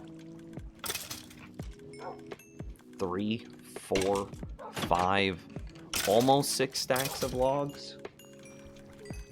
It was just a suggestion. I mean, I should though. It'd be really cool. Maybe that's something we do on like the bonus streams or something like that. So I think we can drop out this scaffolding. And scaffolding, look at this, God tier, God tier.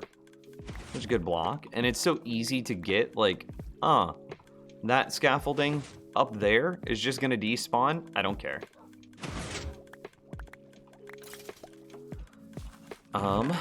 Well, the next, wow, we got so much obsidian. That was so overkill. We need to dump our inventory a couple of times.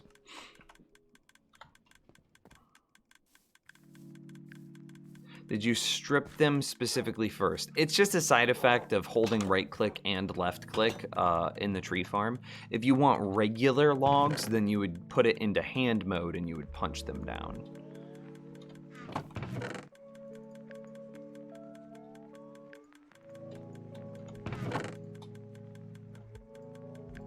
I know that scaffolding isn't a wood product, but I need to be able to organize scaffolding. I always go hunting for it, and it's never where I imagine it to be. Redstone, redstone, redstone, redstone, redstone, redstone, redstone, redstone. Not redstone, redstone, redstone, redstone.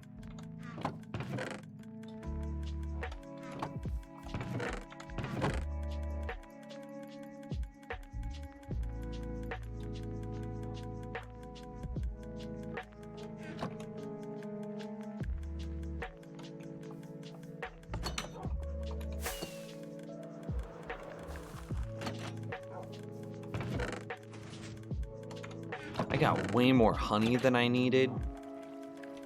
Dude, nice. Okay, well, we'll just be quick.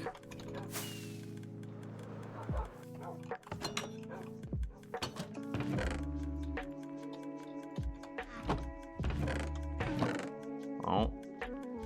Way more dirt than what was needed.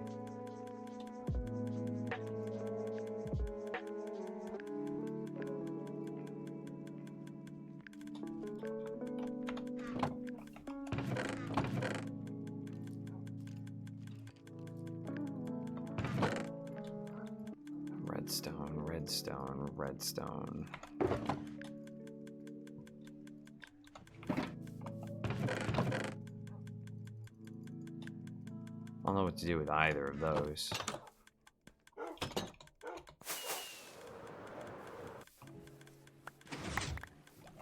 Did we get it all? I think we got it all.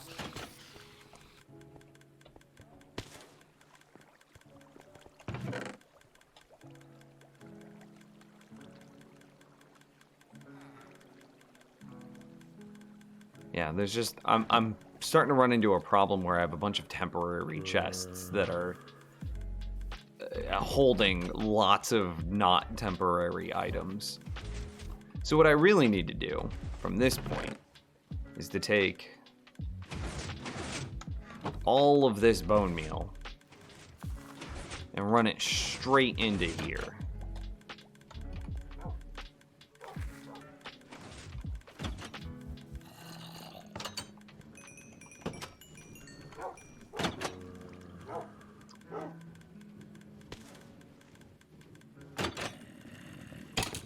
I want jack-o'-lanterns right there. Put the jungle tree inside this.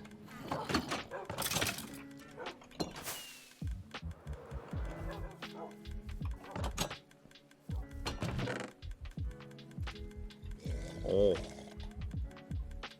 I'm out of inventory. Let's see. Obsidian goes into the nether blocks. Stone bricks, we just ran out of space on.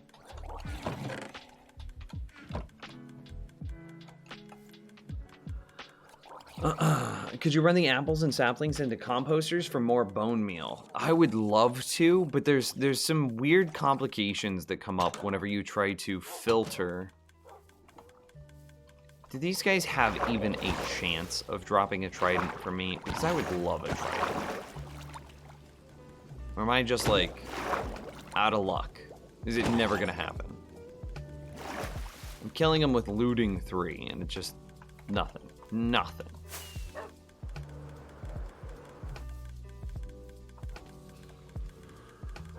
You're out of luck. Oh, okay. Okay. Oh, and yeah, by the way, I was wandering by Spawn Castle, and I noticed there were some spots where I might have been able to damage it with the creeper. Might want to widen that mob killing area.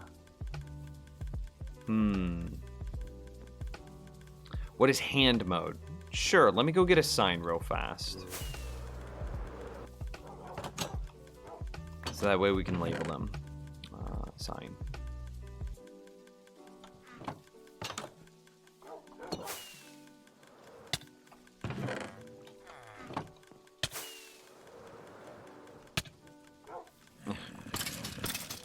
Even if I miss, it's still so much faster. Okay, so this is hand mode, axe mode. Okay, cool. Hand mode, axe mode. So the difference between the two is the timing. So this lever, whenever it's, depending on its position, is creating, I don't have any blocks anymore. Nope, I got rejected out. Nope. Nope, I'm trying so hard. I just can't get in. Okay. That lever powers this repeater right here. That repeater powers this 15 power redstone dust just on top of us. Puts a 15 redstone signal into the back of that comparator, which is in subtract mode. Then we have a chest here, which has 11 shovels in it, which gives us a signal strength of 6. So then we have 15, because that's coming from the lever through the repeater into the redstone dust into the back of the comparator. So 15 minus a signal strength of 6 leaves us with 9 signal strength. So then that comparator right there at the top is putting out a signal strength of 9. So then looking at the build here, okay.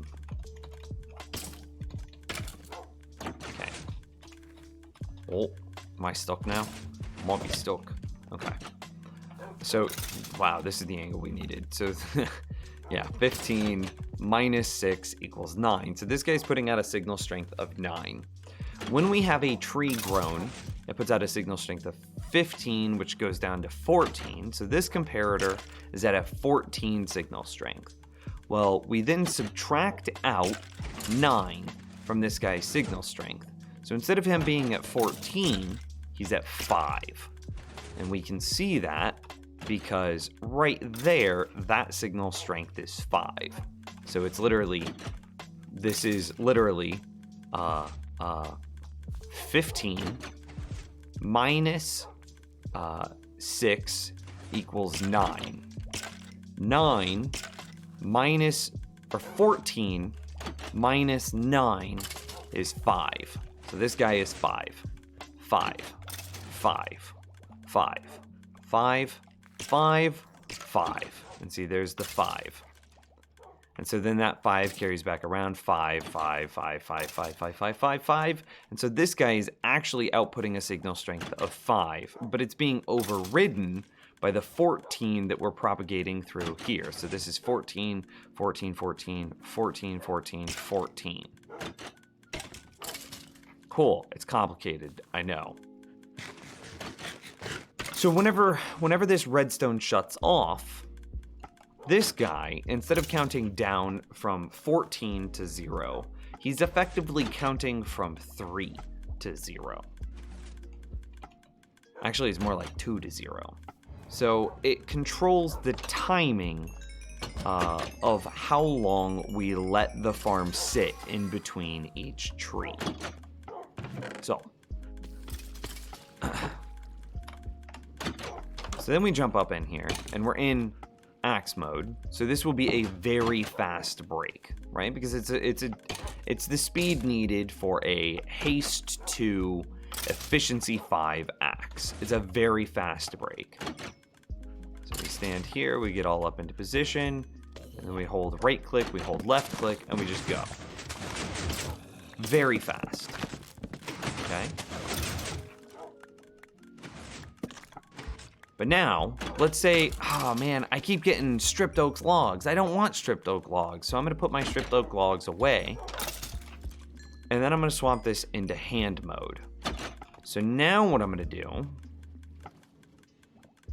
I wonder if I could do this while holding a Totem of Undying.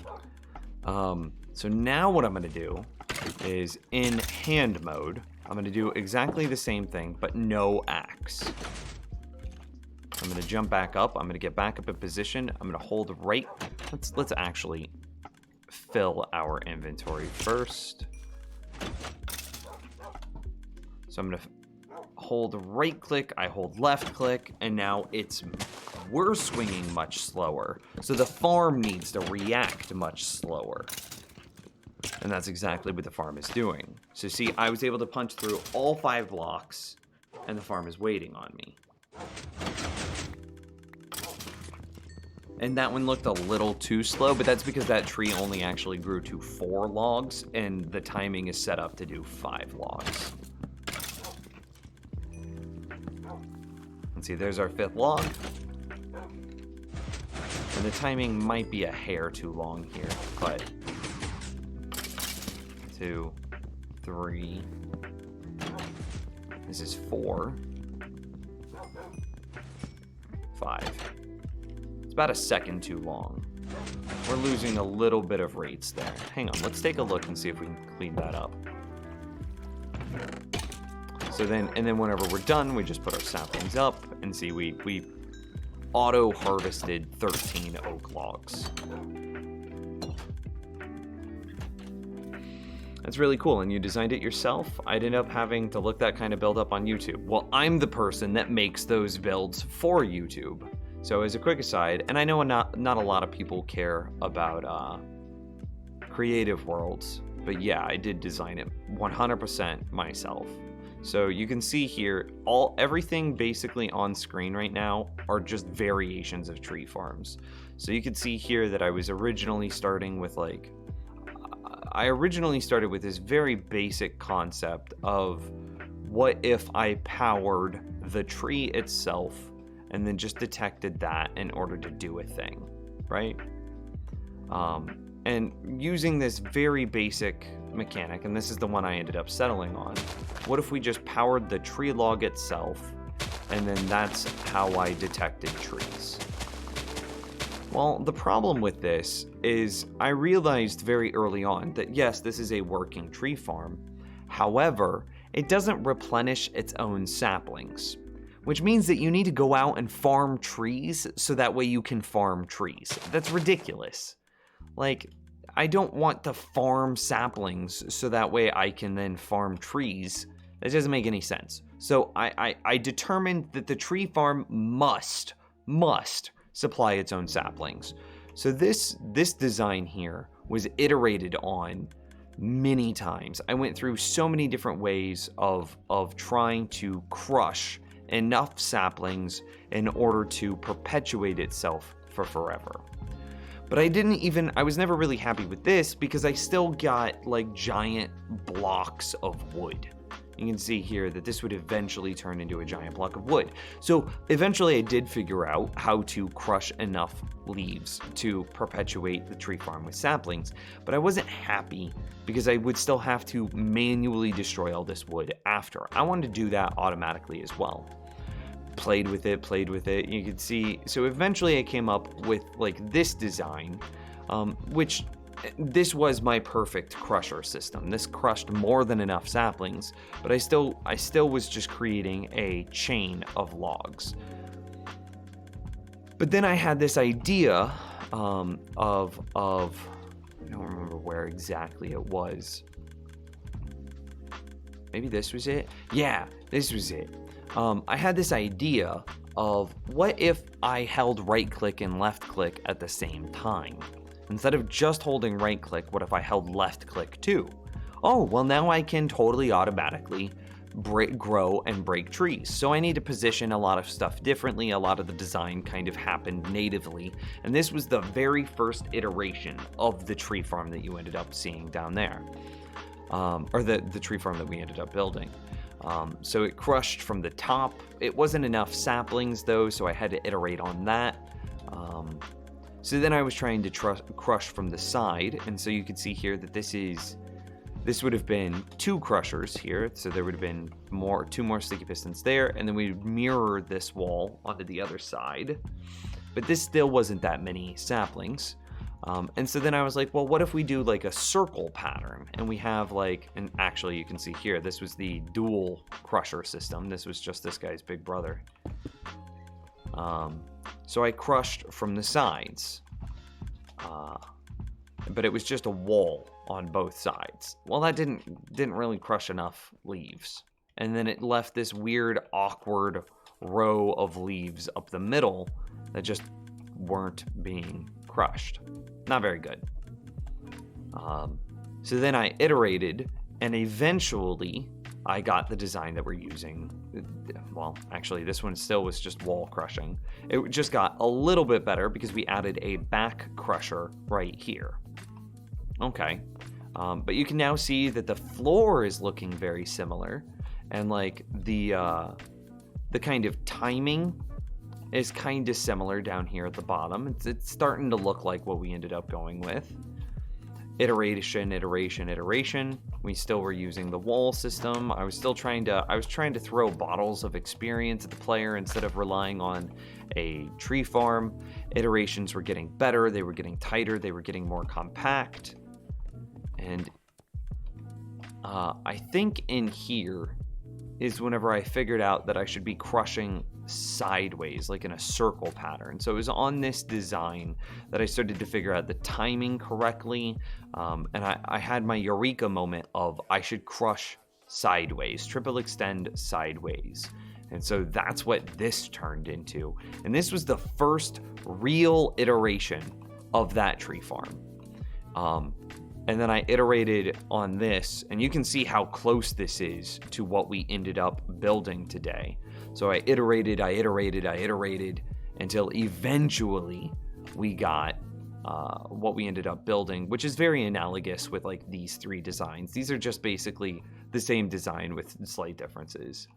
So yeah, 100% my design. You can see years of work went into it. Yeah. And now this is the payoff. This money shot right here. Of me just grabbing. I wish I had more jungle saplings. I know where our jungle is. Let's go get more jungle saplings. Because it takes like 5 or 10 jungle saplings to get the thing started. We need more rockets before we do that. Oh, I landed in the wrong spot. NBD. You can't use the crusher to destroy the tree. Nope, sadly.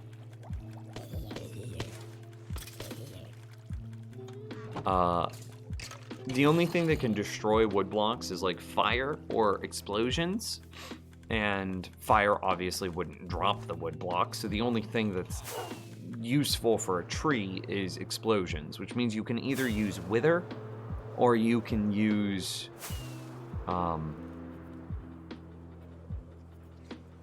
TNT duping. And I don't want to have to capture a wither, and I really don't like TNT duping, so.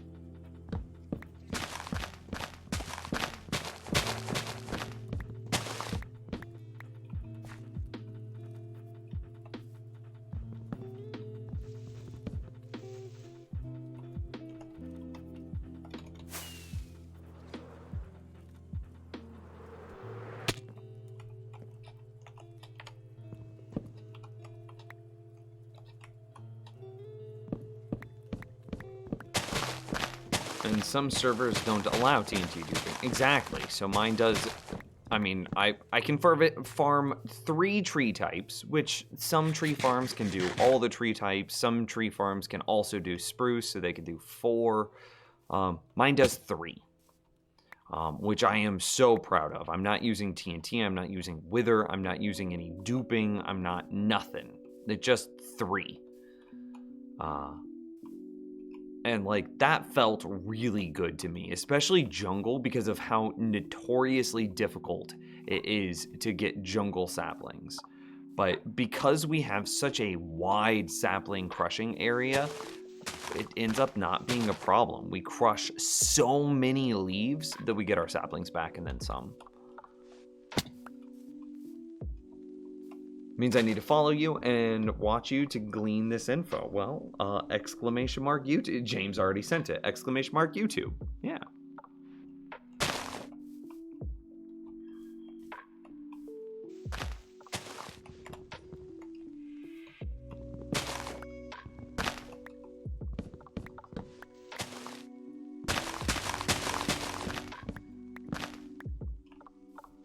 I just need enough cedar saplings, and we've only got the 1 so far.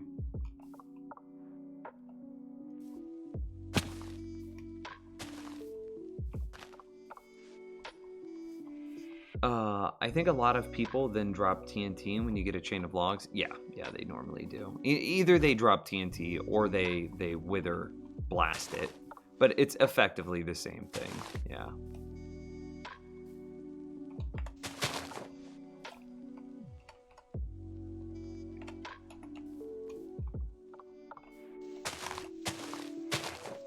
Doesn't fortune give you a higher chance of getting leaves? Capture, like, yes, you capture the wither boss.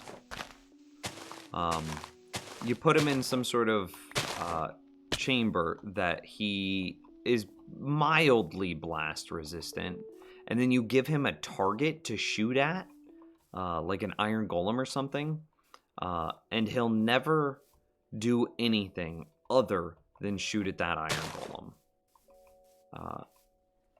And then you can, so he won't try to escape, but then you build the chamber in such a way that he'll never be able to kill the iron golem either. So he can't kill the iron golem, but he won't do anything else but shoot at the iron golem. So he's captured.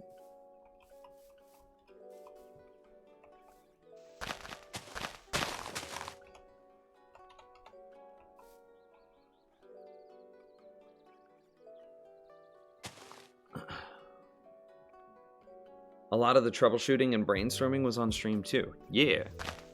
Well, yeah, I would say about half of the troubleshooting and brainstorming was on stream. The original base concept, I had actually been sitting on.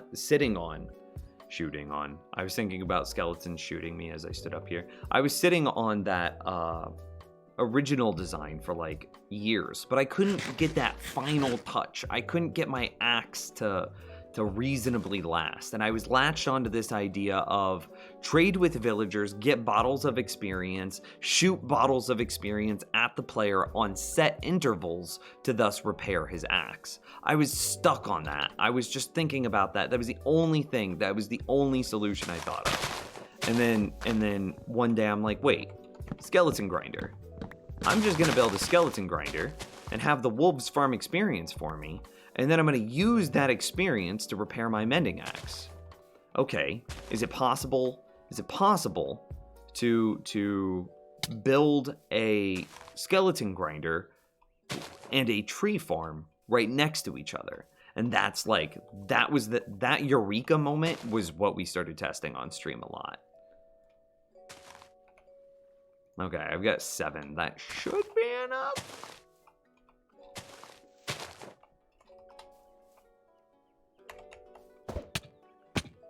Eight.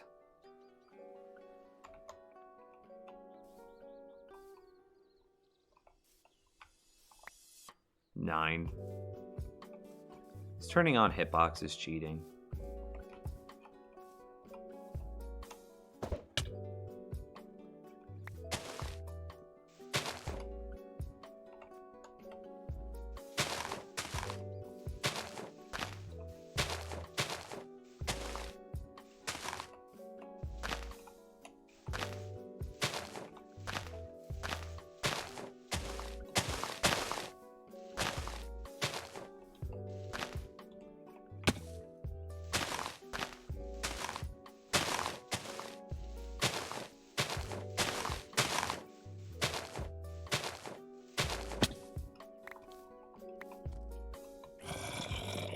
12's definitely good. And we have company, so...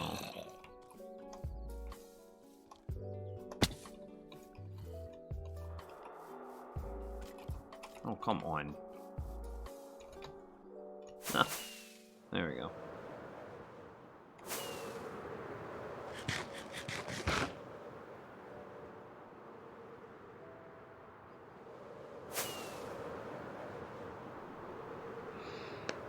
Those tend to be pretty epic once they're built. Yeah, they're pretty cool.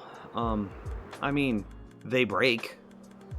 Basically, every time there's a patch, the Wither boss's AI changes slightly, and it breaks them.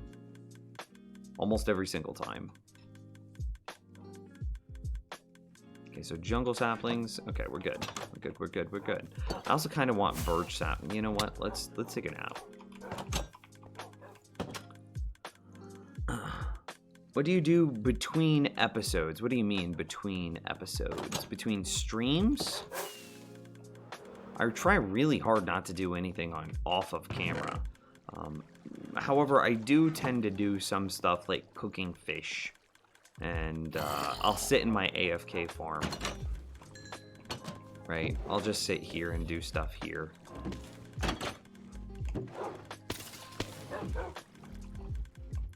Okay, so we now have jungle saplings. Let's give this a try. So of course it's going to shoot some oak at us for the first round or two, because we've already got an oak tree built up in there. Fill our inventory with not wood things. Hold right click, hold left click. Oh, we're in hand mode. Bleh. Okay. I gotta wait for it to fully reset itself. By the way, I forgot to ask you how your love life is going. Gotta wait for the jungle tree to grow. Okay. And now we can swap it over.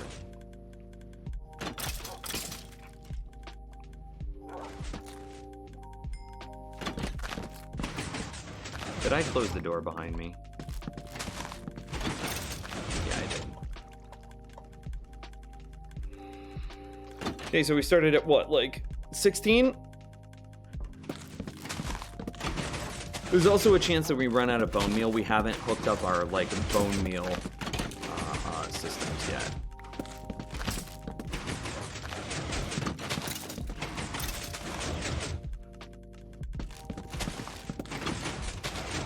What's the code for turning hitboxes on, or is it a data pack? It's like F3B, I believe. Yo, how's it going? It's going pretty well. How's it going, Tenzi? Just built the tree farm in hardcore, dude. And Christopher redeemed hydrate. Cheers, man. Rampant wither on the loose, not a good idea. That's why I'm not a super fan of like building wither containment systems, because if one thing goes wrong, it's like, okay, well, I might as well just restart this world. Oh, look at that. We're holding strong at 16.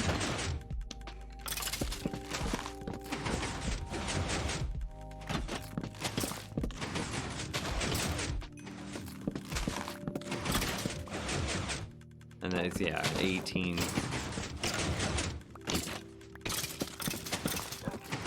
Jungle is notoriously difficult to farm.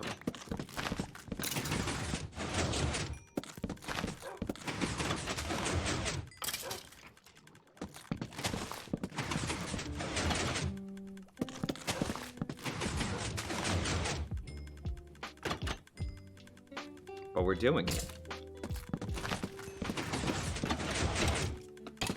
Between streams, I hang out with a girlfriend. I hang out with friends, play other games sometimes. How long have you been playing in this world? I think we're in game time. It's like 20 days of in-game time, but I am an AFK farmer. I farm so much stuff AFK, so and see, we just hit 20 saplings.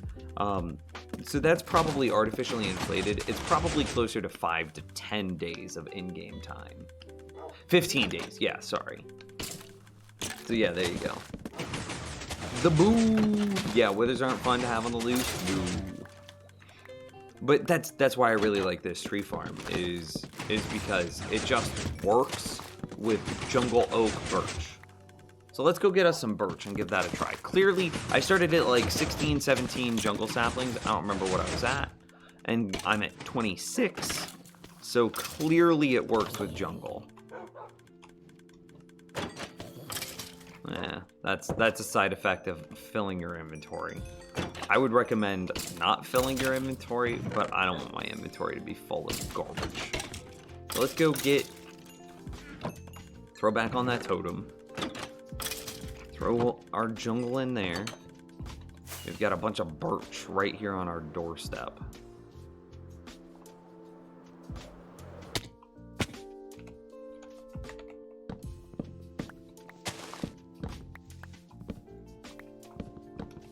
This should only take like 3 birch, maybe 5 saplings, maybe 5 birch saplings.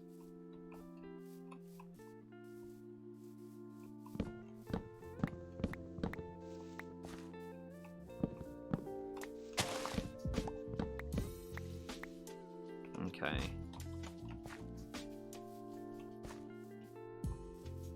Yeah, F3B is how you turn on hitboxes. It's a, yeah, it's an F3 command. My hardcore world is at like 15 days. Oh, nice. Let's see. Statistics. 15.63 days, yeah.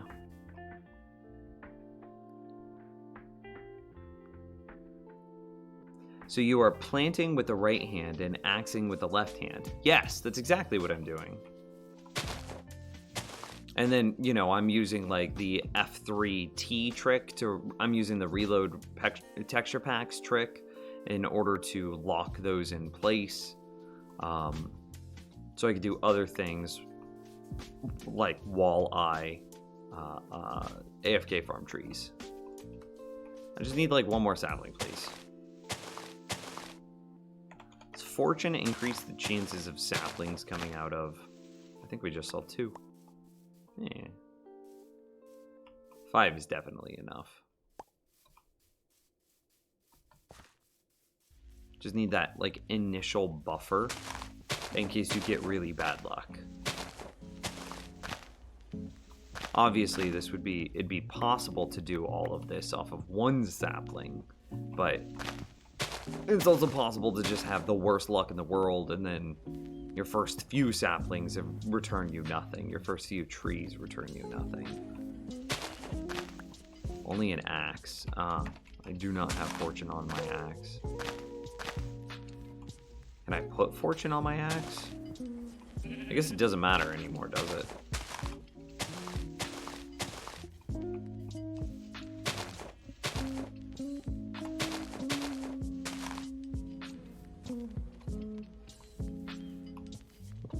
Should be more than enough.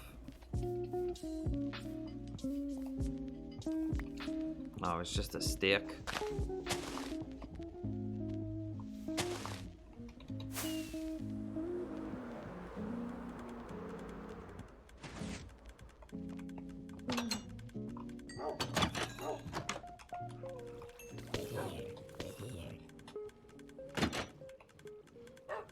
So what I would probably do is I would keep a stack of stripped logs or fill my inventory with stripped logs or something like that if I were using this thing for real. I did my best to make sure that I collect everything, but sometimes just because of the hitbox of hoppers, I do lose a little bit here. But that's why this hopper minecart's here, is to make sure that I don't lose any off the top of on the top of this block. Okay, so here we go. Let's go birch. Make sure that we're in axe mode. We are in axe mode.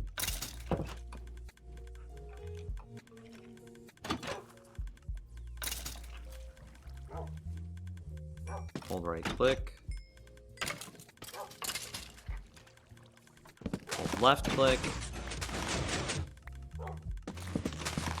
I didn't fill my inventory up, but that's fine. We started at what, like 8 birch saplings? Let's see how lucky we are.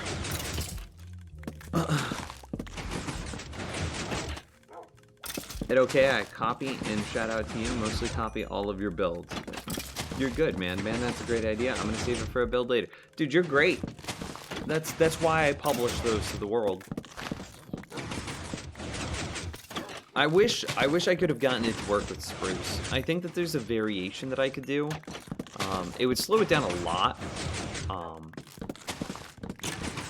But you like quadruple piston extend downward to push that 6th spruce block down so the player can reach it. And now that it's within the player's reach, he breaks it. The quadruple piston extension extends back up into the roof, and then that cycle repeats. The problem with that is the rates of the spruce version would be very slow. Question, can you unstrip the logs? Sadly, no. There's no way to unstrip the logs. Now that said, you can... See, I can't take... I can make it all sides stripped, but I can't unstrip it. But what I can do is I can put this into hand mode, jump back up inside of it all the same, and now the saplings are on my hotbar. And now whenever I'm inside this farm in hand mode, it's going to go a lot slower because I'm punching it down with my fist. But I'll get actual birch logs instead of stripped birch logs. And this works with oak and jungle as well. Let's see, there's the last block. Oh yeah, that's right. It's a hair slow. Why is it a hair slow?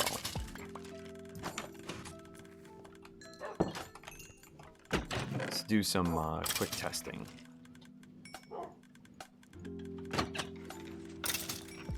But yeah, there you go. That is a AFK tree farm. So the thing that would indicate to me that it's a touch slow is the number of items in this chest. No, wait, that wouldn't matter. The chest isn't relevant. It would be... Let's jump over and look at it in creative.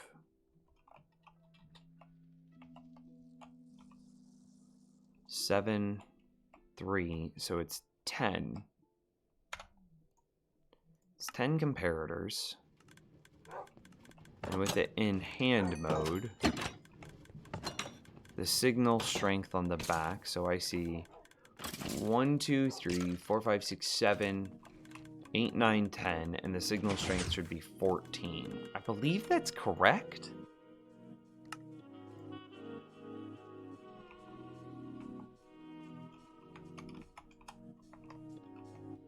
Hand mode. Yeah, signal strength of 14.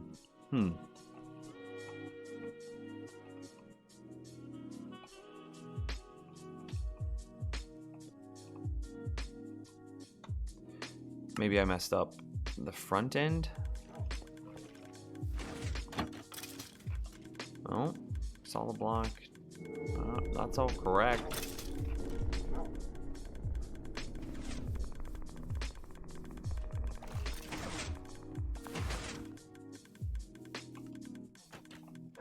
Not a clue.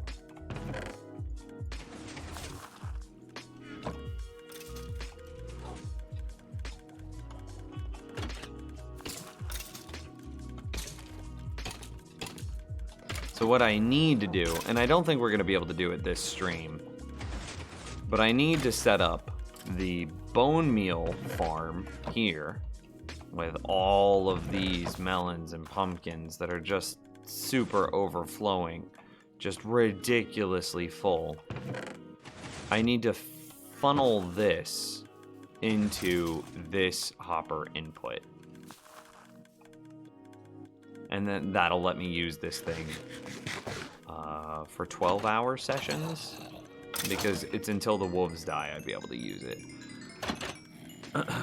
Jungle just wants to be irritating, and it maxed out a percentage of 4.17, which, yeah. But that's even more impressive in my mind, that this tree farm can handle jungle and get a return on saplings. Yeah.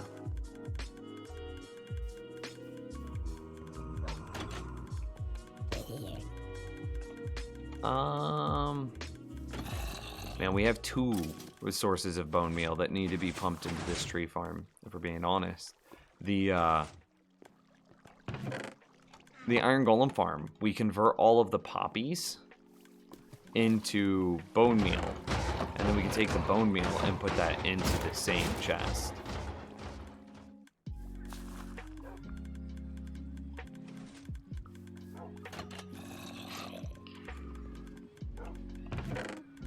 Yeah, that one's full. We don't use that very often. I don't have any more. I wonder if I could just like temp storage until like next stream or something like that. Give me just one, not one more hopper. I just need a chest. Yeah. Double chest. Yeah. Give it to me. Nope, didn't mean to bounce. That's not what we wanted. Okay, that's what we wanted.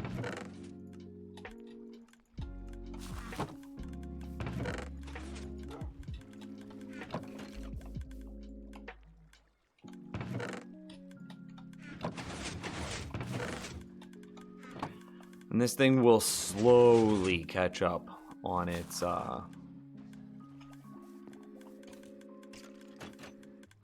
bone meal supply. But then yeah, this needs to come from there to here.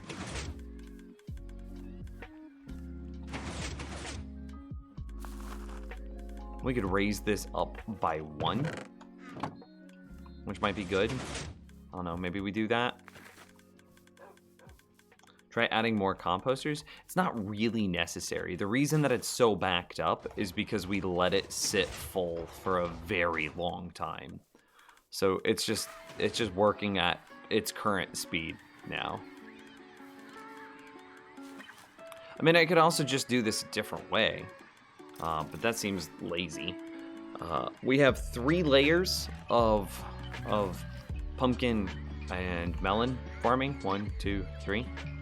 I could say that the bottom layer is just our personal supply of pumpkins and melons, and then the top 2 layers get converted into bone meal, and then because the bottom of that second layer is right here, it's this double chest, it'd be so easy to move from that double chest into effectively right here.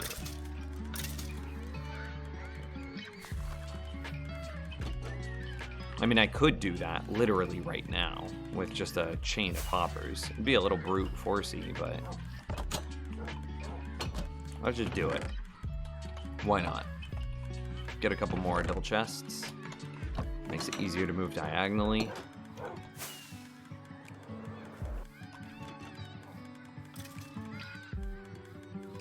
And then we need, a composter. Splat.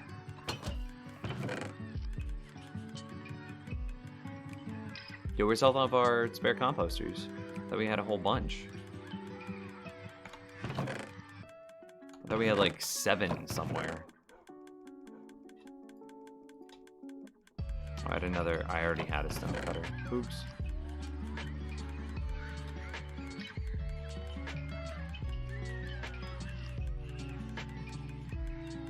I thought we had a bunch of composters somewhere. Am I just blind? Am I not seeing them?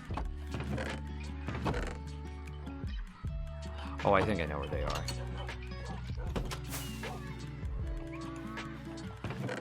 Yeah, there they are.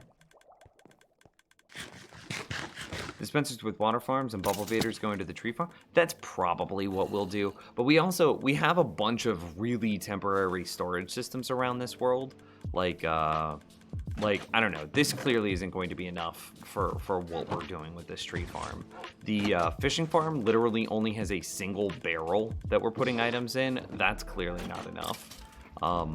There's a This is our honey and produce farm. Hell, we don't even have the produce farm.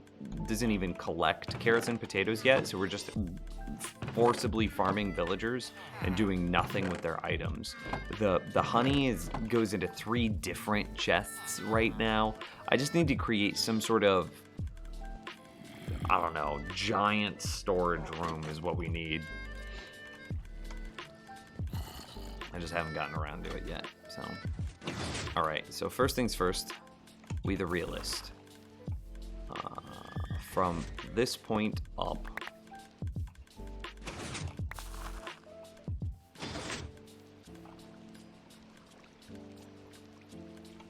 wow, dude, we are so backed up. Just gonna let that keep going. Okay, so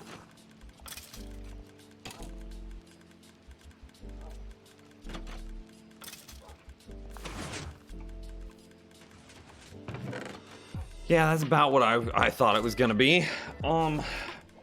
We need from the highest point possible. No, we're just gonna let our inventory go to garbage. That's fine.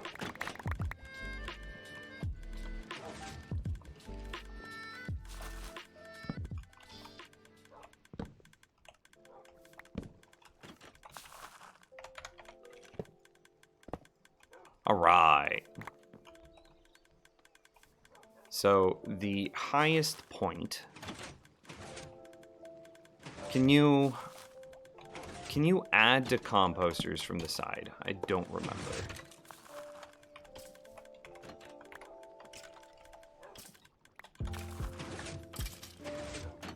No. No, you cannot. So we have to do it from the top down, which means that the absolute best that we would be able to do is go composter, composter.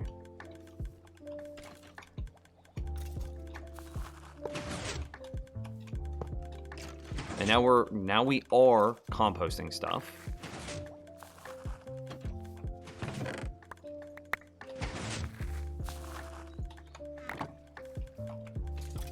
So we've got that going at least.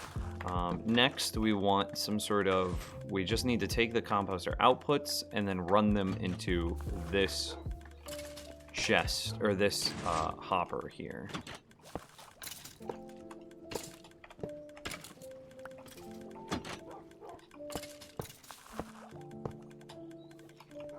I'm off by 1.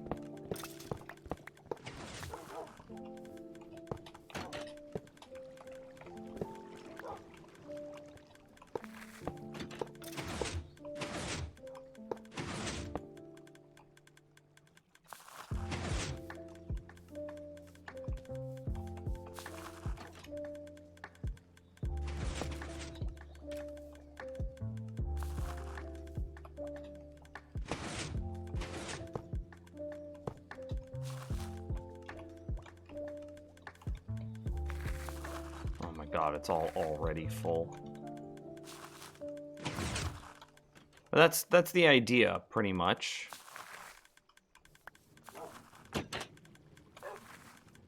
And now you can see here that we're just slowly adding bone meal.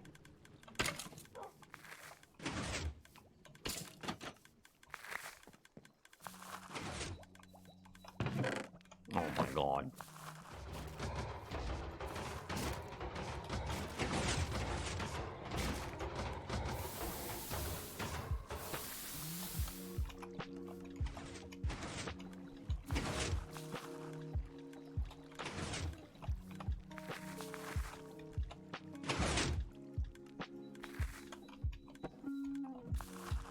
Oh my God, it's just so full.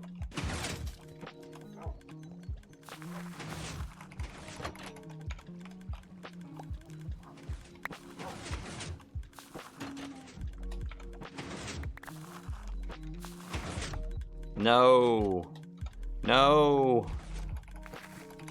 Melons don't go into a tree farm. That any of those get through. No.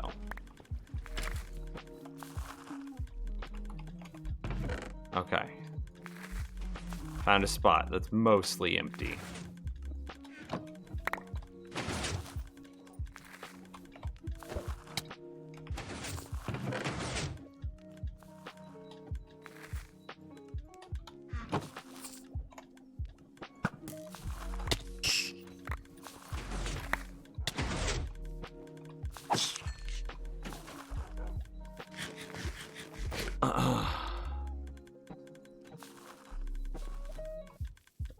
He's very upset you're not at Magic tonight. Oh man, I'm so sorry.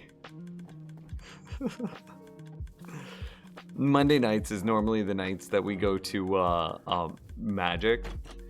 I just wasn't feeling it this week, or well, today. Let's see. I need to get back up there. I just wasn't feeling it today, man. Trace missed like, I don't know, months. We missed one.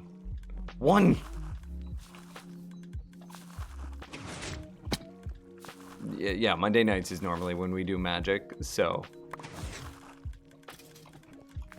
JG is one of the guys that we normally play with. Feels bad, man.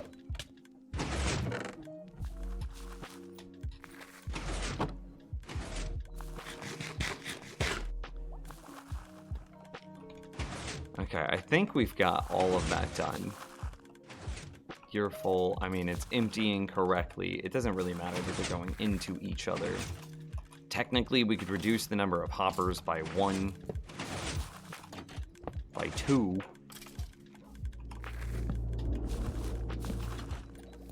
I don't know if that technically increases or decreases the amount of world lag, though.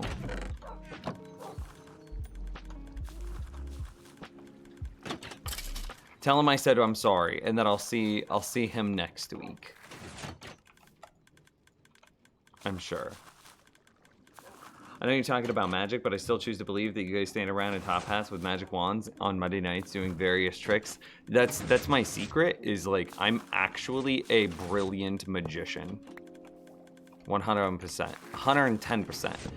You see the Prestige? Yo, I make those guys look like amateurs. There we go. I think that it just looks better.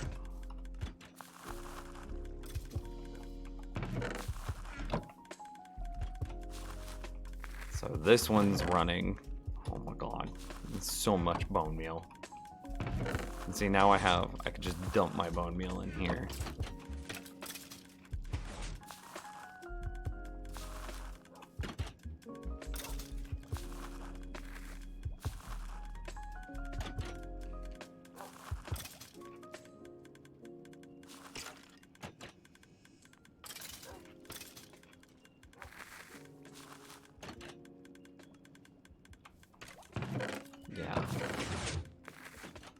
Yeah. And see, all of this just goes into here. And now we have all of the bone meal we need in the world. Admittedly, the bone meal supply out of a triple layer pumpkin melon farm, I don't think is high enough to keep the tree farm running for forever. But considering that we're about to have like a 10,000 buffer of bone meal, I think it's enough to keep it running. And then, you know, it'll continue to supply a trickle of bone meal at the same time. I'm sure that that's enough for like hundreds of hours of straight playtime of using the tree farm. I'm sure it is.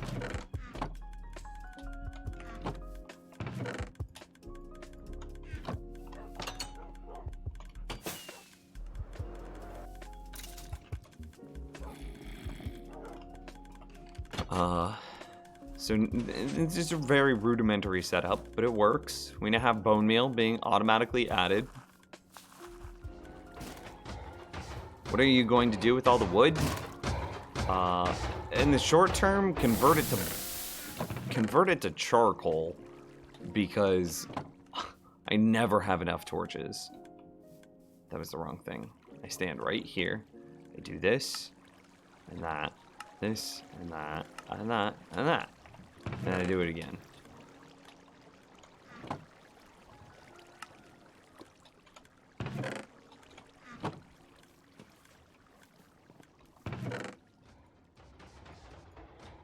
So much iron. It's actually insane. Level 241. I mean, if we're being honest, this one could be slimmed down a bit too. But it's not that big of a deal. All of this is like temporary placeholder-y stuff. But yeah, it's already full of... Okay, let's give it a run real quick. Let's see. Let's go into axe mode. What do we want? Birch, probably? I don't know. Let's do jungle. Let's do jungle in axe mode. Yeah. Nah, birch is easier to grow. I want it to go faster. I just don't want apples, is really what I don't want.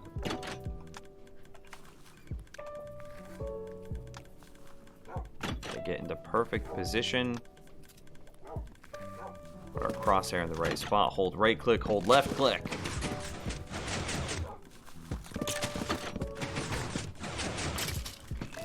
So, sorry my video cut out. What are you doing with the wood? No worries, dude.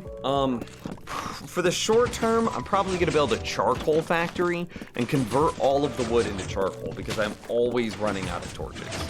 In the long term,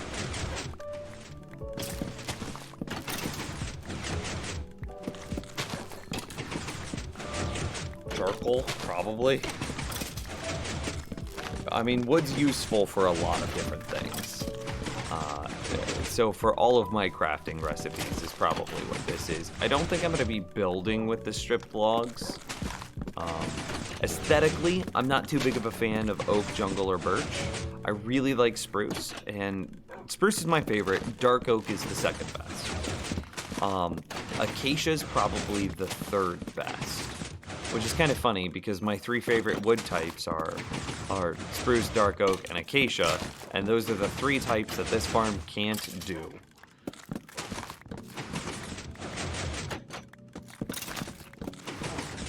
But like, actually spruce and acacia are probably my 2 favorites. I don't like the bright orange that the acacia has. I think that looks pretty gross. But the gray wood, the like gray blue wood, I think it's a very nice wood to use in like some specific builds. And you can't just make it taller. It's not about height, it's about player reach. Players can only reach 5 blocks up. You see how that 6th block is a leaf block? And I'm on it, I'm looking at it, but I'm not breaking it. Yeah, that's the issue.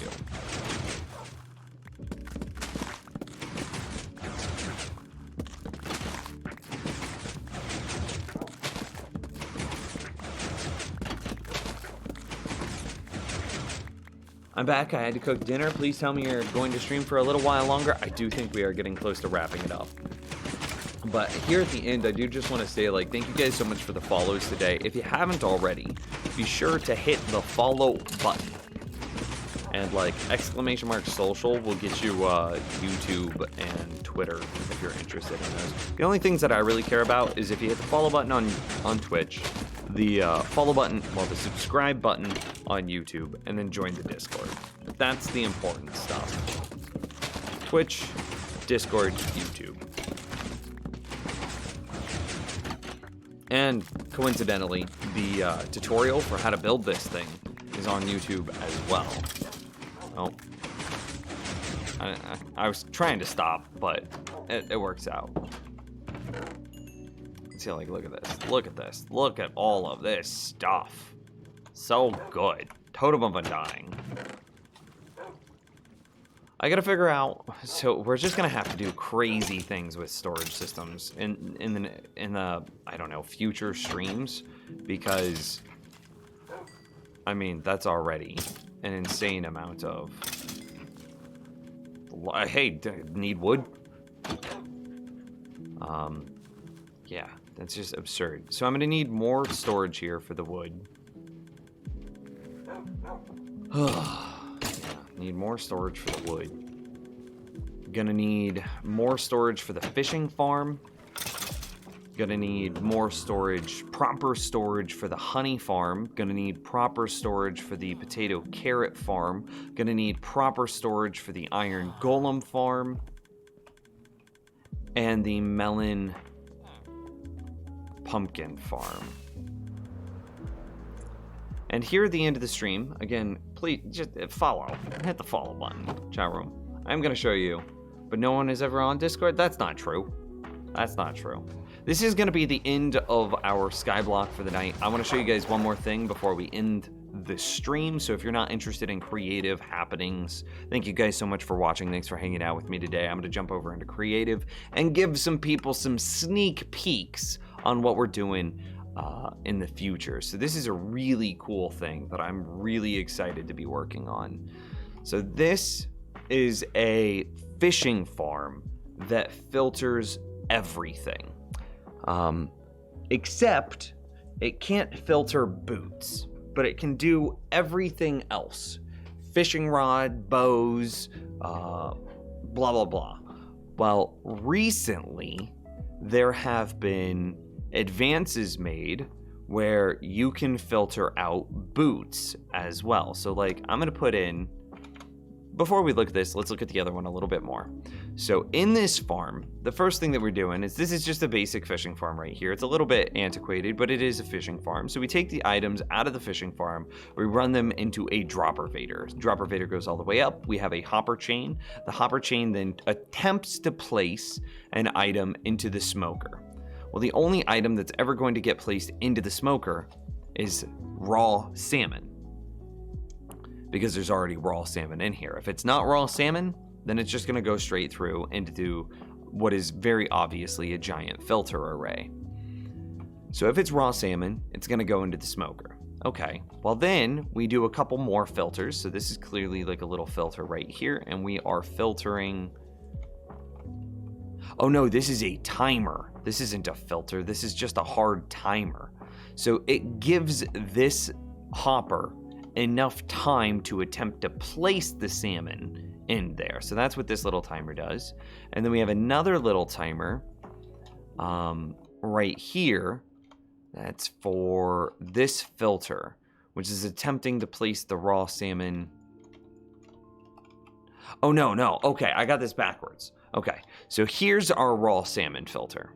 This is our raw salmon. So we have a timer here that gives our hoppers enough time to attempt to see if the item can be placed into its neighboring block. So this one is a timer that checks to see if it can be placed into the neighboring block, which is salmon. So only salmon can enter. Well, if it is salmon, then it would get placed, it would go up, and then it would get placed into the hopper, and then the salmon gets placed into the smoker. Now, if it's not salmon, it would obviously go through the rest of the farm. But then what's this one here at the back? Well, this one is for all fire consumable items. So what this is checking is sticks, bowls, bows, and fishing rods can all be used as a fuel source for a furnace, smoker, blast furnace, etc. So because fishing rods and bows can be used as a fuel source, we can use them to cook our raw salmon, thus filtering fishing rods and bows out from the rest of the design. It also filters out sticks and bowls as well. That means that this farm automatically supplies us with cooked salmon. Yeah. Is there going to be a setup for the bee farm? Yes, 100%. I want to make a bee farm tutorial. I don't know if we'll do the combo farm, but 100% there will be a basic tutorial for the bee farm.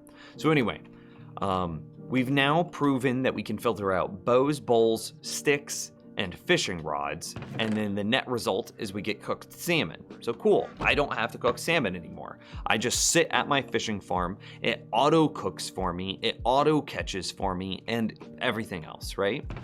So now, what if the salmon filter is full?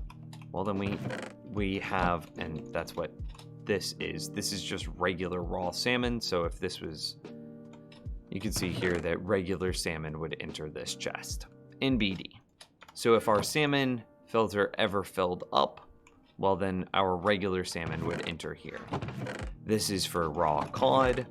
And let's just look at the filters directly. This is for rotten flesh. This one's for clownfish. This one's for string. This one's for bones, name tags, leather, lily pads, tripwire hooks, puffer fish, and ink sacs. Now here at the end, we have a very special type of filter. This filter, it uses a brewing stand and attempts to filter out water bottles. So this chest would just fill up with water bottles. So let's get a bunch of water bottles. Let's try bottle. Clean it up a little bit.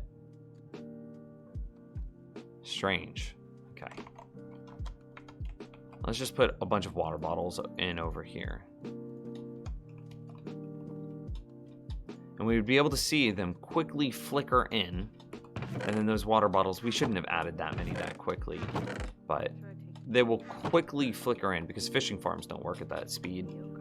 They will filter in and get added into this chest. So we can filter out water bottles. Cool. And then lastly, if we have now filtered out everything from bowls, bows, fishing rods, sticks, all the fishes, all of the rare drops, all of the everything, that leaves us with 2 items that would make it into our last chest. Enchanted books and boots. And saddles. And saddles. Didn't mean to click that. Well, this design here, time set 0, allows us to filter out boots as well. Not books, but boots. So let's get some boots. I'm gonna make them gold boot or diamond boots because I'm extra like that. And let's get some enchanted books. And then one at a time, I'm gonna add these boots. So we can see here that we have books here and helmets here. I'm gonna add 1 boot. There's my boot. I'm gonna add 1 boot again. And there's my boot. Now, I'm gonna add a book. This row is full. I'm gonna add a book. There's my book. Add a book. There's my book. Boots. There's my boots. Book. There's my book. So with this design, if I were to add this on to the previous fishing farm design that you're looking at right here, we could then filter out everything except for saddles and enchanted books. Which means that in our final chest here, we would have nothing but saddles and enchanted books, which is really what we want. I don't care. I don't care about the boots. We'll just throw those in the lava. We don't care about leather boots. And same thing with like a lot of items. I don't care about sticks. I don't care about bowls. I'm okay just using those as burnable items. Realistically, I don't care about the raw cod because this thing's gonna automatically cook salmon for us. Maybe we care a little bit because we could sell it to villagers, but I don't know, not that much. Rotten flesh, nah, we'll just destroy that. We've got a darkroom mob farm. Clownfish, not useful for anything. String, we've got a darkroom mob farm. Bones, we've got darkroom mob farm and a skeleton spawner. Name tags, yeah, we'll keep the name tags. Leather, we'll keep the leather. The lily pads we'll keep. Tripwire, probably not. Pufferfish, we might keep the pufferfish. Ink sacks we'll definitely keep. Water bottles we'll keep. We might even set up like a water bottle AFK drinking station, so that way we can slowly turn all of our water bottles into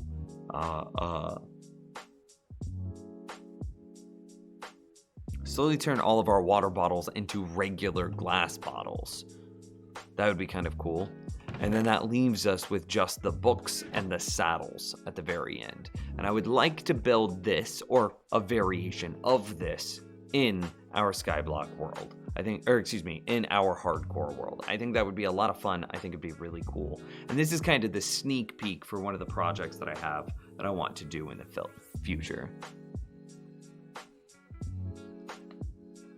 You should have a stream where you do all of that stuff. It's the sneak peeks. It's the future thing, man. It's the future thing.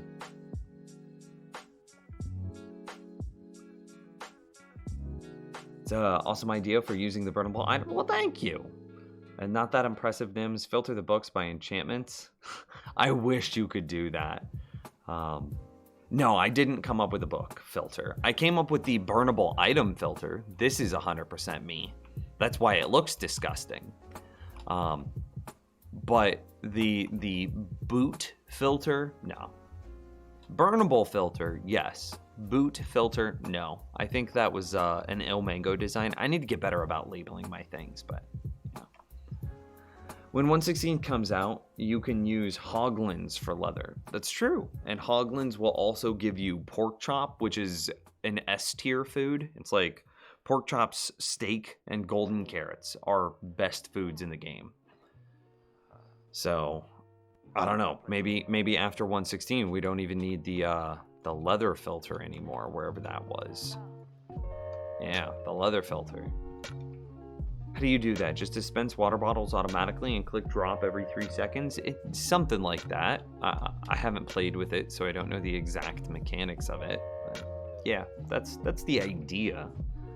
Is that you the player are holding right click, and then I don't know. I was kind of imagining that his inventory would be perfectly full.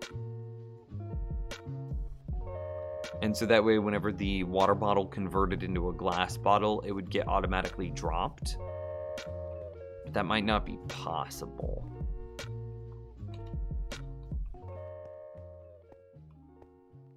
So, I don't know. Maybe. Maybe it's possible. Maybe it's not. Maybe you just leave them in your inventory. Maybe you just empty your entire inventory. And then a machine shoots a... Maybe you do this.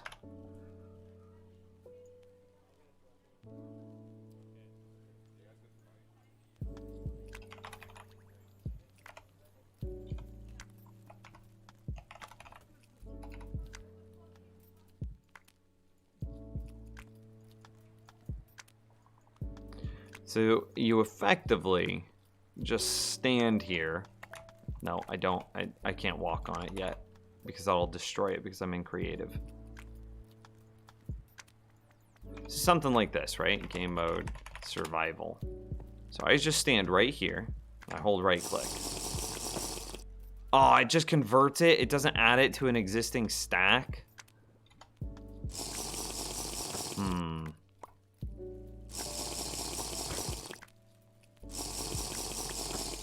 I mean, me manually dropping it is kind of working.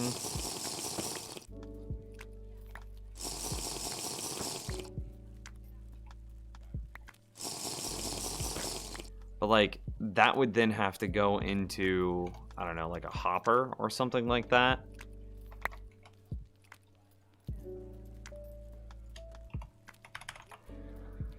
I don't know. It might have to be like a soft macro or something like that. Bottle. Fill your inventory with some sort of irrelevant block. You drop a bunch of bottles on the ground.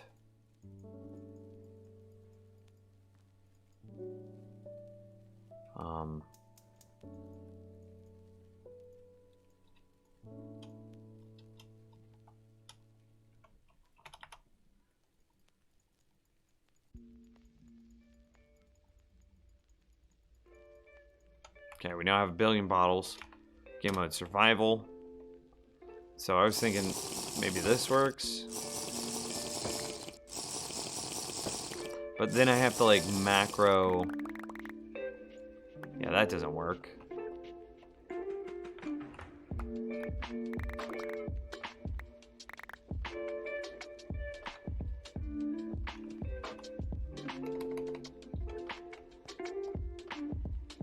I can't just hold drop. That doesn't work. So it has to be like a timed thing.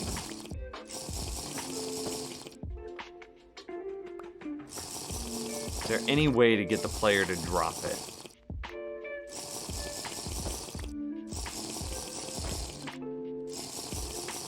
Drop it onto a pressure plate?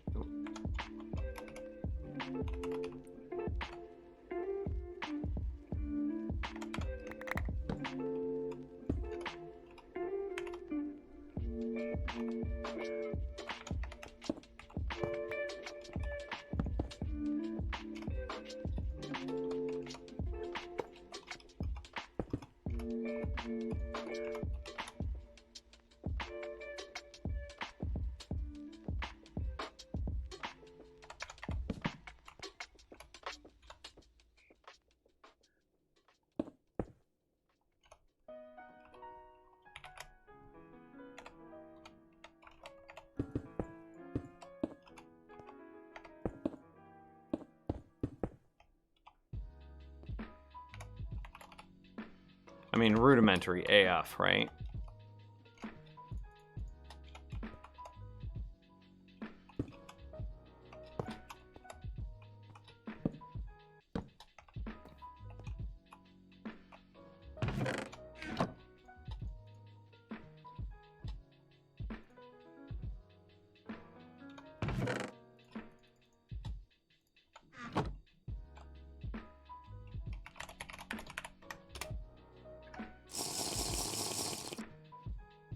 It's soaked up too quickly.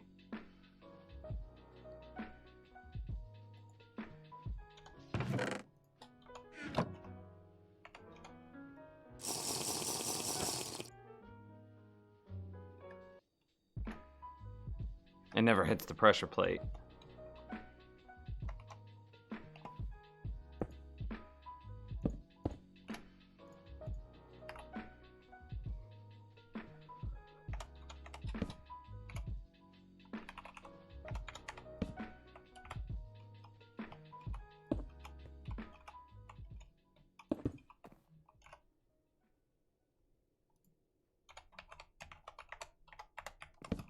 I mean, this still doesn't solve the issue of how do you drop the item.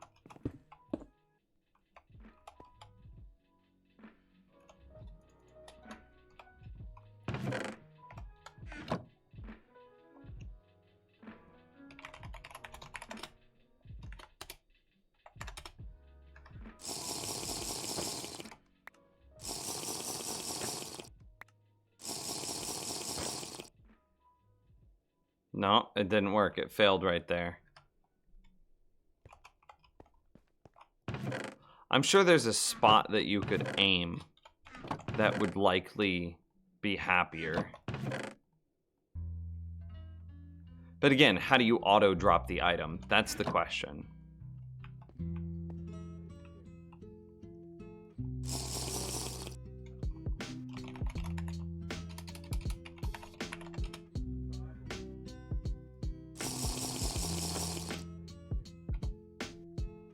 Well, that one was too low. But I, the player, can't step into it.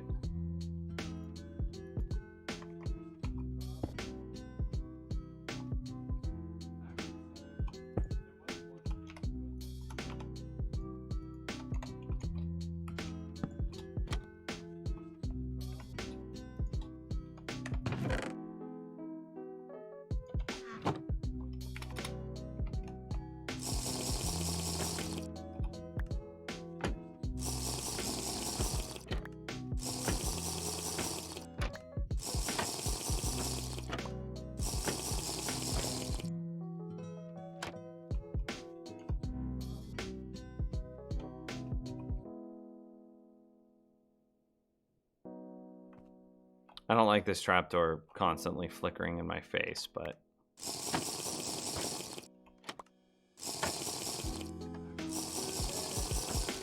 So, I mean, you set up a timer that just drops the glass bottle every... Create some sort of macro that drops it every 5 seconds.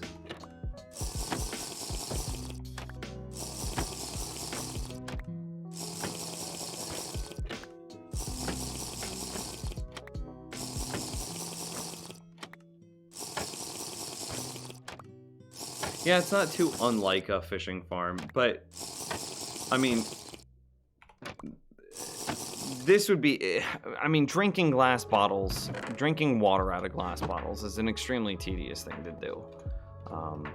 I wish that there was a way to make it faster, and that's what I would like to discover, but I don't know if there is. I don't know if there is a way to auto drink. Yeah. Because I know that you could do this system in reverse. You could auto-fill bottles while AFK, but I don't know if there's a way to auto-empty bottles while AFK. Anyway, this is the idea that I want to have. I don't know if it's going to make it into hardcore. I don't know if it's going to make it into our current fishing farm, because look at how big this is. And then look at how big the boot sorter is. So this is pretty large, and we'd have to add this onto the back end of that fishing farm. And then in our hardcore world, level 241. What up? This is the fishing farm. And like, literally it's diagonal to other stuff. Where are we putting all of this stuff around it? There's just not room. There's just not space.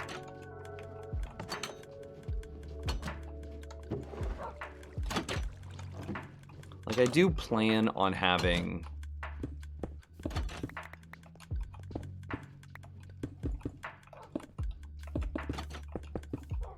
a path that goes right here,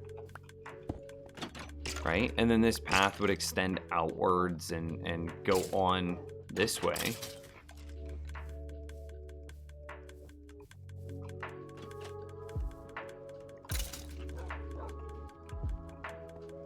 But even then, that means that there's only, like, literally one block of gap in here. I could take it down and set up the filter below. But, like, that feels equally strange.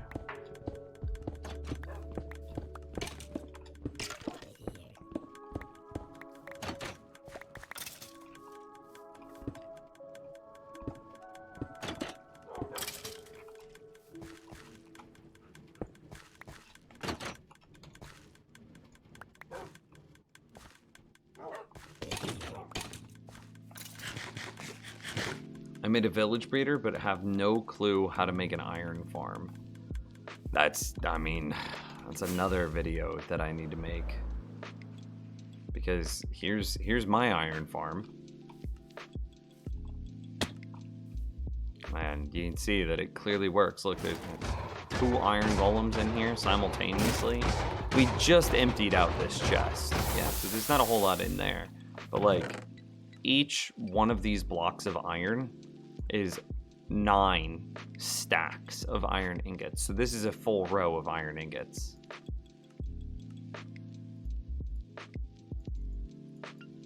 So this is the equivalent of like, oh god, I don't even want to know how many double chests this is. Each row is like 2.5 double chests of iron. So this is 5. This is like 10 double chests of iron ingots, give or take. So it's a lot. It's a lot, and it's all just out of this thing. It's just super small. This Squidward-looking dude. And then we built a pumpkin melon farm right behind it. Uses a shared wall. Very space efficient. I will murder this cat. Yeah, what up? How's it going, Garfield?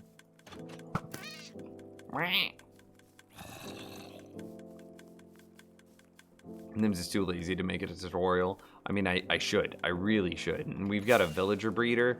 Hey, on your villager breeder, will you make sure that your roof is 5 blocks up? Otherwise, you are going to lose your villager breeder to a lightning storm. Yeah, this is the first thing I really built. Is I cleansed 2 villagers and then built a villager breeder.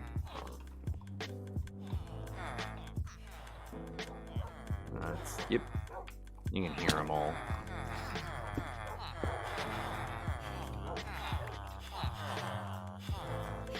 I'm just letting them cram. Keeping it at 24. It's good.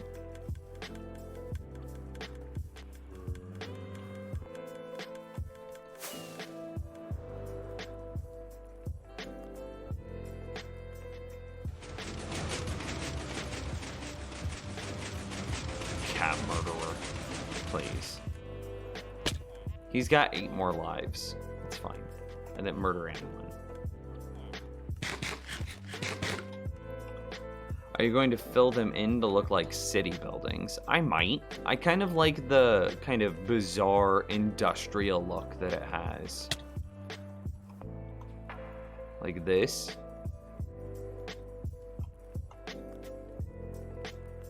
I kind of enjoy this.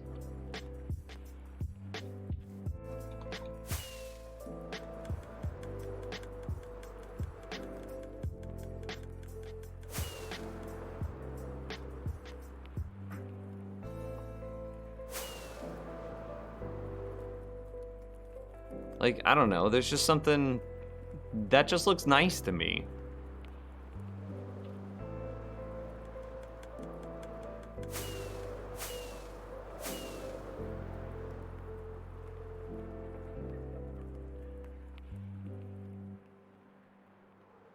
I like how we've started using the granite and you can actually see like the granite protruding through. I like that. I think that we should use the diorite more. Have a name's logo on the tall section of the tower. On the tall section of the tower. Of the Iron Golem farm? I could. I don't know if there's enough space, but we could fit it. Like right here. Nims.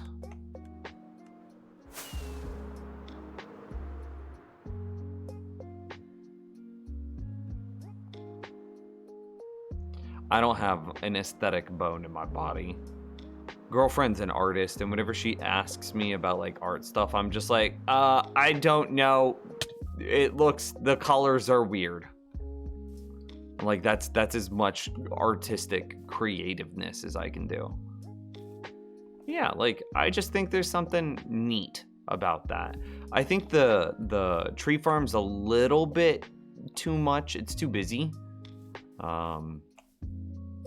And I don't think it's because we used diorite. I don't think that's the issue. I think that it's just a very busy shape.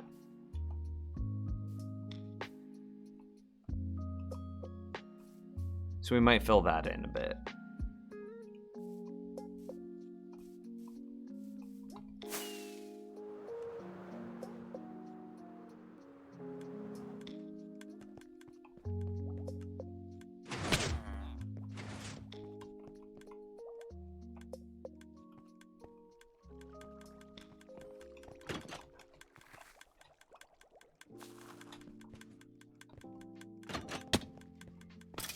This farms look so compact. This is very, very space efficient. Like this set of like 4 farms right here. How many, oh, I'm good.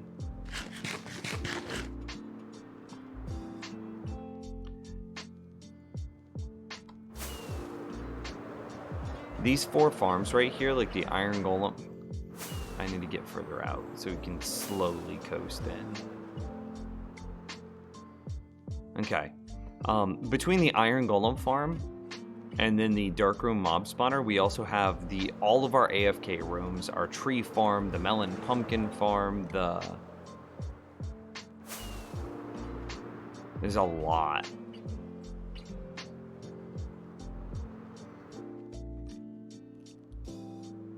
And so like getting that to all fit together, I think is just so cool.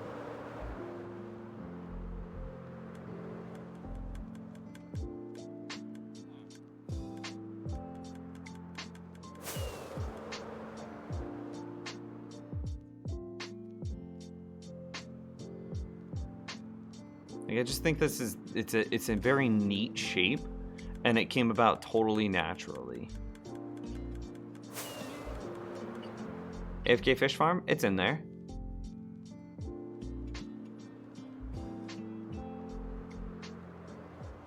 Seriously, look at the work of Le Corbusier. Hang on, that's a Google search. Which way was house? It was this way.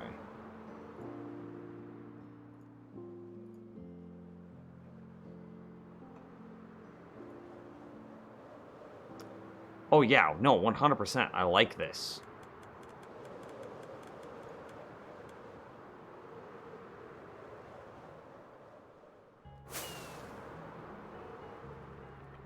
I'm just scrolling through. I just Google searched his name and then went to images. And it's a lot of pictures of his face, but it's also a lot of pictures of buildings he's designed.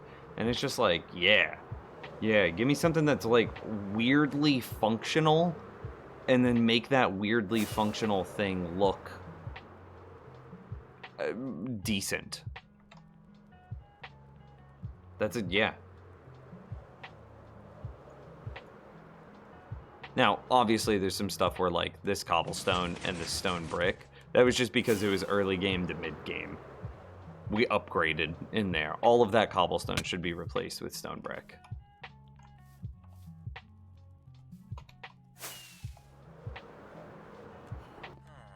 I got 7 mending books from my AFK fish farm last night. That's insane, dude. Congrats. But I just got 2 ender pearls. What's up? From my dark room mob farm.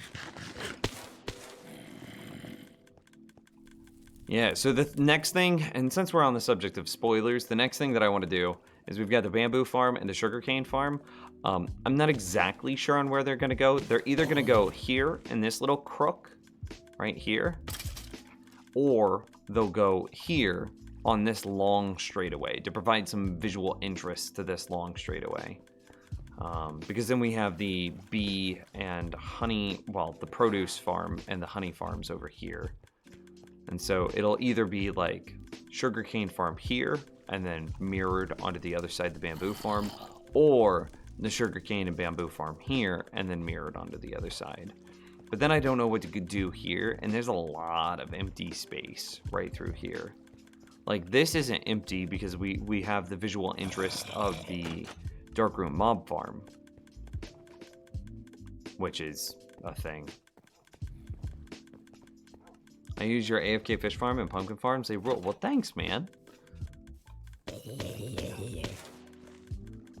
You should make those 2 farms zero-tick farms. I don't like zero-tick farms. I think that they should be removed from the game. Therefore, I don't build with them. There's a lot of stuff that, like, I think is borderline cheaty, so I just don't use it. Zero-ticks being one of them, TNT duping being another. I try to avoid quasi-connectivity because I think that that's a bug turned feature that should never have been turned feature. So I try to show, like, just my version of Minecraft. So yeah, I like it. So what are your goals on hardcore? Eventually kill the Ender Dragon? Well, we already did that because we have wings. Sounds like you were stocking up pretty good. I just like building stuff, dude. And like the challenge of building stuff in hardcore is my new challenge. So I want to build big, cool, awesome, giant, neat things. Yeah, and this is what I built. Zero-tick is really noisy though.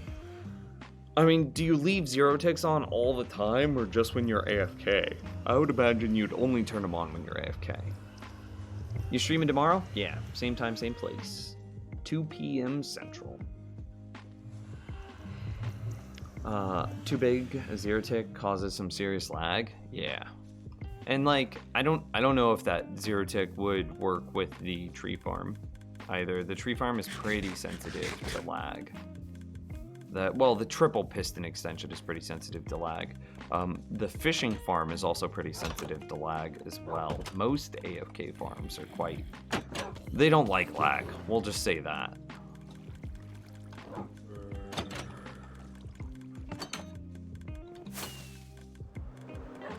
Meow.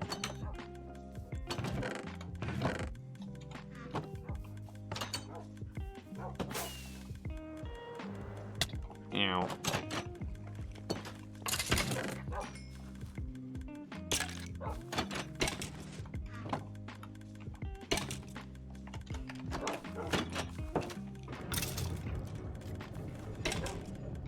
Spooky noise.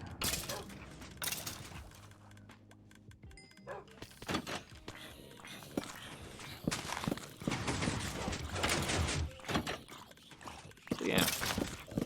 And so you're going to make a bee farm video. Definitely. That's definitely one of the things. I just need, like, I don't know, help making videos? I don't know. But, like, how do I need help? What are your thoughts on the Nether update?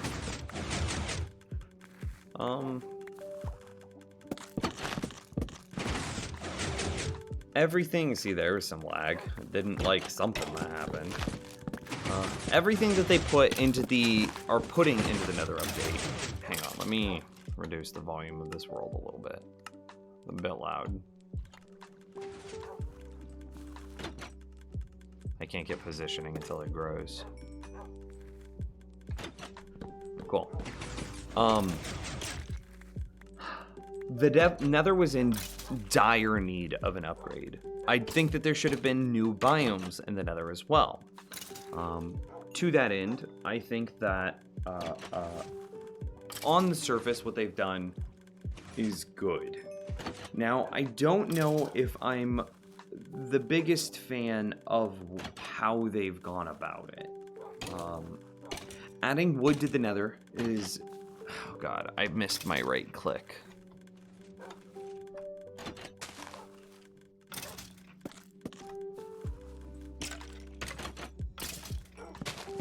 Okay, there we go. Adding wood to the Nether I think was a good idea, but I think adding netherite was also a good idea. I don't know about hoglins dropping pork chops. I also don't know about the passive biome. Okay, I'm thinking about it. I don't think hoglins dropping pork chops is a big deal, now that I think about it. I withdraw that one. I don't like the passive biome. I also don't know how I feel about the piglin trades.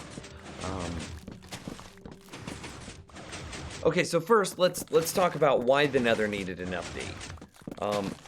There was no reason to go into the Nether other than quartz, and to get your 3 wither skulls to then build a beacon. Potions aren't good enough to justify going into the Nether. It's just not worth it. And man, I summarized this so well the other day. So the Nether needed to be updated in order to be more interesting, to get more people to go into that part of the game. To that end, I think that adding a food source in the piglin, or in the hoglin, what is it? The hoglin. I think adding a food source in the hoglin was a good idea. Because now it's a little bit more approachable, now it's a little bit easier to survive and continue to explore through the Nether. Indeed.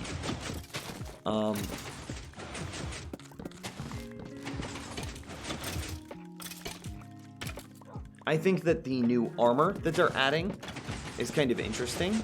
I wish that it didn't upgrade diamond tools, and I wish that it was just straight up like netherite. The reason I want that is so that way you can mine your own obsidian to then create a portal while you're in the Nether. Because if you lose your portal, you're just kind of dead. You're just the world's over if you forget where you built it. So I want a way to be able to escape the Nether. And if there's wood, that means I can make wood tools. If there's food, that means I can survive. So give me the ability to escape. So make netherite not a diamond upgrade. Make it just a regular thing.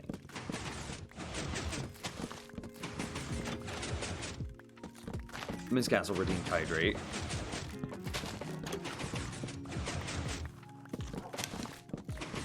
Did you hook the melon farm bone meal up to the tree farm?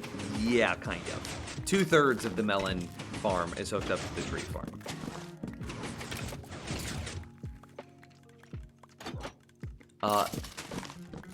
I think that being able to trade gold increases the value of gold. I think that's good. And because gold was largely irrelevant. I mean, what? Powered rails and golden apples, glistening melons. Most of those things are used. You don't use glistening melons. You just don't use potions. Nobody does. It's not worth the inventory space. So I think that most of what they did is okay, but I think that they could have done it better. I think that you could have added some more interesting potions, and then that would have increased players' desire to go into the Nether, to get Nether Wart, to make these new potions. I also think that if they were on the subject of new biomes, they should have added something like a quarry biome, where in this quarry, or in this stone nether biome, like nether stone or something like that, I don't know, you could find iron deposits, and iron deposits would be inside of netherrack, the same way that quartz is inside of netherrack. So it would just be a variant iron ore. I think that would have been really interesting. And then in the Nether, you would have had food sources. You would have had the ability to make iron tools and weapons.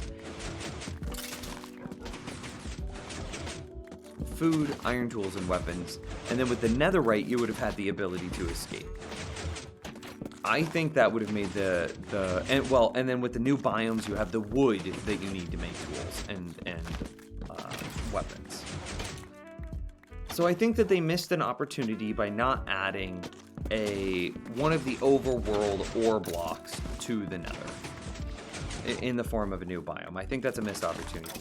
I also think that they missed an opportunity to update the potion system. I think that how you brew and everything that you brew is good. I think it's mechanically sound, but I don't think they're interesting enough to justify the effort that's required. I think that potions should stack to 16, and that there should be some new potion types added. Like Potion of Magnetism might be interesting. And then that pulls... So normally players can pick up blocks that are within 1 block of the player. Potion of Magnetism would say, I pick up blocks that are within 2 blocks of the player or 3 blocks of the player. I think that would be interesting. That could also enable like new types of gathering farm collection systems. I think that would be really interesting.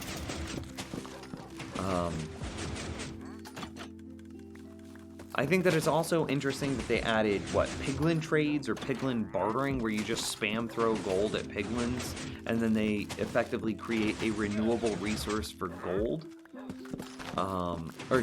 For obsidian and soul sand and stuff like that. I guess you can escape from the Nether, it's just super convoluted. You would have to go kill a bunch of zombie pigmen, get their gold drops, and trade their gold drops enough to get 8 obsidian from the hoglin. Or the piglins, or whatever the hell they are. And then you would eventually be able to make yourself a nether portal and escape the Nether. Potions just need to stack, that's it? I mean, yeah. Give me potion stacking. Even to 8 would be okay. And I think that stacking to 8 might be a new interesting stack size. Because whenever you're using hoppers and hopper filters, potion stacking to 8 would be a new stack size, which means it'd have a new redstone comparator output level, which would be interesting. Make potions stack to 8.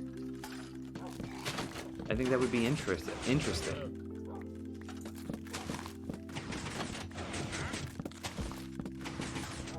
I think hoglins dropping pork chops is just so you can do another only run. I mean, the game needs to be a little bit more approachable. Some of the systems in the game need to be updated so that way more people can understand what they're doing.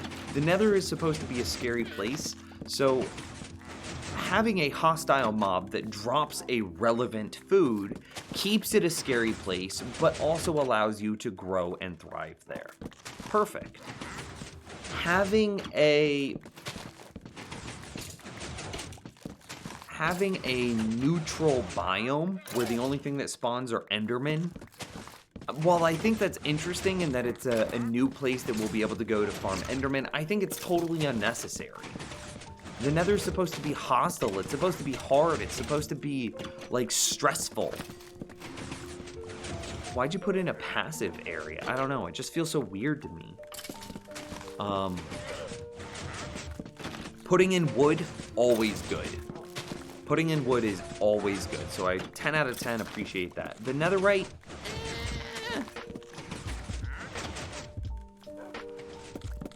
having a tier above diamond, I already feel broken in my Protection 16 diamond armor. It's only going to get more ridiculous having Protection 16 netherite armor.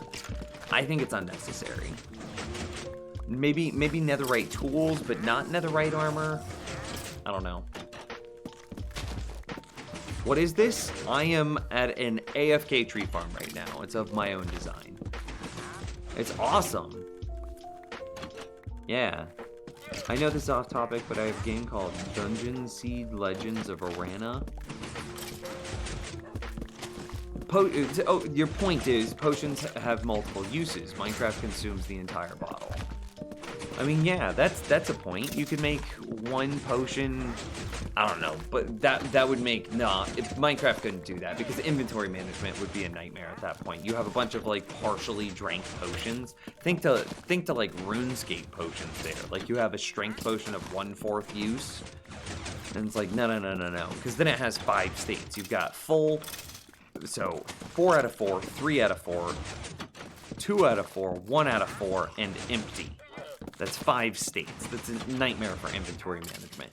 Potions either are full or empty, 2 states.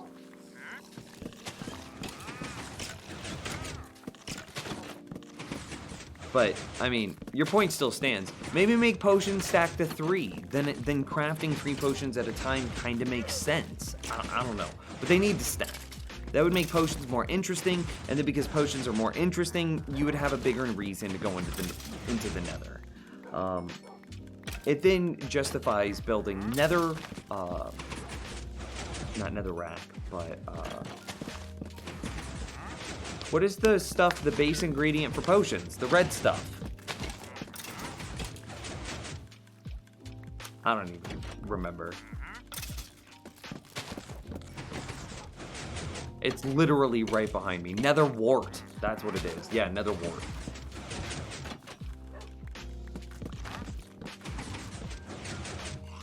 Bro. It would make nether wart farms more reasonable. It'd make potions more reasonable. You'd have a reason to go into the nether. I think that making the new wood types fire resistant or lava resistant, so that way you could build a lava resistant boat, and then you could go sailing in the nether. I think that would be super interesting. And I think that keeps the stress of the nether alive, because say you come across a skeleton, like a regular skeleton that spawned in a fortress, he shoots your boat. You fall out of the boat. What are you boating in? You're boating in lava. And like, I think that that's a super interesting mechanic that preserves the feel, the thematic of the nether.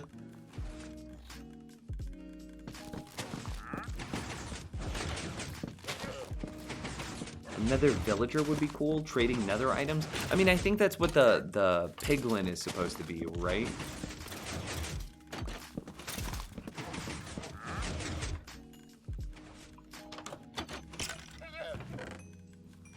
I'm like, yeah, this is absurd. Well, 1 AFK session, and we filled our double chest. It's totally, I can't get this in. That's it.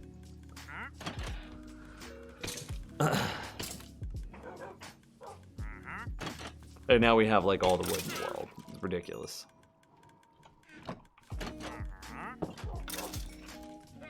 But yeah, that's the tree farm. And notice, if I had been naked, my axe wouldn't have been taking durability. So it's a bit dangerous for me to be using it in a hardcore world.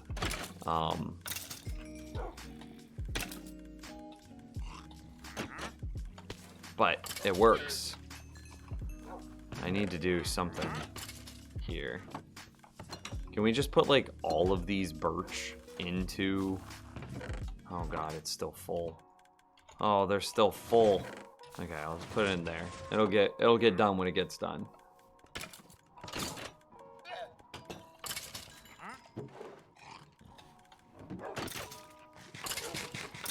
But yeah, this is our tree farm. Here, I can step out into our creative world. Nope, that was the wrong world. And this is what it is. It's this guy here. It is a AFK automatic, if you want to throw that word in there, tree farm. So the player just steps up on this. I mean, this part I could show you in the real world. The player just steps up on the trapdoor, closes the door behind him, aims just at the correct position, and holds right click and left click, and then gets basically an infinite supply of wood, as you can see here. We've got the bone meal being fed to it automatically through a pumpkin melon farm, which then runs through composters to then convert those pumpkins and melons into bone meal. So you can see here that we do have bone meal that's just being added automatically. Player doesn't need to do anything. None of this is good. That means you die.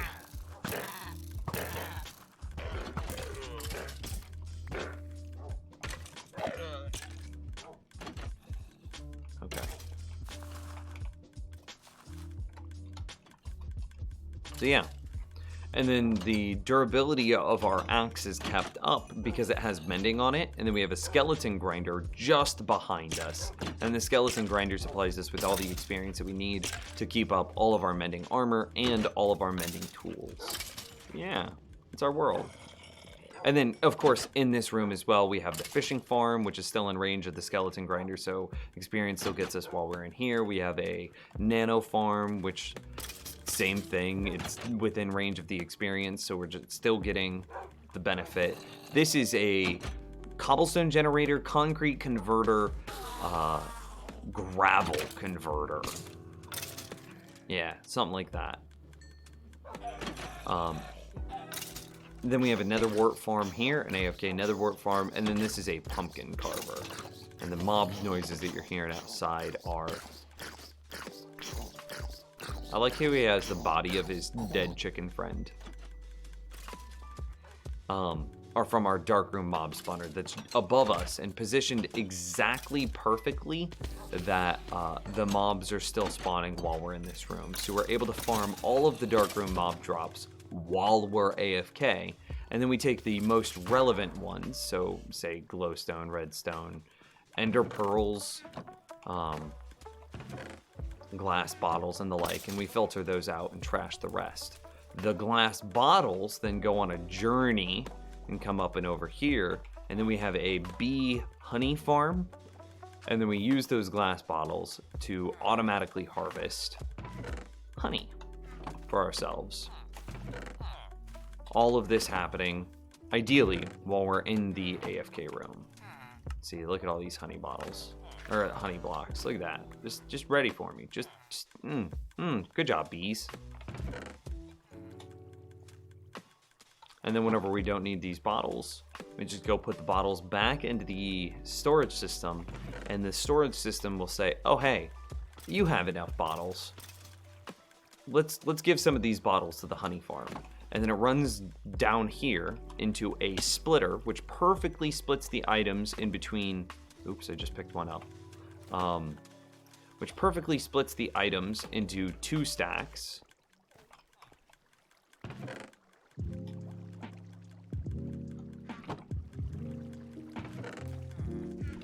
And then we have another set of splitters that perfectly splits the items into... Oh, I don't have my elytra on.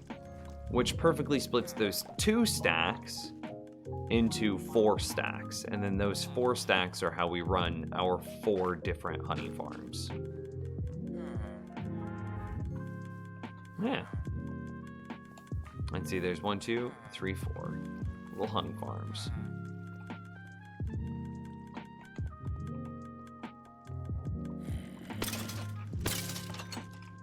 And so all of this is positioned in a way that all of it's running simultaneously while I'm just sitting in here, I don't know, AFK catching fish, AFK cutting down trees, AFK carving pumpkins. Hell, sometimes I just park myself in here and just stand here.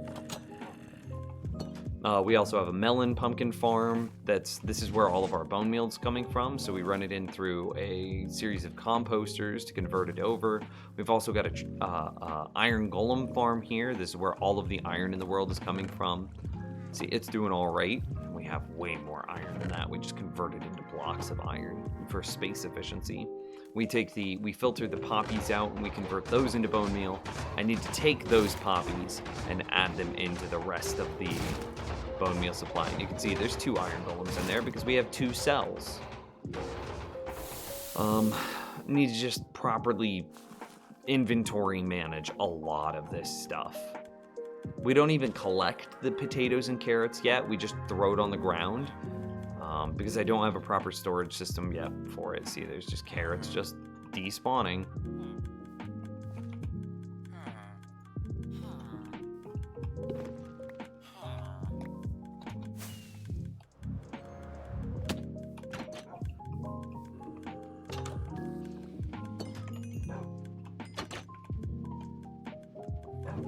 $57 free carrots. I was gonna just lose the void.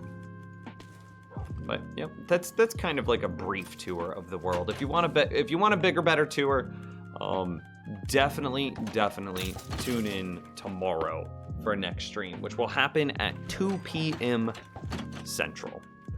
This is going to be the end of the stream for the night, guys. Thank you so much for watching. If you're new to the stream, be sure to hit the follow button. If you want to support what I do, I don't know, Prime subs are nice. But really, join the Discord. And, I don't know, subscribe to me on YouTube, maybe? Those are the big things. So anyway, thank you so much for watching. Thank you for hanging out with me today. I'll see you tomorrow. Same time, same place, 2 p.m. Central. I got you with the Prime tomorrow. I see you. I see you. My eyes.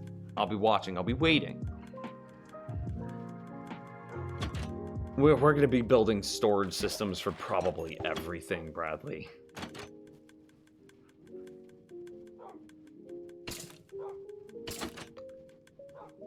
The Winter with the Prime sub right there. He's just like, nah, we'll do it right here. Way to end the stream on a high note, man. I appreciate you. You're a legend.